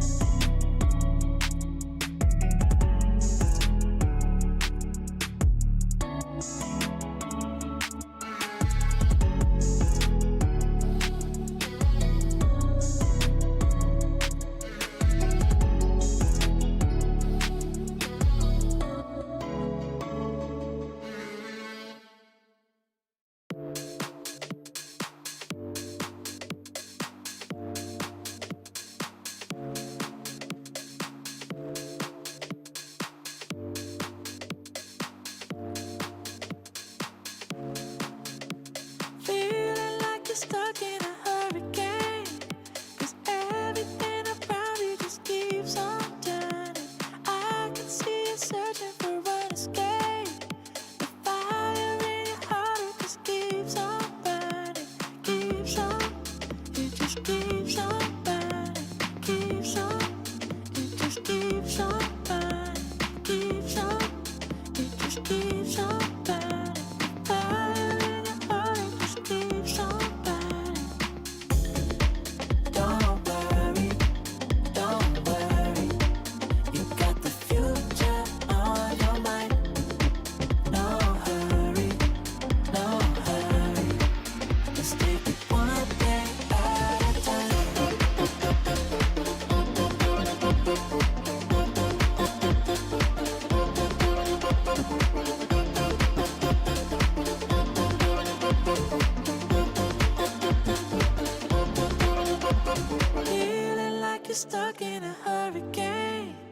'cause everything around you just keeps on turning. I can see you searching for an escape. The fire in your heart, it just keeps on burning. Keeps on, it just keeps on burning. Keeps on, it just keeps on burning. Keeps on, it just keeps on burning. Fire in your heart, it just keeps on burning. Don't worry, don't worry. You got the future on your mind. No hurry, no hurry. Just take it one day at a time.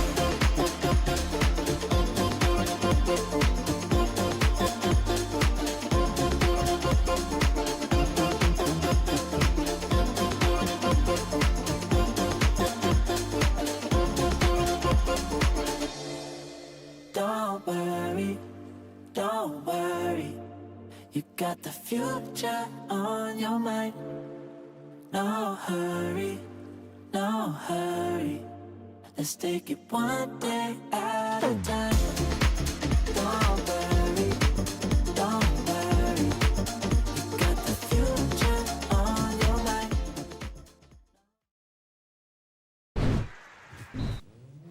This is an opportunity that we can't pass on.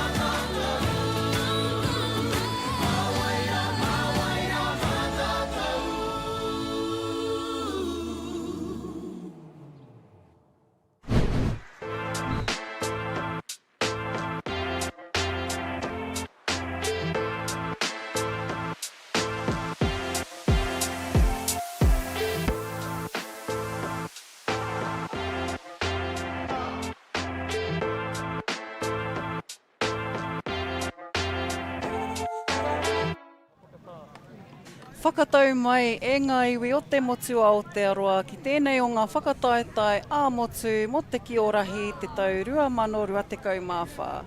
Kei konei mātou, ki tēnei o ngā papatākaro ki roto o Turangitukua, ki te puku o te ika, ko te matāpuna tēnei, e kaue nei enei o ngā kaitākaro, enei kapa no te motu nei, i tēnei wā tonu kei te papatākaro o tuatahi, ko ngā tākaro nā whirina mō nā tūnga tuarima, tua ono, ki wainga nui i a tūwhare toa Blue, rātou ko tāmaki nui ārua SGIs, e kia nei ko Still Got It.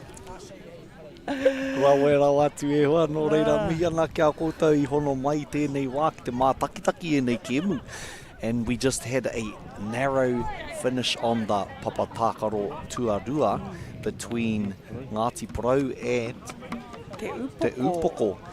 And we went into drop-off. We went into a drop-off and became a little, almost like a shootout, me ki. So that is another component of the Kī-o-Rahi whakataetai. If in the finals there would be a draw, then a shootout type of kawa will be set, and then a shootout will occur on the papatākaro. Now there is forms of doing a shootout. In this whakataetai in particular, there was a protocol, a kawa for it, and we will hope to share that with you all in a future broadcast or even in future tākaro. But a feature that we hope we don't have to play too often is that last shootout. It can be intense. We had a little intensity out there. He oi anō, ka tae mai ki tēnei o ngā whiringa. Anō hoki, ko te rōpū, ko te kapa o tūwharetoa, kai a rātou te taniwha, ko Tamaki Nui Ārua, ki te Kī-o-Ma. So each team will have 2 quarters of each role. So that allows them to either bank points, e kia nei, engari ko ngā tupu manawa, or it allows them to collect tupu wairua. And sometimes those teams that have the opportunity to bank actually aren't able to convert, and you find that those other ones that are in the taniwha positions are able to pull back a few more points for their team. So it doesn't matter that you're in that defending position, you can still get points either way you look at it. Aye. And absolutely talking about the intensity on the other field, you could cut the tension with a naihi e te whānau. It was up there, and the celebrations at the end of it, Oh, haruru ana. haruru ana, o rite ki te World Cup final e hoa mā. E mihi ana hoki ki wā tātou whānau kua tai mai ngā tōpito te motu. Kia rātou o ngā tihine i tai mai i tēnei rā. Anō hoki ko ngā uri i tai mai Tamaki Nui Ārua, no Danny Berg, e nei uri. Anō rātou no te upoko o te ika, tai mai e toru nā kapa i tai mai reira. Ko ngā tiporau anō hoki tērā, mai te urana mai o te rā. E kaha nei rātou ki te aki, ki te hāpai i ngā mahi o te taonga nei. And we did have a last minute pull out by one of our kapa, Rahui Pōkeka, were scheduled on. Heoi anō rā, we hope to see them back next year at our whakataitai, which will be at the end of our whakataitai today. We'll hear an announcement or hear the tono. So at our whakataitai, we usually have there is a tono from any of the kapa here today, if they have done their rangahau and if there has been a kōrero amongst their rohe, their iwi. If they have the capacity to host the next whakataitai, then that could be the tono put on the Aotearoa during prize giving, and then that will be our whakamārama where the next whakataitai goes next year.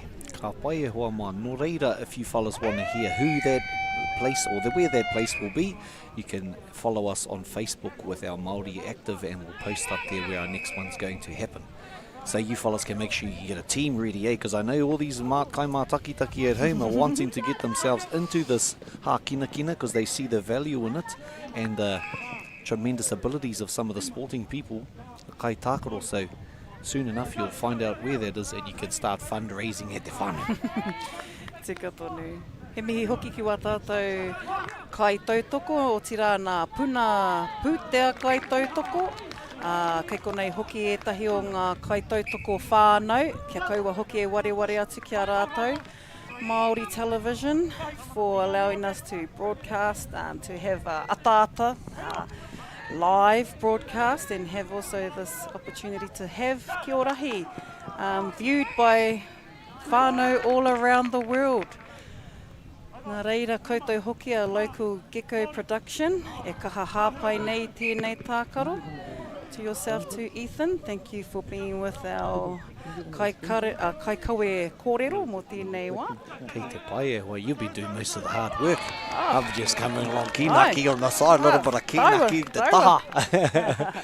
And also mihi ana ki a Caltex, ki a Baileys, ki a New Zealand Carbon Farming, me Apollo Projects nā rātou I tautoko ia I tēnei kaupapa. Tēnā kaupapa. Me ngā kaupapa maha, o te tuki a tātou. Ai. Kia kaha tonu te tautoko mai I tēnei tākaro e karema. O tira wā tātou whānau, so many of our kapa have travelled with whānau, or just off the head there.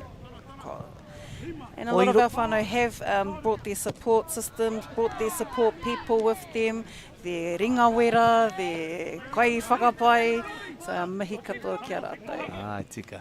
And I know in rugby when you get donked on the head with the ball, it's a bit of a eagle, eh?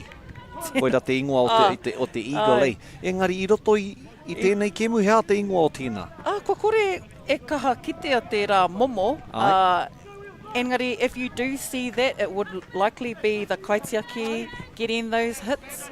Hanga e tahi kupu, Me hanga he kupu, hanga me e tahi hanga he kupu. kupu taka mō tēnei takaro. Tukuna mai te ingoa ki rungi te pukamata ki Ai. au Ethan Smith and then ka whakaatu ki te ao. Taua.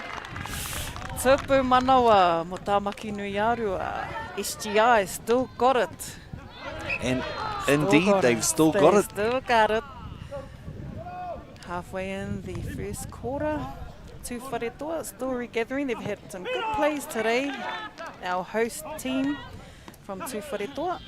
Mindful too, they have 2 teams in the tournament. Tū Wharetoa red and blue. Roera, you weren't watching. Roia no. And Roera is also part of the hosting team. Also been a part of the Kī-o-Rahi here in Tūrangi, here in Tū Wharetoa. Oh, the sharp eyes there of our Sharp kaiwa eyes, wao. yeah. Ka kite I tōna waiwai tū he anga. And see, having that kaiwa wao just hovering around the pāwero there allows him to see some of the action right in front of his eyes. And indeed, the kaiwa wao at times have to be just as quick as the kai tākaro to get out of the way of the key. Ai, tika e tahiwa. And just a little double tap back to her mate on the inside. Nice. And that's good monitoring, good watching from our taniwha in te ao. So you'll already have your 4 taniwha in te roto, and then you'll have 4 loose taniwha in te ao. And our 4 loose taniwha in te ao are likely to be the mirrors for their taniwha in te roto. Anaka ki te I tērā wā. Hei ata meki. Nama toru there. Nama toru, no Tāmaki nui arua. Te Rina Marsh. Oh, e he, kare kouta tātou tuatoru. Heoi anō rā, e kare. Ti hai. And Tū Wharetoa with the key and taniwha and a nice block. Whā toro ana ringa. Yeah. And Janik. back out. Janik tērā. Janik whaitiri. And Tāmaki nui arua. Still in the tākaro. And although he thought he could just go through. Oh, we. Tāmaki nui tana arua. mati. Aye. So just that quick play, eh? And it was not rewarded to Tāmaki nui arua.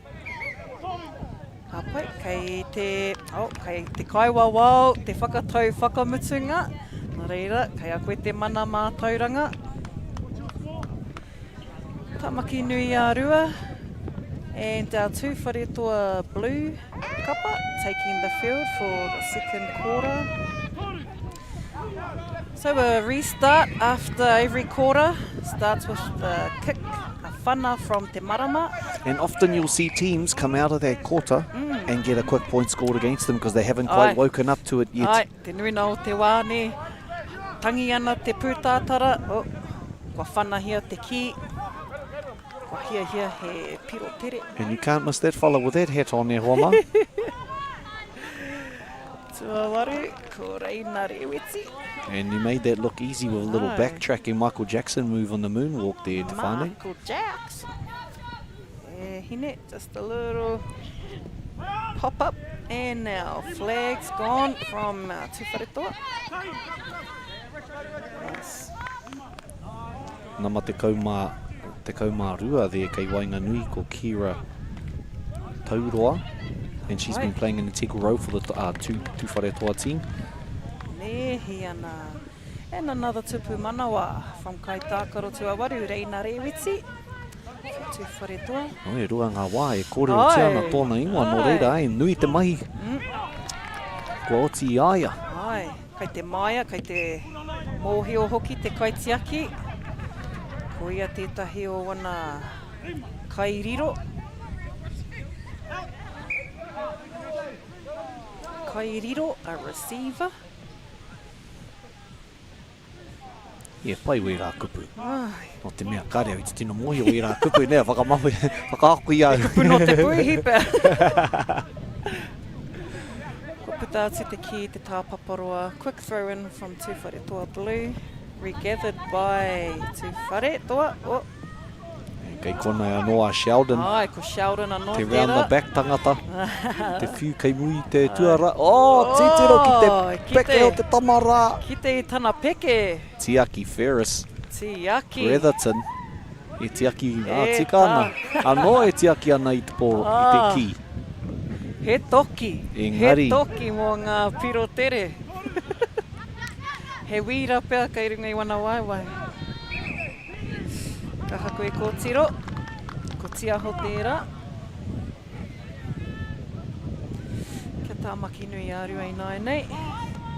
E kimi man tupu wairua. Just off the foot of the kaitiaki. And the tupu wairua.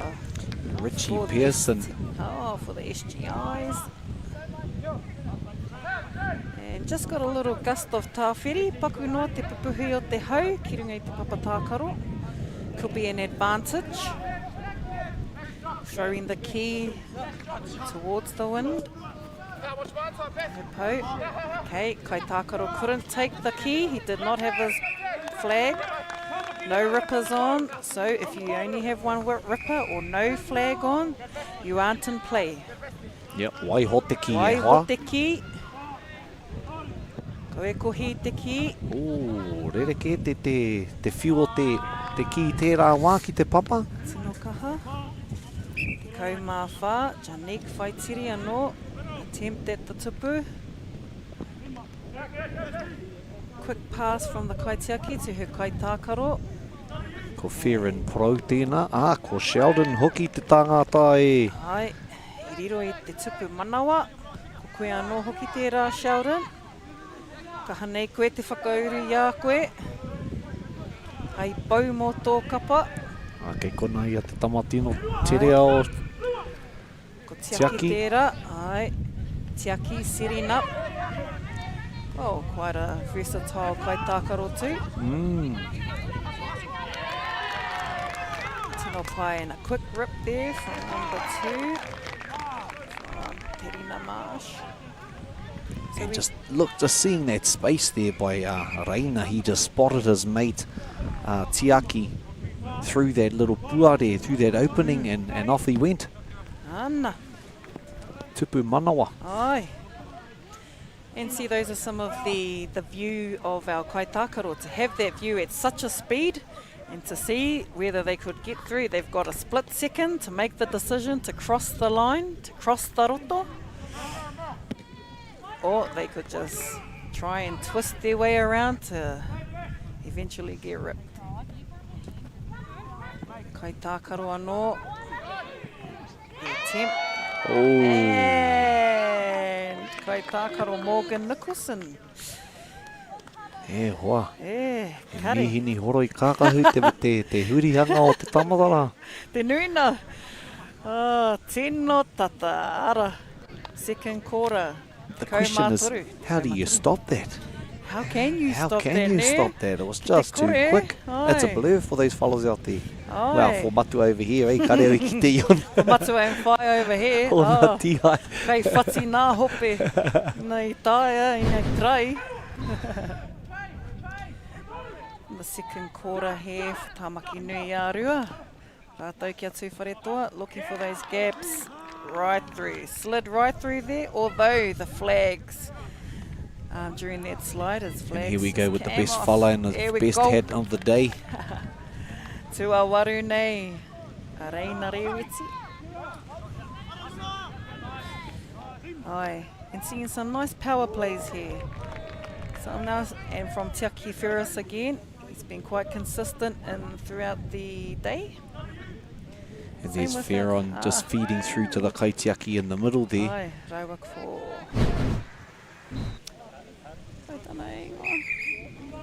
Ko Sheldon, ai. Tino kaha nei Sheldon. Koutou ko tō kapa e roera. E kaha pupuri nei. I tā koutou mana I runga I te papatākaro. And the difficult part here for Tāmaki Nui Arua is you've got 3 people in that opposition team that are quite quick, and you've got to try and shut them all down, eh? And I'm sure they know that too. I'm sure by now the SGIs have figured that those 3 need to be shut down. Yeah. So how do you shut them down, eh? Ai, That's the koira te pātai pai. Koira. And e tei ko ngā mea tere, ko rātou pia hei whai I a rātou. But you don't have to be fast. It's not just about speed. We do, as we've seen here, although it looks fast how it's played. The tākaro can be played by all shapes and sizes, by all heights.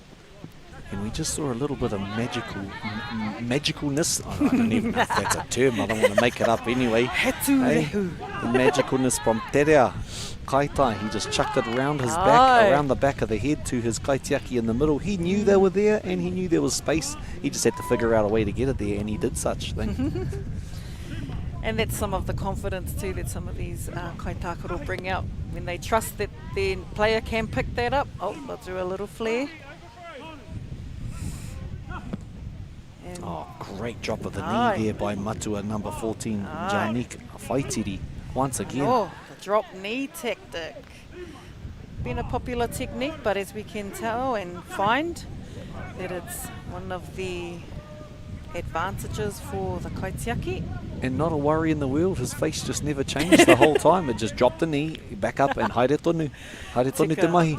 You know what, so are the wahine too. The wahine do that same thing. The key hits their face, ko kore he aha. And that was rewarded to Tāmaki Nui Arua. So they've had a restart kick from Te Marama. And they're still in play, and the key is still in te ao. Key have been gathered. Great and now face Kai Wawao and Kua Tihai ki te roto. So the player, although he knew he was marked by 2, didn't seem to put him off by running through them. Tēnō tere te whiua te tamara. Te rea kaitai. Tēnō tere. Ko manaia te huki. Te wainga nui. Hei āwhina. Ia Jani. And no po. As announced by the Kaiwawa, we now have a po to be counted for.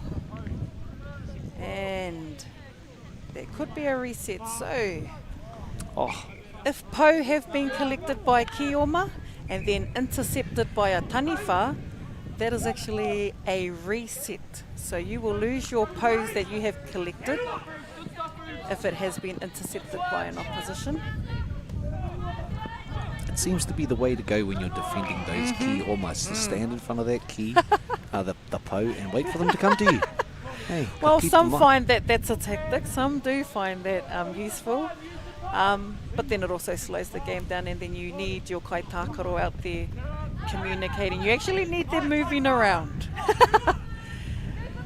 And here we have it now, we're just looking in the space, finding that space in that young fella number 23. And as you'll find that there are a lot of setup, so kaitākaro will find their little niche to find a quick setup, always trying to draw their taniwha out. As we know, there's only allowed 4 taniwha in the roto, and all of our kaitākaro who have played today know that. Great interchange there, passing between those 3. And the kaitākaro didn't budge. He wasn't going for the space, he actually went between the kaitākaro. Again, just the confidence, not afraid to go in. Again, Tiaki Ferris with his tino neke. Hey, he whiui te ki, muri tana tuara. Aye. and I guess that's one of the tricks as well, is just get used to people jumping, ka peke, and then before you actually jump, you take your shot. And so people aren't waiting for it. Aye. There's all the tricks of the trade that people are trying to employ to try and get up to the top spot today. All the coaches they're trying to bring in. Great save there. Aye. So our playoffs for 5th and 6th place. Te konei rāua. Not the blink of an eye from Janique. He says, yes, I'll eat some more of those up. I'll eat some more. Homai, homai. And then look, ka whangai atu ki o na tīma, o na kaihoa, kaitākaro. Aye. Just a bit too much kaha from Janique. And too much te kai. Hey, too much kai. And just before the pūtātara sounded, there was one quick point in there by Te Rea Kaitai to take the one more ahead, and it's actually, luckily he did, because it's leveled it up and we haven't actually had one. Oh no, they've gone one ahead in fact. Very close after our third quarter, 16 to 15. Ahakoa, kei te nganga tonu, a tūwharetoa. He whana i te ki, kua whana ki te kaitiaki, caught on the full. And the Ki has just passed their player, throw in from the Tāpaparoa. Tāmaki nui a rua, now in taniwha possession. There 4 kaitiaki in, 3 kaitiaki in for Tūwharetoa. And a nice save, nice block there from Tiaho. Rauwa ko. Oh, tino pai, nice. Kokera, rauwa kokera. Tiaho rauwa kokera, rauwa, ki roto I te pāwero. You may find another kaitiaki enter in to Awhi. And seen and intercepted by the SGI. So you heard the karanga of Wairua going out there, and that means that the kaitiaki went inside the... Wairua has stepped on the Wairua line between the tupu. So the worn out area zone marking where the kaitiaki is. It's likely that's quite the defensive zone, and we have tupu manawa for Tūwharetoa. That's a great find by of Bailey Little there. Aye. To get a tupu. Pirotere. Again. They're on a bit of a roll now, aren't they, Tūwharetoa? Aye.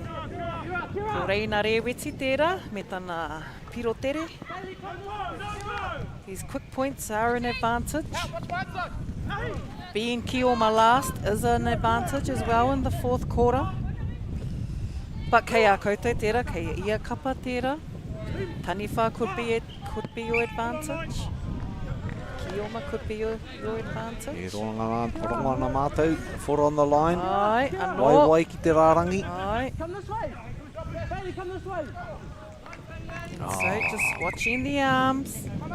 Aye. Oh, and he's called a little block there, so that's going to be no tupu manawa I tēnei wā. Tika.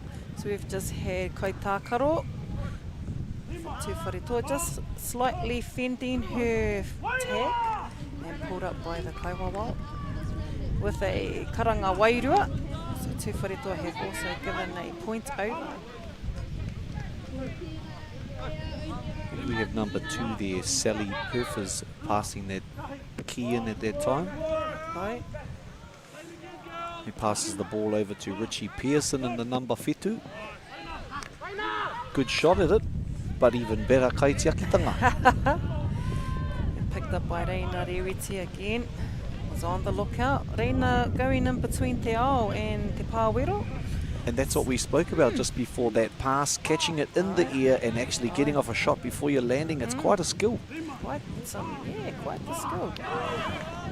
And for some of our taller players, you've seen the advantage they have to whātoro, to peke mo te ki. Having some height in the pāwero to stop the taniwha from shooting at the tupu could be an advantage. Oh, and Bailey again. Ko mā ono mō Tūwharetoa. Again, still in Tūwharetoa possession.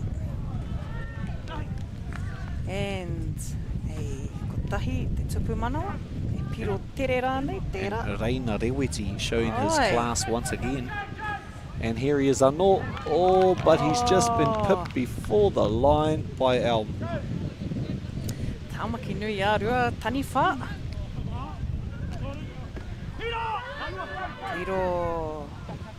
Kaitiaki. And a throw in for Tūwharetoa. The Tāpaparoa. Tahi te pau. Ko Pāki te pau. And a sneaky little backdoor pass. Heoi anō. Kārea Bailey I kite. Kāre hopu. The accuracy wasn't quite as on as it has been in the past, and that could be Just due a to little fatigue. Bunched, a little bunched in the by the marama there. And a And nice quick throw. tika. And then we see that once again, that pass straight across and catching it mid-flight for the shot at the tupu. Even before he put his feet down. And one ripper on for Kai Tākaro Sheldon Hemana. Kua pau te wā, kua tangi te pū tātara mo te hau whā. Nā reira, nā piro whakamutunga mo tēnei whāinga ko te toa ko Tūwharetoa. Kī-o-Rahi, rua te kaumātahi ki te kaumā iwa mo tāmaki nui a rua. SGIs. Ai, tētahi o ngā, ētahi o ngā pau. And a nice jump shot there from our Kai Tākaro te rā. He has been quite on there, Reina Rewiti, korua ko Sheldon. Rā hoki ko Tiaki Ferris tērā. There he was, Tiaki, getting that Ai. tee high. Ai. And so it was those quick ones that actually came out trumps in the end. Once again, that Araina showing his skill to finish. And that's coming down to our kaitiaki in the middle, feeding those whāngai atu ki e rā. Ai, and a good whāngai there. Hei, tupu manawa mo Tūwharetoa. Reirei te whānau, kei konei toni mātou, kei te Papa Tākaro, te matāpuna. E kawe nei I ngā whakataetai Kī-o-Rahi a motu mo te tau 2024 mā. U tonu mai.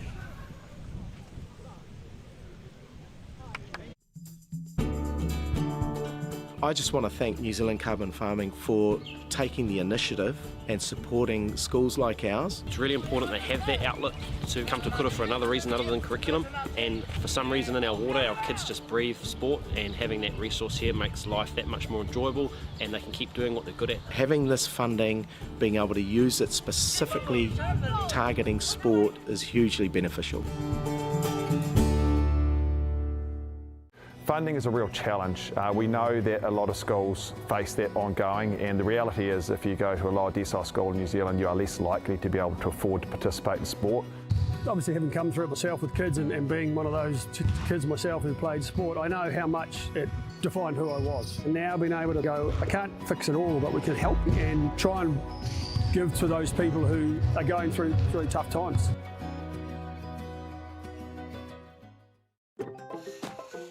Whoops, running on empty?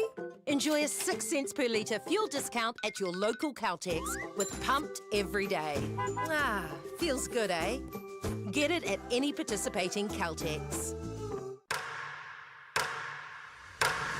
Want to see some Michael Jackson dance moves? I guess it's time for presents. I am afraid, but I'm going to survive. I want to live. I will not fall into despair. Do you have any idea what it's like knowing my real brother and mother spent every day of their lives looking for me? Who's listening? Moldy Smith. So I feel it's worth pointing out that I will not be your mistress. You're right on MacGyver, no one likes to show off. You need to bloody listen. How can I when this guy's got his arm up the cow's?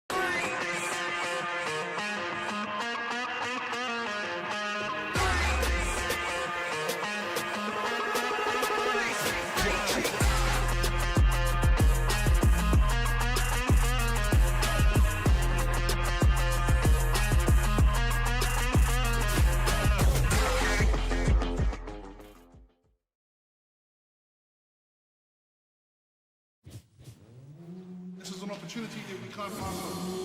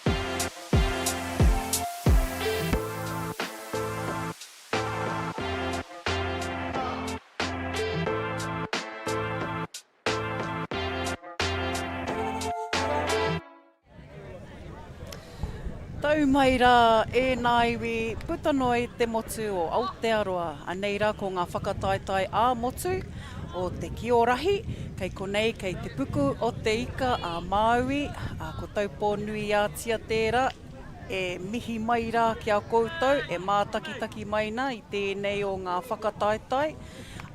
Motu, ki Aotearoa tonu, mo tēnei o tā tātou taonga tākaro o te Kī-o-Rahi.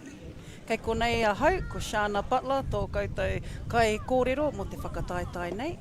Nai hoki ko Ethan Smith tēnei, hei hoa maiwa mo tēnei o ngā whakataetai.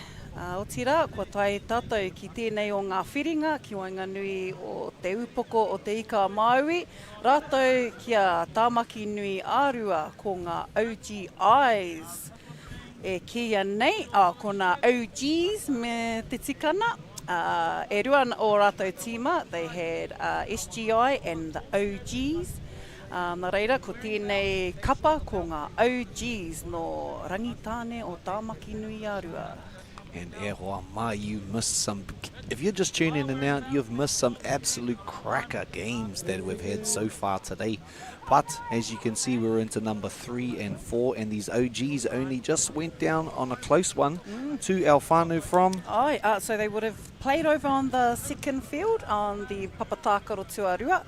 And so they would have had a fixture, and that has brought them into this fixture now to play for the 3rd and 4th placing for the whakataetai. And so at any time in the day when you're watching this broadcast, you might think to yourself, actually, I reckon we might have a crack at this. Why don't you pull your whānau together, and get down to the next one, Hui a motu, Hakataetai a motu, and we will let you know where that is going to be very shortly, because at the end of this whakataetai, there's a tono put in by whichever region would like to host, and then we will let you know. If you would like to know where that's going to be, you can tune into our Facebook page, which is Māori Active. It's a group, and we get updates as we go through all of the sports that we broadcast on our Whakaata Māori YouTube channel. So if you want to get along, start up some kōrero, maybe find out who the coordinator of Kī-o-Rahi on your region could be. That might be a great place to start, e hoa mā. That would be. And here we go.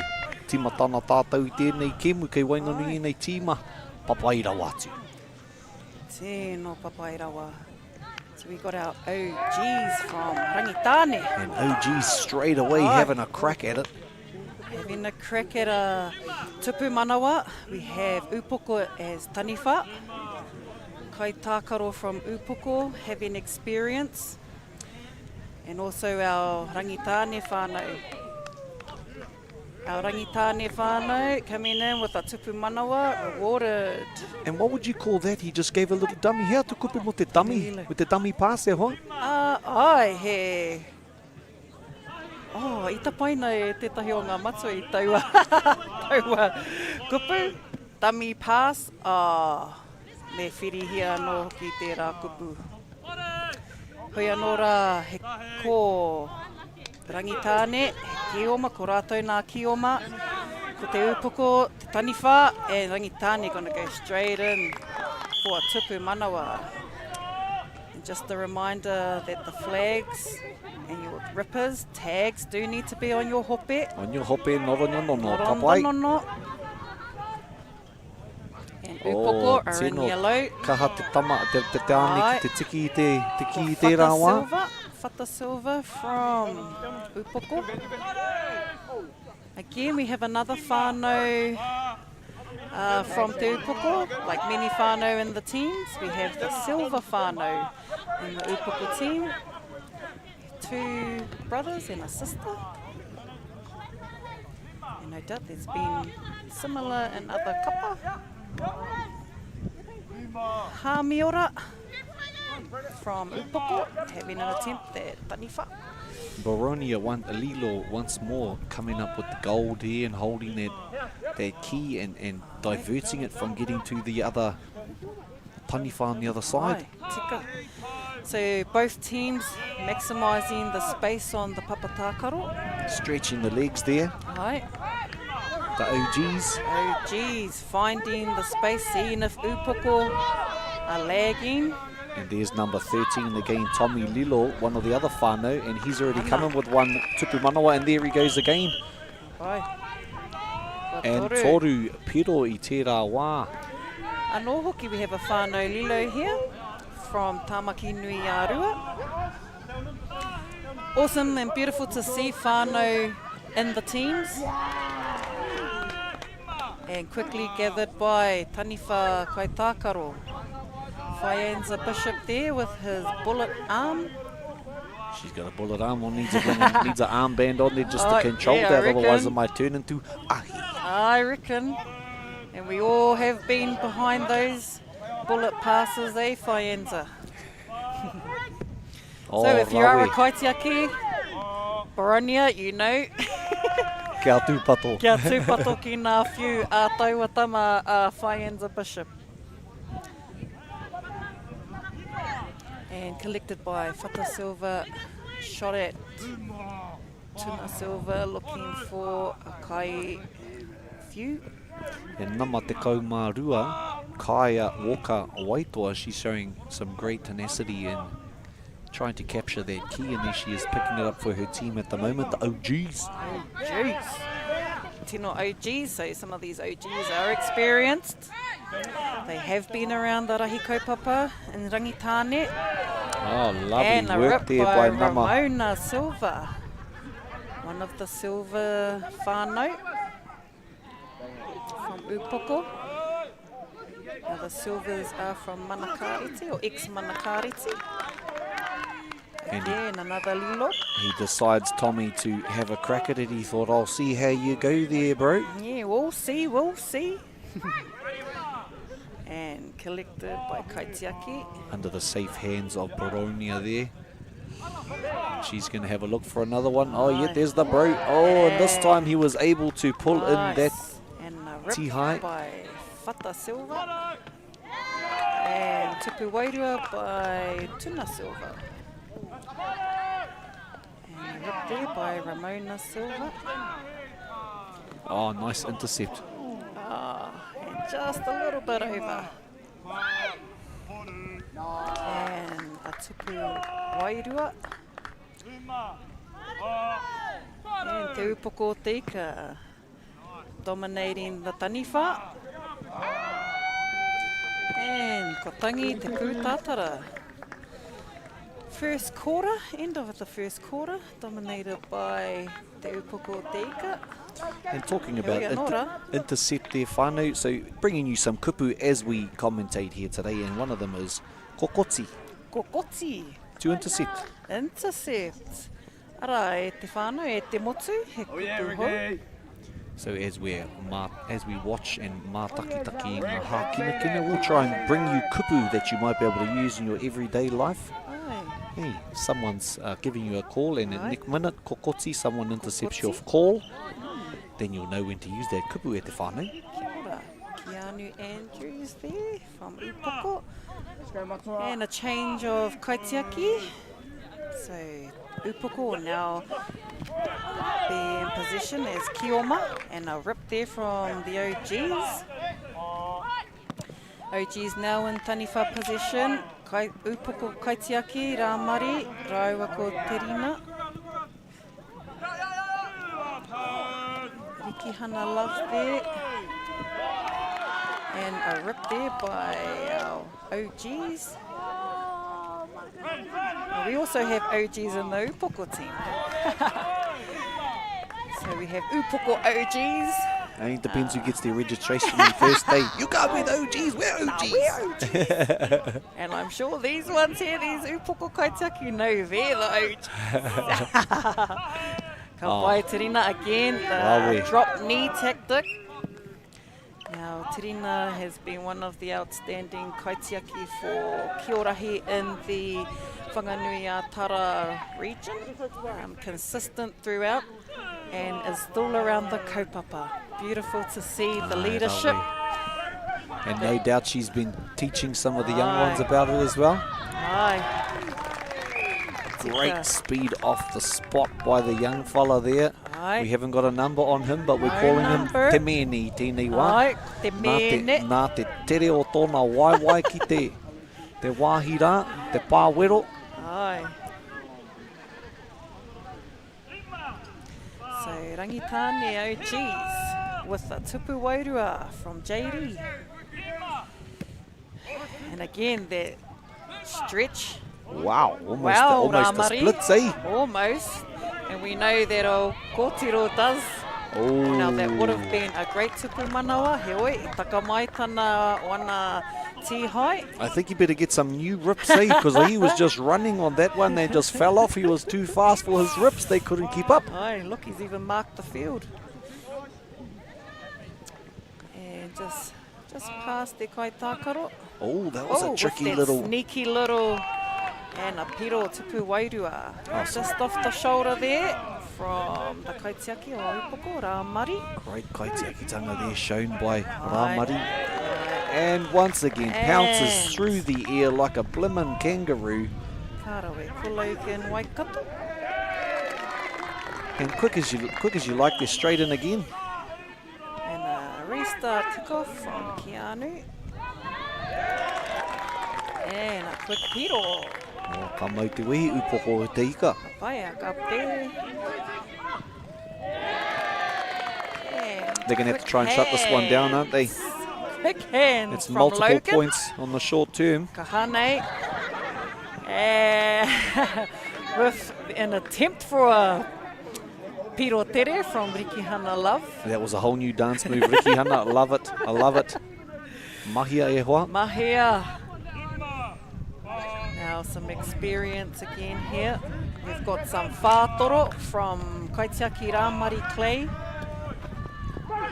Oh, great nimbleness by the big fella there. Aye. Again, some silver bullet arms. We must have another baseball player on the field. So they've called him there because even though he released the key, he still went over. Okay. And so was called Kia ora, nā kai Tūrangi. wawau. Ai, o Tūrangi. Ka pai. Oh, rawe e hoa. Ka tika. Esku. Rawe Ramari e toru ngā wā. Ai. Koira. Ārahi. He ārai te They've been tupu. here before. Hey, not the first race for them, eh? Aye, so 2 flags off a Upoko Kaitākaro. And hand over to the OGs. Quick throw into their taniwha. Primo with an attempt.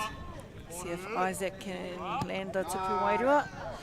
Not on T's clock there, eh, Taringa? Anō. No. Okay, ka pai kai Did we wawau. catch that call? What was that one for? Did you see? Aye, must have been just something around the knee area. He oi, kua tai ki te pito o te hauwha tuarua. Ki Wainganui te Upoko, rātou ko Tamaki Nui a Rua, ko ngā OGs rātou. Te kaumātahi ki te waru. Our kai wawau Josh and Boy Boy. Boy Boy is also a part of the Tūwhare Toa whānau. He's also been around the Kī-o-Rahi kaupapa, as long as I have, that's for sure. So a lot of these tamariki have been around the kaupapa. As you can see, the experience of both rōpū. They've spent time, they've observed both tactics, both styles of play. And they're not afraid to come up on their attacking players. And some nice tupu manawa there from Upoko.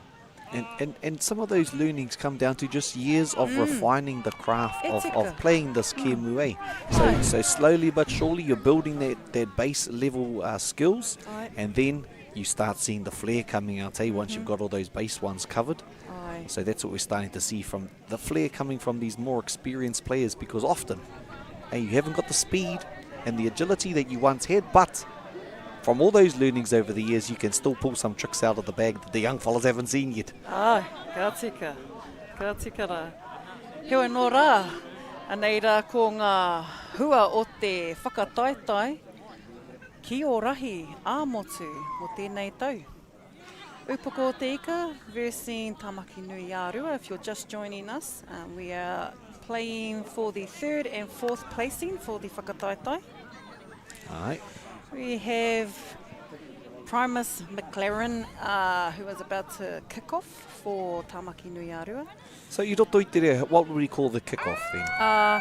He momo whana mo tēnei wā, he oi anō, he tika ana kia tapaina he momo karanga, ne, mo te kickoff. Tēnei wā, ko te whana. Te whana timatanga pia, eh? Whana timatanga, he oi anō, tērā pia he kōrero te pūrākau. Ai. And a quick play, but not awarded. And taniwha taken. No tupu wairua. For offside by Upoko player Whata Silva. And the Kaitakaro's throw in the key, although... Ka ki te mātou, ka tū ki runga i te rārangi. And throw in from the Tāpaparoa. Hamiora takes the key and defended. Oh, great back. By Primus McLaren. Koe tērā ne, number 10. For the OGs. And again you can see, 13 aroha mai, ko Tommy Ilo tērā i roto i te pāwero. Wow, that was an amazing dive and throw. We haven't seen the likes of those throws just yet. Obviously, that man, Thomas, has played a little bit. Played a bit. And a tupu wairua from Whaienza Bishop. That silver bullet arm again, ne hawhai. JD, going to get him some poke. What you got, JD? If you are to. Kia Tommy. Oh. And did you get them, JD? Did you get you a tupu manawa? I think ka takate te ki. Takate ki ne. So i huri and Upoko just had a shot there to get them some tupu wairua. He oi, kāri eke. Oh, the sharp hands of the man there. The sharpness. So the Upoko defence, you'll see them facing in, facing out. Not that it's a style that they play all the time, but you will see their observation. Now, these Upoko players have been around the Tākaro. They have met up with Rangitane in the past. Now, Rangitane and Te Upoko have a whanaunatanga in the earlier stages of Kī-o-Rahi.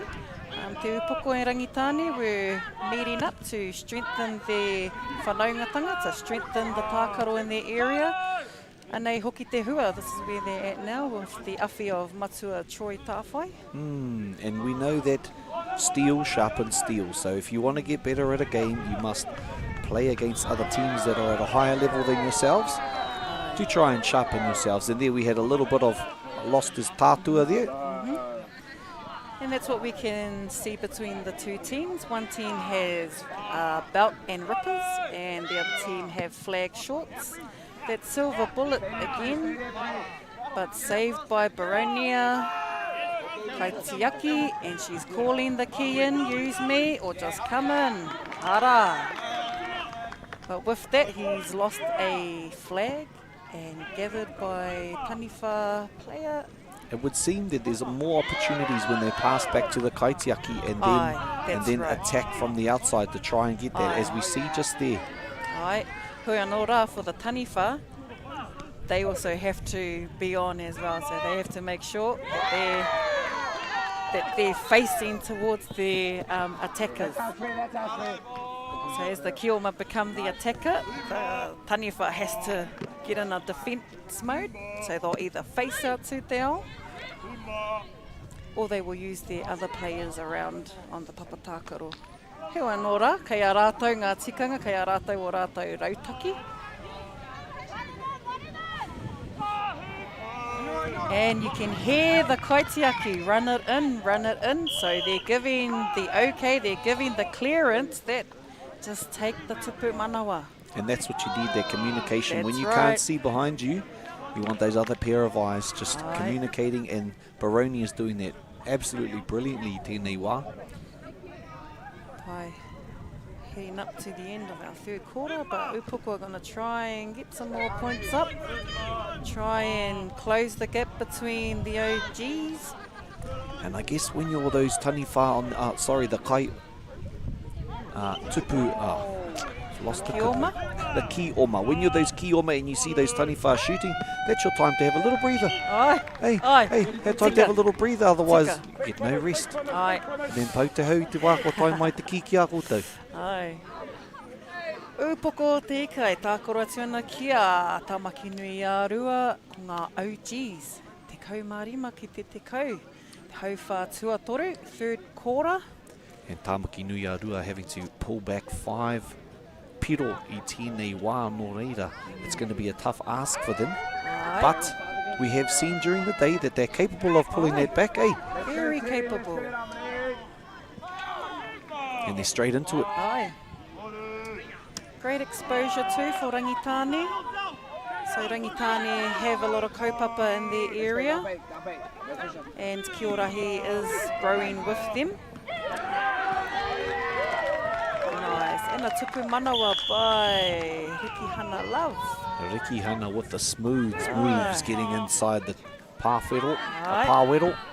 And we've got a change of kaitiaki for Upoko. And Tiringa. Couldn't quite pull that in Couldn't Namarima. quite, but she knew that someone was going to be there. And that's the type of intuition that some of these kaitākaro have. Sometimes they'll just put it in, throw it up, hope someone will catch it. And a bit of an effort there from Keanu Andrews from Te Upoko Te Ika, number 16. And we saw the call there, he's lifted his feet just slightly, which means it's a handover. And there's that use of the kaitiaki kei Waiganui anō. Just to move that player into space and try and attack the line. And a rip from player Te Kaumarua Kaya Walker. And here he is, the man with the wheels, you wouldn't want to get in his way. Ana te mene, ko Logan Waikato, ko whiua ki te kaitiaki. Seeing if Tiringa can see what he can't. Trezell, Moses Wharepapa, with the key just gone to the Tāpaparoa. And with some of those silver bullet arms like Mr. Bishop, sometimes this is what happens. The key goes way out into the other side of the field. Oh, great and a dig great into block. the ground. Nice kaitiakitanga from Tiringa. Ana, ka hanga tētahi rua I te wāka. Ārai te kīra. Upoko with the yellow flags. And then we have Logan, number 6, Logan Waikato. Aye. And there he goes there again. And he spotted the puare, the opening, and he's in. Restart kickoff from Keanu. And they're going to be watching for this one here. Oh, nice little snatch out of the air by number 30 from Tāmaki nui a rua, number Charlie Peato. Ka pai Charlie. Now in position, Ki-o-Ma. And there's that number 6 Logan Waikato again. Again looking to free up and into the space, back to Tāmaki nui a rua and Taniwha. See that little bounce? So the kaitākaro just did that little bounce just to give him a bit of momentum, to pick him up, to get some air time. And Charlie's going to head back Peato to get his, waiting for him to put his tee high on again. Right. And there's Riki Hana with some slick hips there. Right. Oh, And the tee high for kaitākaro Keanu Andrews. The tupu manawa was rewarded, so a kickoff is very close there by Logan Waikato. Just bit of ota in his waha. Worth it though, boy. Again, that bounce. that tino. Aye, Isaac has obviously been around the Rahi field for a while. And that little bounce just gives them that momentum to quickly gather, get some air time, and get a point like that. Hakape Edmonds. I hope I'm saying your name right, Kōtiro. And a quick play. Yes, and a quick play there. Awarded to Poko. Tahi te piro. Tāmaki Nui are going to need Nui-a-Rua are going to have to do some mahi here because they're 9 points down at the moment, which is a tough ask when you're in the position that they are in. Tika. And a strong effort from the OGs. Now what happens there if both players go for the key and it's held up? That'll be up to the ref's discretion. Kei te kaiwawa Aotearoa. The second ref may have seen something that the head ref didn't. Engari anō whānau, ko ngā whiringa, ko te rua te kaumārua ki te upoko te ika Māori, ko te kaumātoru kia Tāmaki Nui-a-Rua, nā OGs.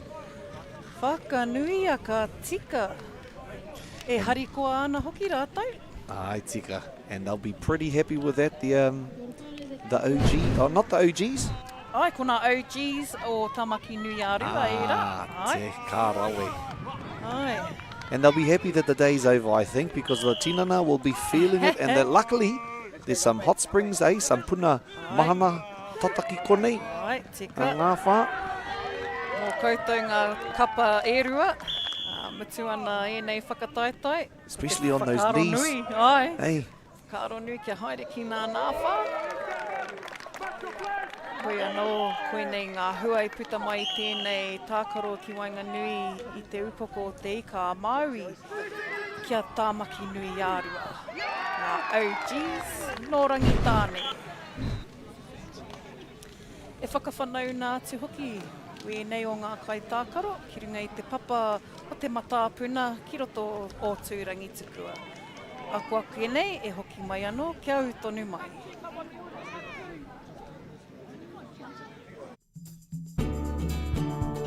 I just want to thank New Zealand Carbon Farming for taking the initiative and supporting schools like ours. It's really important they have that outlet to come to kura for another reason other than curriculum, and for some reason in our water our kids just breathe sport, and having that resource here makes life that much more enjoyable and they can keep doing what they're good at. Having this funding, being able to use it specifically targeting sport is hugely beneficial.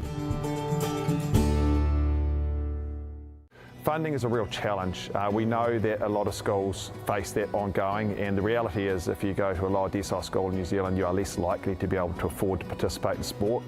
Obviously, having come through it myself with kids and being one of those kids myself who played sport, I know how much it defined who I was. And now being able to go, I can't fix it all, but we can help and try and give to those people who are going through really tough times.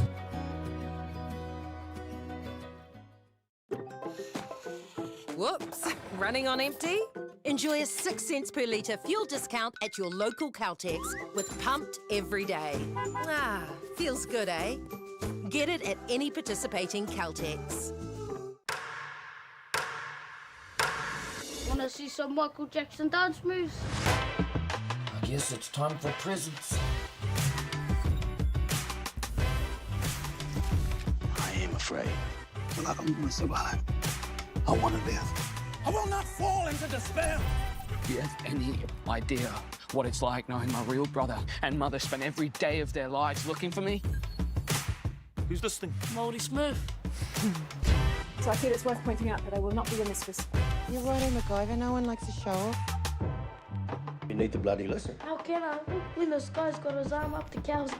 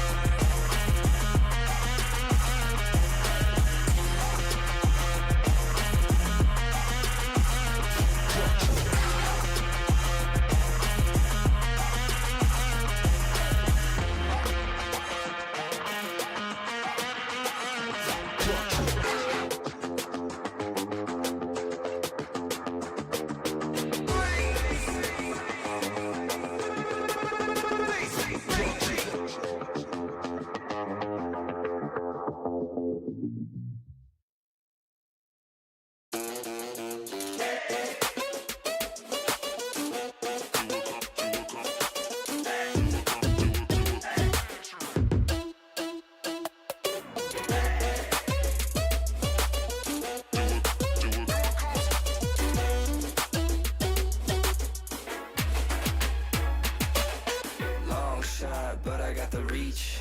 Pop, lock, now I'm off the leash. Mic drop, I ain't gotta preach. I just do what comes natural. 5-star, everything I see. Live large, no apology.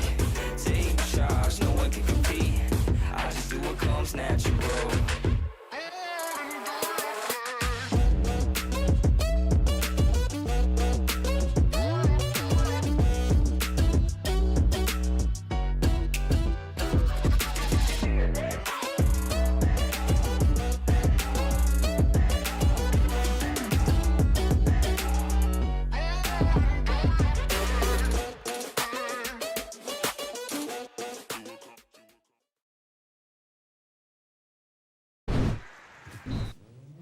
This is an opportunity that we can't pass up.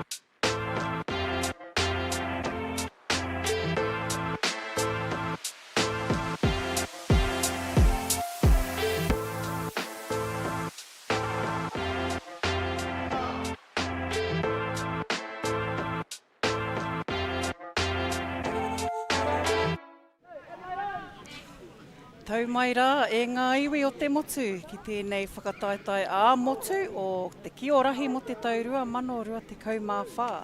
Kua hau tēnei, ko Shana Butler, tā koutou kai kōrero mo te whakataetai nei, o tira, kai konei hei tautoko, ko Ethan Smith, ko māua e nei, e kawe nei i ngā neke i ngā kōrero mo tēnei whakataetai.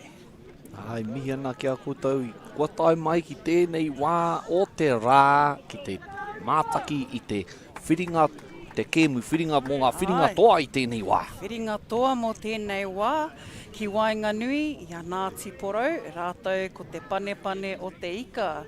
So our previous round was between te upoko o te ika, rātou ko Tāmaki Nui Arua, taking the places for 3rd and 4th. Kei konei ko ngā whiringa toa. So our two teams will be playing for the 1st and 2nd placing for the whakataetai. And both teams showing strength over the day. Even over the last day, we had the under-16s, under-19. If there are kai tākaro from yesterday in today's ropu, e tika ana. More exposure to the tākaro ne, more time on the field, more experience. And you can see these Ngāti Porou that just played in their semi-final, and it was so close it went to a drop-off, and the exhilaration and excitement at that time was off the charts. And now they're here in the final, the whiringa toa. And so straight away you can see them straight into the mahi. Straight into it, eh? The kaitiaki, kia ora. Te nama te kaumā toru Phoenix Ngārimu showing her tenacity. Tōna maia ki te whai i te ki. E tika. Au, ko ngā whiringa toa e nei. Ko ngā toa e nei, ko rātou ka piki ki te taumata. Moana Kenwoody spoke with us yesterday, and he was one of the coaches of the under-16s, and he talked about the multi-sports, that all the skills come together for Kī-o-Rahi, and we're seeing a lot of that on display today. Tika. And here we go, looking for that quick one. Right. Not The so. beetle did it, not to be this time, but this man is a hard one to keep up with. Number 7, who is Kuao. Ai, ko taua nama Tangere. whitu anō. E nā kua tau anō. Ko te aotahi tērā, te aotahi tūhaka. For all of our Ngāti Porou whānau, if you are viewing and watching from your rohe, anei rā ko a koutou uri, e pakanga atu mō te whakataetai nei, pakanga atu kia te upoko, te panepane o te ika, aroha mai, hoi no rora, no te upoko tonu rātou. Ko ta kaina ko te And the pane. speed of that number 7, Kū-o-Rahi, to get back into that pāwera. Absolutely incredible pace, rounding and through that ara to be able to come in and help his other kaitiaki. And this man we interviewed yesterday, and he talked about the shifting of the hips, and there we saw it just then. There we go. Not letting anyone get close to him. Mahue Mauheni. Kia ora mahue. For any of our upoko whānau tautoko, if you are watching, anei rā, ta koutou kapa. And there she goes. And a rip in te roto. Taniwha ki. And an attempt at the tupu. And tupu Fantastic wairua. shot. Paira watu tōna whiu. From Bailey Puha Harris.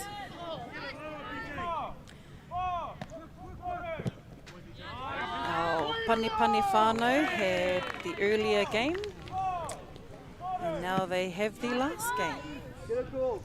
And there he is, that standout player with the pink socks from Pane number 5, Bailey Puha Harris.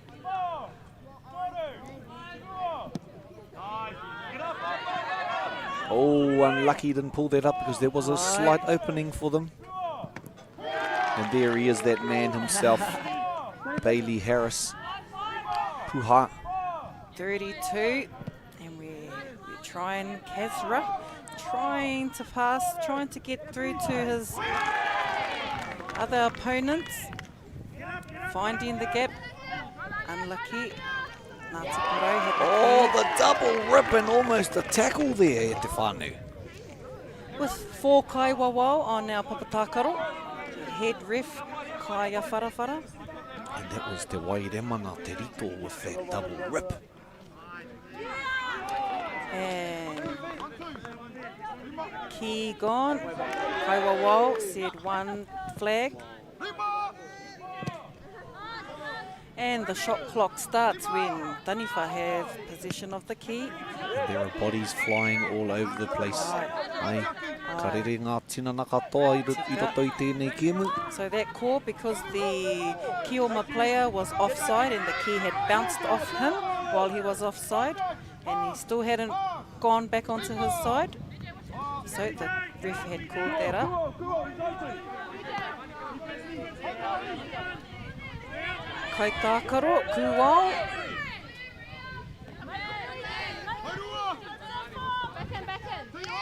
Hone Manuel looking for a kaitiaki, found a Taniwha instead. Ngāti Porou back in position of Kioma. Communication from Te Ao, from the Kai tākaro. Hone Manuel. Position Mahue. And there's that Mahue with the hip twist again. There's those twisty hips again. Just a bit too much kaha out to the tāpaparoa to the right. And throwing in there we have Ria Whiteman. Whangai atu ki ona hoa tākaro. Right. Bailey attempting a tupu wairua. And the end of the first quarter. Whā ki te whā tino orite. Orite nei ngā piro mo tēnei hauwhā. Ki Wainganui te panepane o te ika. Tākaro atu kia Ngāti Porou. Reira e ngā whānau whānui. Koutou mā, mēnā ko e nei wā koutou tamariki o koutou mokopuna rānei. Nā ira mutu, tēnā whakanuia. Kua tai e nei ki te whiringa toa.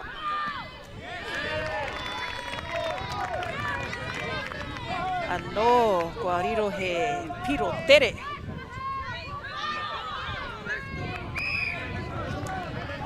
Ngāti Porou looking for some options, hoping their Taniwha can land some tupu wairua. And then we had number 5, Bailey Puha Harris.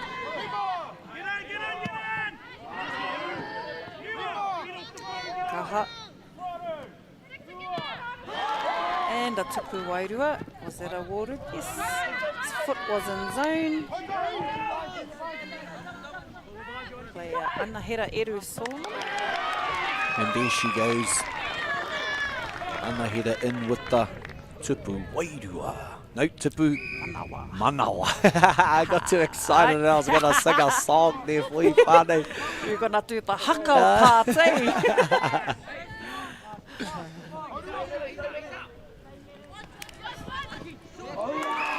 And an attempt for tupu manawa. And kaiwawao. The kaiwawao. Oh, yeah, looks like we have played on. And the kaiwawao have allowed for a play on. Tani whanau's position in the roto. Attempting a tupu wairua. Shot clock. Now if the key hasn't been released within the 5 seconds, it will be a handover. And again, have number 3, Mahue Moheni.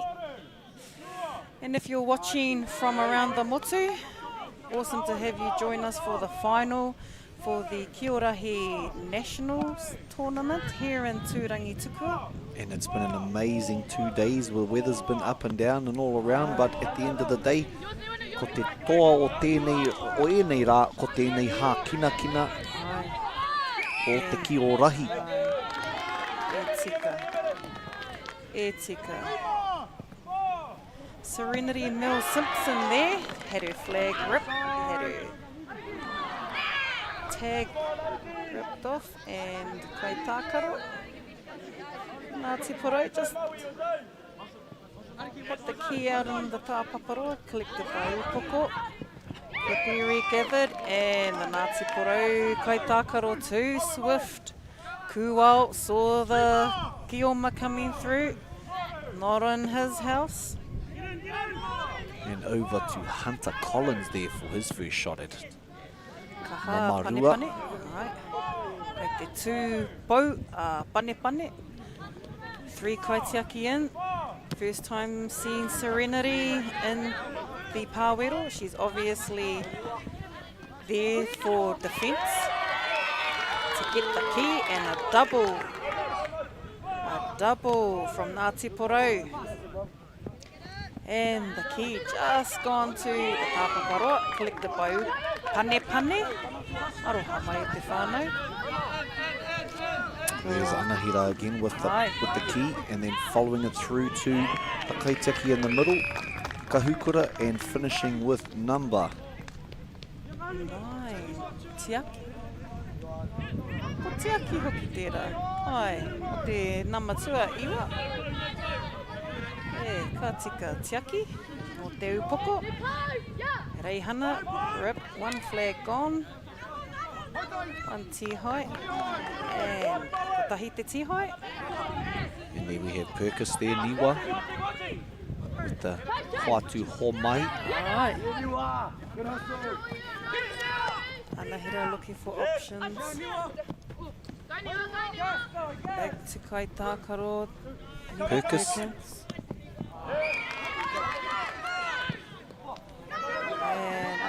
Oh, rawe te mahi a Kahukura ki te ārai te tupu.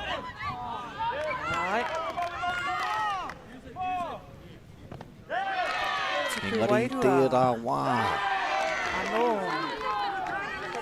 Ko Kahukura tērā e taki maina I te tupu ki te pāwero.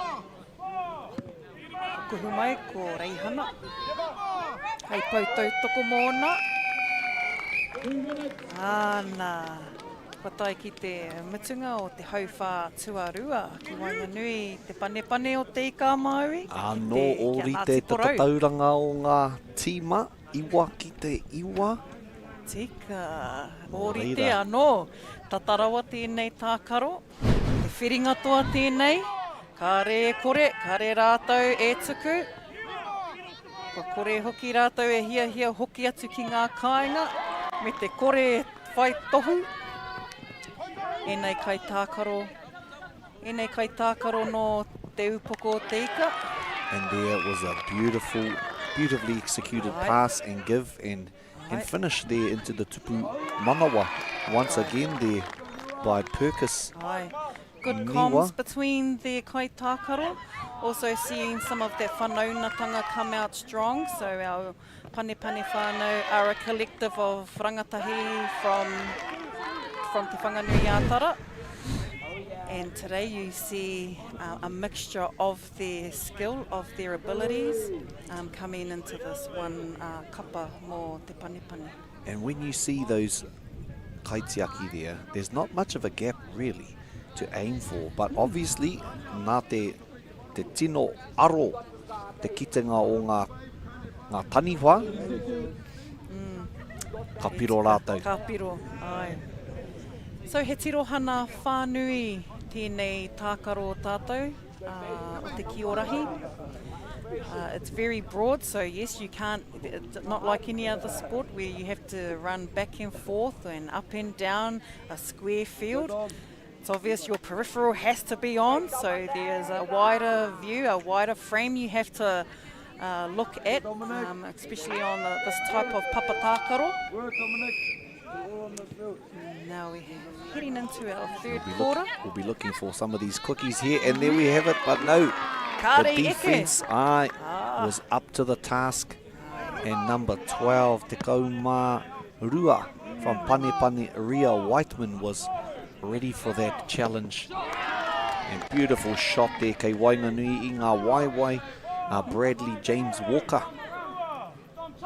Inaine, that's 21. We don't have him on our list, so we're going to call him Te Mene Tuarua because we had the Te Mene and the other one already. A few, some nice throws there from Te Panepane. And a upoko throw-in from Te Tāpaparoa. Finding their taniwha. And not quite gathered by Ngāti Porou. No po. The flag was gone before he touched the po. Well, there was quite a neat little technique, eh? He just let it on the ground, but you can't kick it on the ground, can you? Now with this whakataitoe, I'm not sure if the kicking is allowed in the rules, but there can be a variation of kicking. Done safely though, it's obviously not a boot. You can't boot the key, but you can give it a tap in. Give it a little tap. Yeah. Right.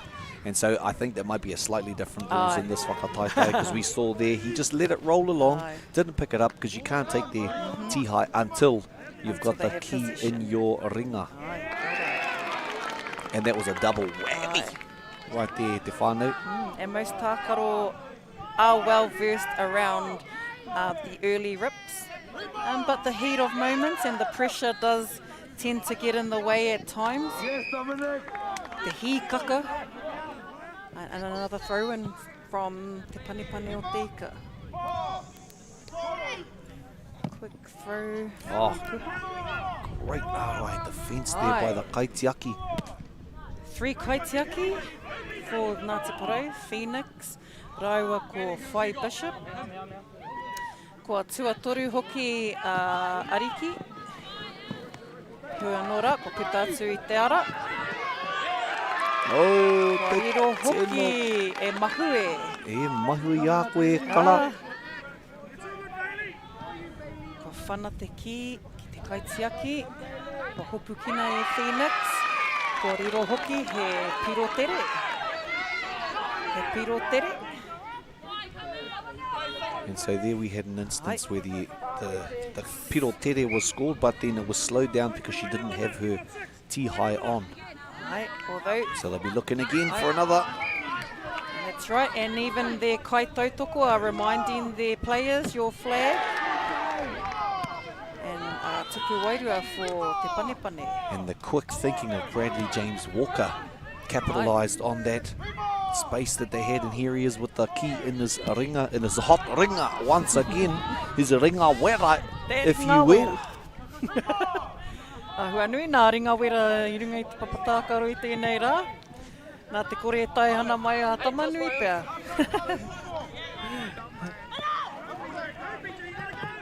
But a nice cool afternoon for our final between Ngāti Porou and Te Panepane o Te Ika Māori. He rā pai ki te whakātu ngā pūkenga maha o ēnei kai tākaro. Ai. Ai. Me te kaha hoki o te oma, the agility of our kai tākaro, and even the tēnei tane anō. Saw the poke. Oh, no defence.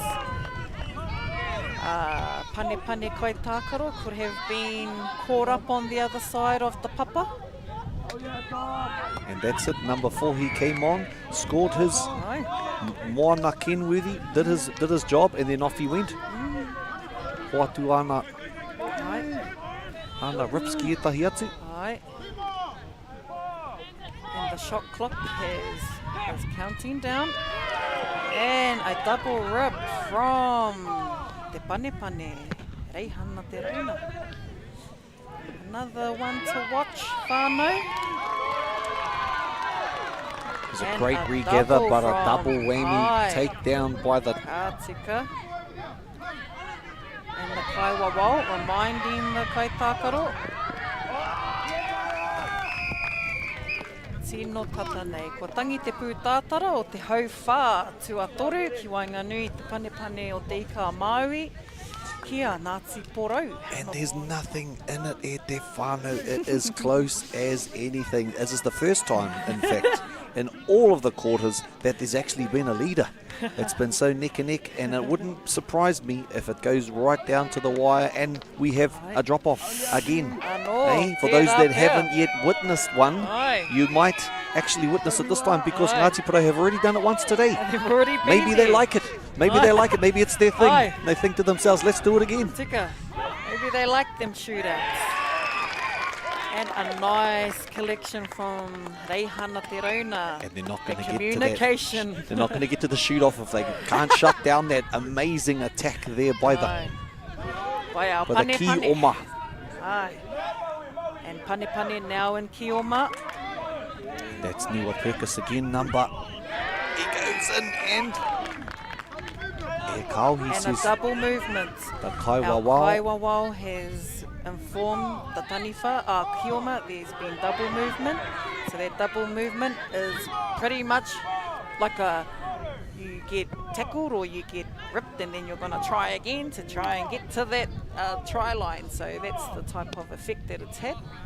And we saw there for a moment, three kaitiaki making a bit of a pātū. A pātū wata hei tiaki te tupu. Kia ora, Ethan, koina tētahi kupu hau mōku. Ai, hei pātū. Koina. Ana, ko pātū wata anō hoki rātou. Ana, so it's likely. She's a pretty hard shot to get around 3 of them, I must say. I must say. So you're going to have to be smart about getting it to the person on the other side as quick as you can. And there he goes. Right, and Te Upoko looking for options as Kī-o-Rahi. Kahukura had to release the key. And the double whammy. Double. Pulled a game. From Mahue, Moheni. Too much, boy. And that number 0, Byron Taumata. Right. And back over. Wairua. So Te Panepane have given a point to Ngāti Porou for standing in the Wairua. 3 kaitiaki, 2 watawata. What was the call there? So a foot could have been on the line. A foot on the line. And having our Panepane kai tākaro retrieve the key. And also just that reminder that all kaitiaki must use the ara to get back into the pāwero. Flag gone for the kai tākaro. Reihana looking for that sharp pass. Kai tākaro on Ngāti Porou looking for another tupu wairua. Hone Menyo looking for a silver bullet. Oh, some fantastic defence ārai te tupu I tēnei wā mo ngā kaitiaki. E ki. Ok, koera tētahi mea haukua ki te e au. E tērā momo pātū. Nā te tere o e rā tama me te kōtiro rā. Ai. And the double up, here we go. Double. Oh, and he's got the side of it, the tahata o te tupu. Oh, no! No reira ka haere, tētahi piro kei mua. Ngāti Porou. Ngāti Porou e kaha tonu. Ko taka mai tētahi o nā tīhai.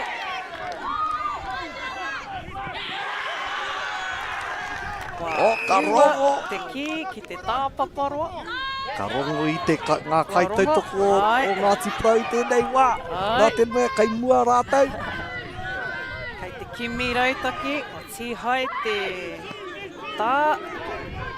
Kei te kimi a pane I etahi kou. Etahi. O, tēnā tawa. Ka tai. Tīhai anō. Reira, haere tonu ana, he karanga nā te kaiwawao. Nā reira, he tīmata anō, he whiu I te ki, o he te kaiwawao. E te whakaaro a te pane, ki heara e kimi ai e tahi piro. Tino tata ki te motunga. Oh! Ka tai! Ka tīhai, ka tīhai a te namatoru o Ngāti Porou awa nui koia. Koia I tīhai nā tā te pane. O aho aroha mai, mahue. Ko mahue tēnā. Ko mahue ko tangi te pūtātara. Tino umere ana rātou I tēnei wā o Ngāti Porou. Ana. E hi kaka mai rā, e whakanui ana rā, a Ngāti Porou, ko rātou ngā toa mo tēnei whakataetai, te kaumārima, ki te kaumātoru mo te pane o te ika a Māui. Nā reira, e te iwi, whānui anei rā ko ngā toa mo tēnei whakataetai o te Kī-o-Rahi a motu. Tēnei e mihi atu ki wā tātou kai haumaru, ki wā tātou kai manaaki, ki te iwi o tūwharetoa. Nei rā, ko koutou I kaha nei manaaki I tēnei kaupapa, I ēnei kapa I tai mai nā hau e whā. Nei rā, ko te hua o tēnei kaupapa, o ēnei tapu ai o rahi tūtakahina. Hey, camera. 2-1 to us. E whakanui ana. Nā reira e te iwi, nei rā ko ngā toa o tēnei whakataetai, e whakanui ana I tēnei o ngā kaupapa o tira wā tātou kaitautoko, pūtanoa I te motu, tēnei rā e whakanui ana, e whakamihi ana kia koutou katoa I mātakitaki mai, tēnei whakataetai. Hoki mai anō, a tē rātou, ka kitea kaihea rā, tēnei whakataetai e haere ana, a tē rātou. No hōra mai rā, mauri ora.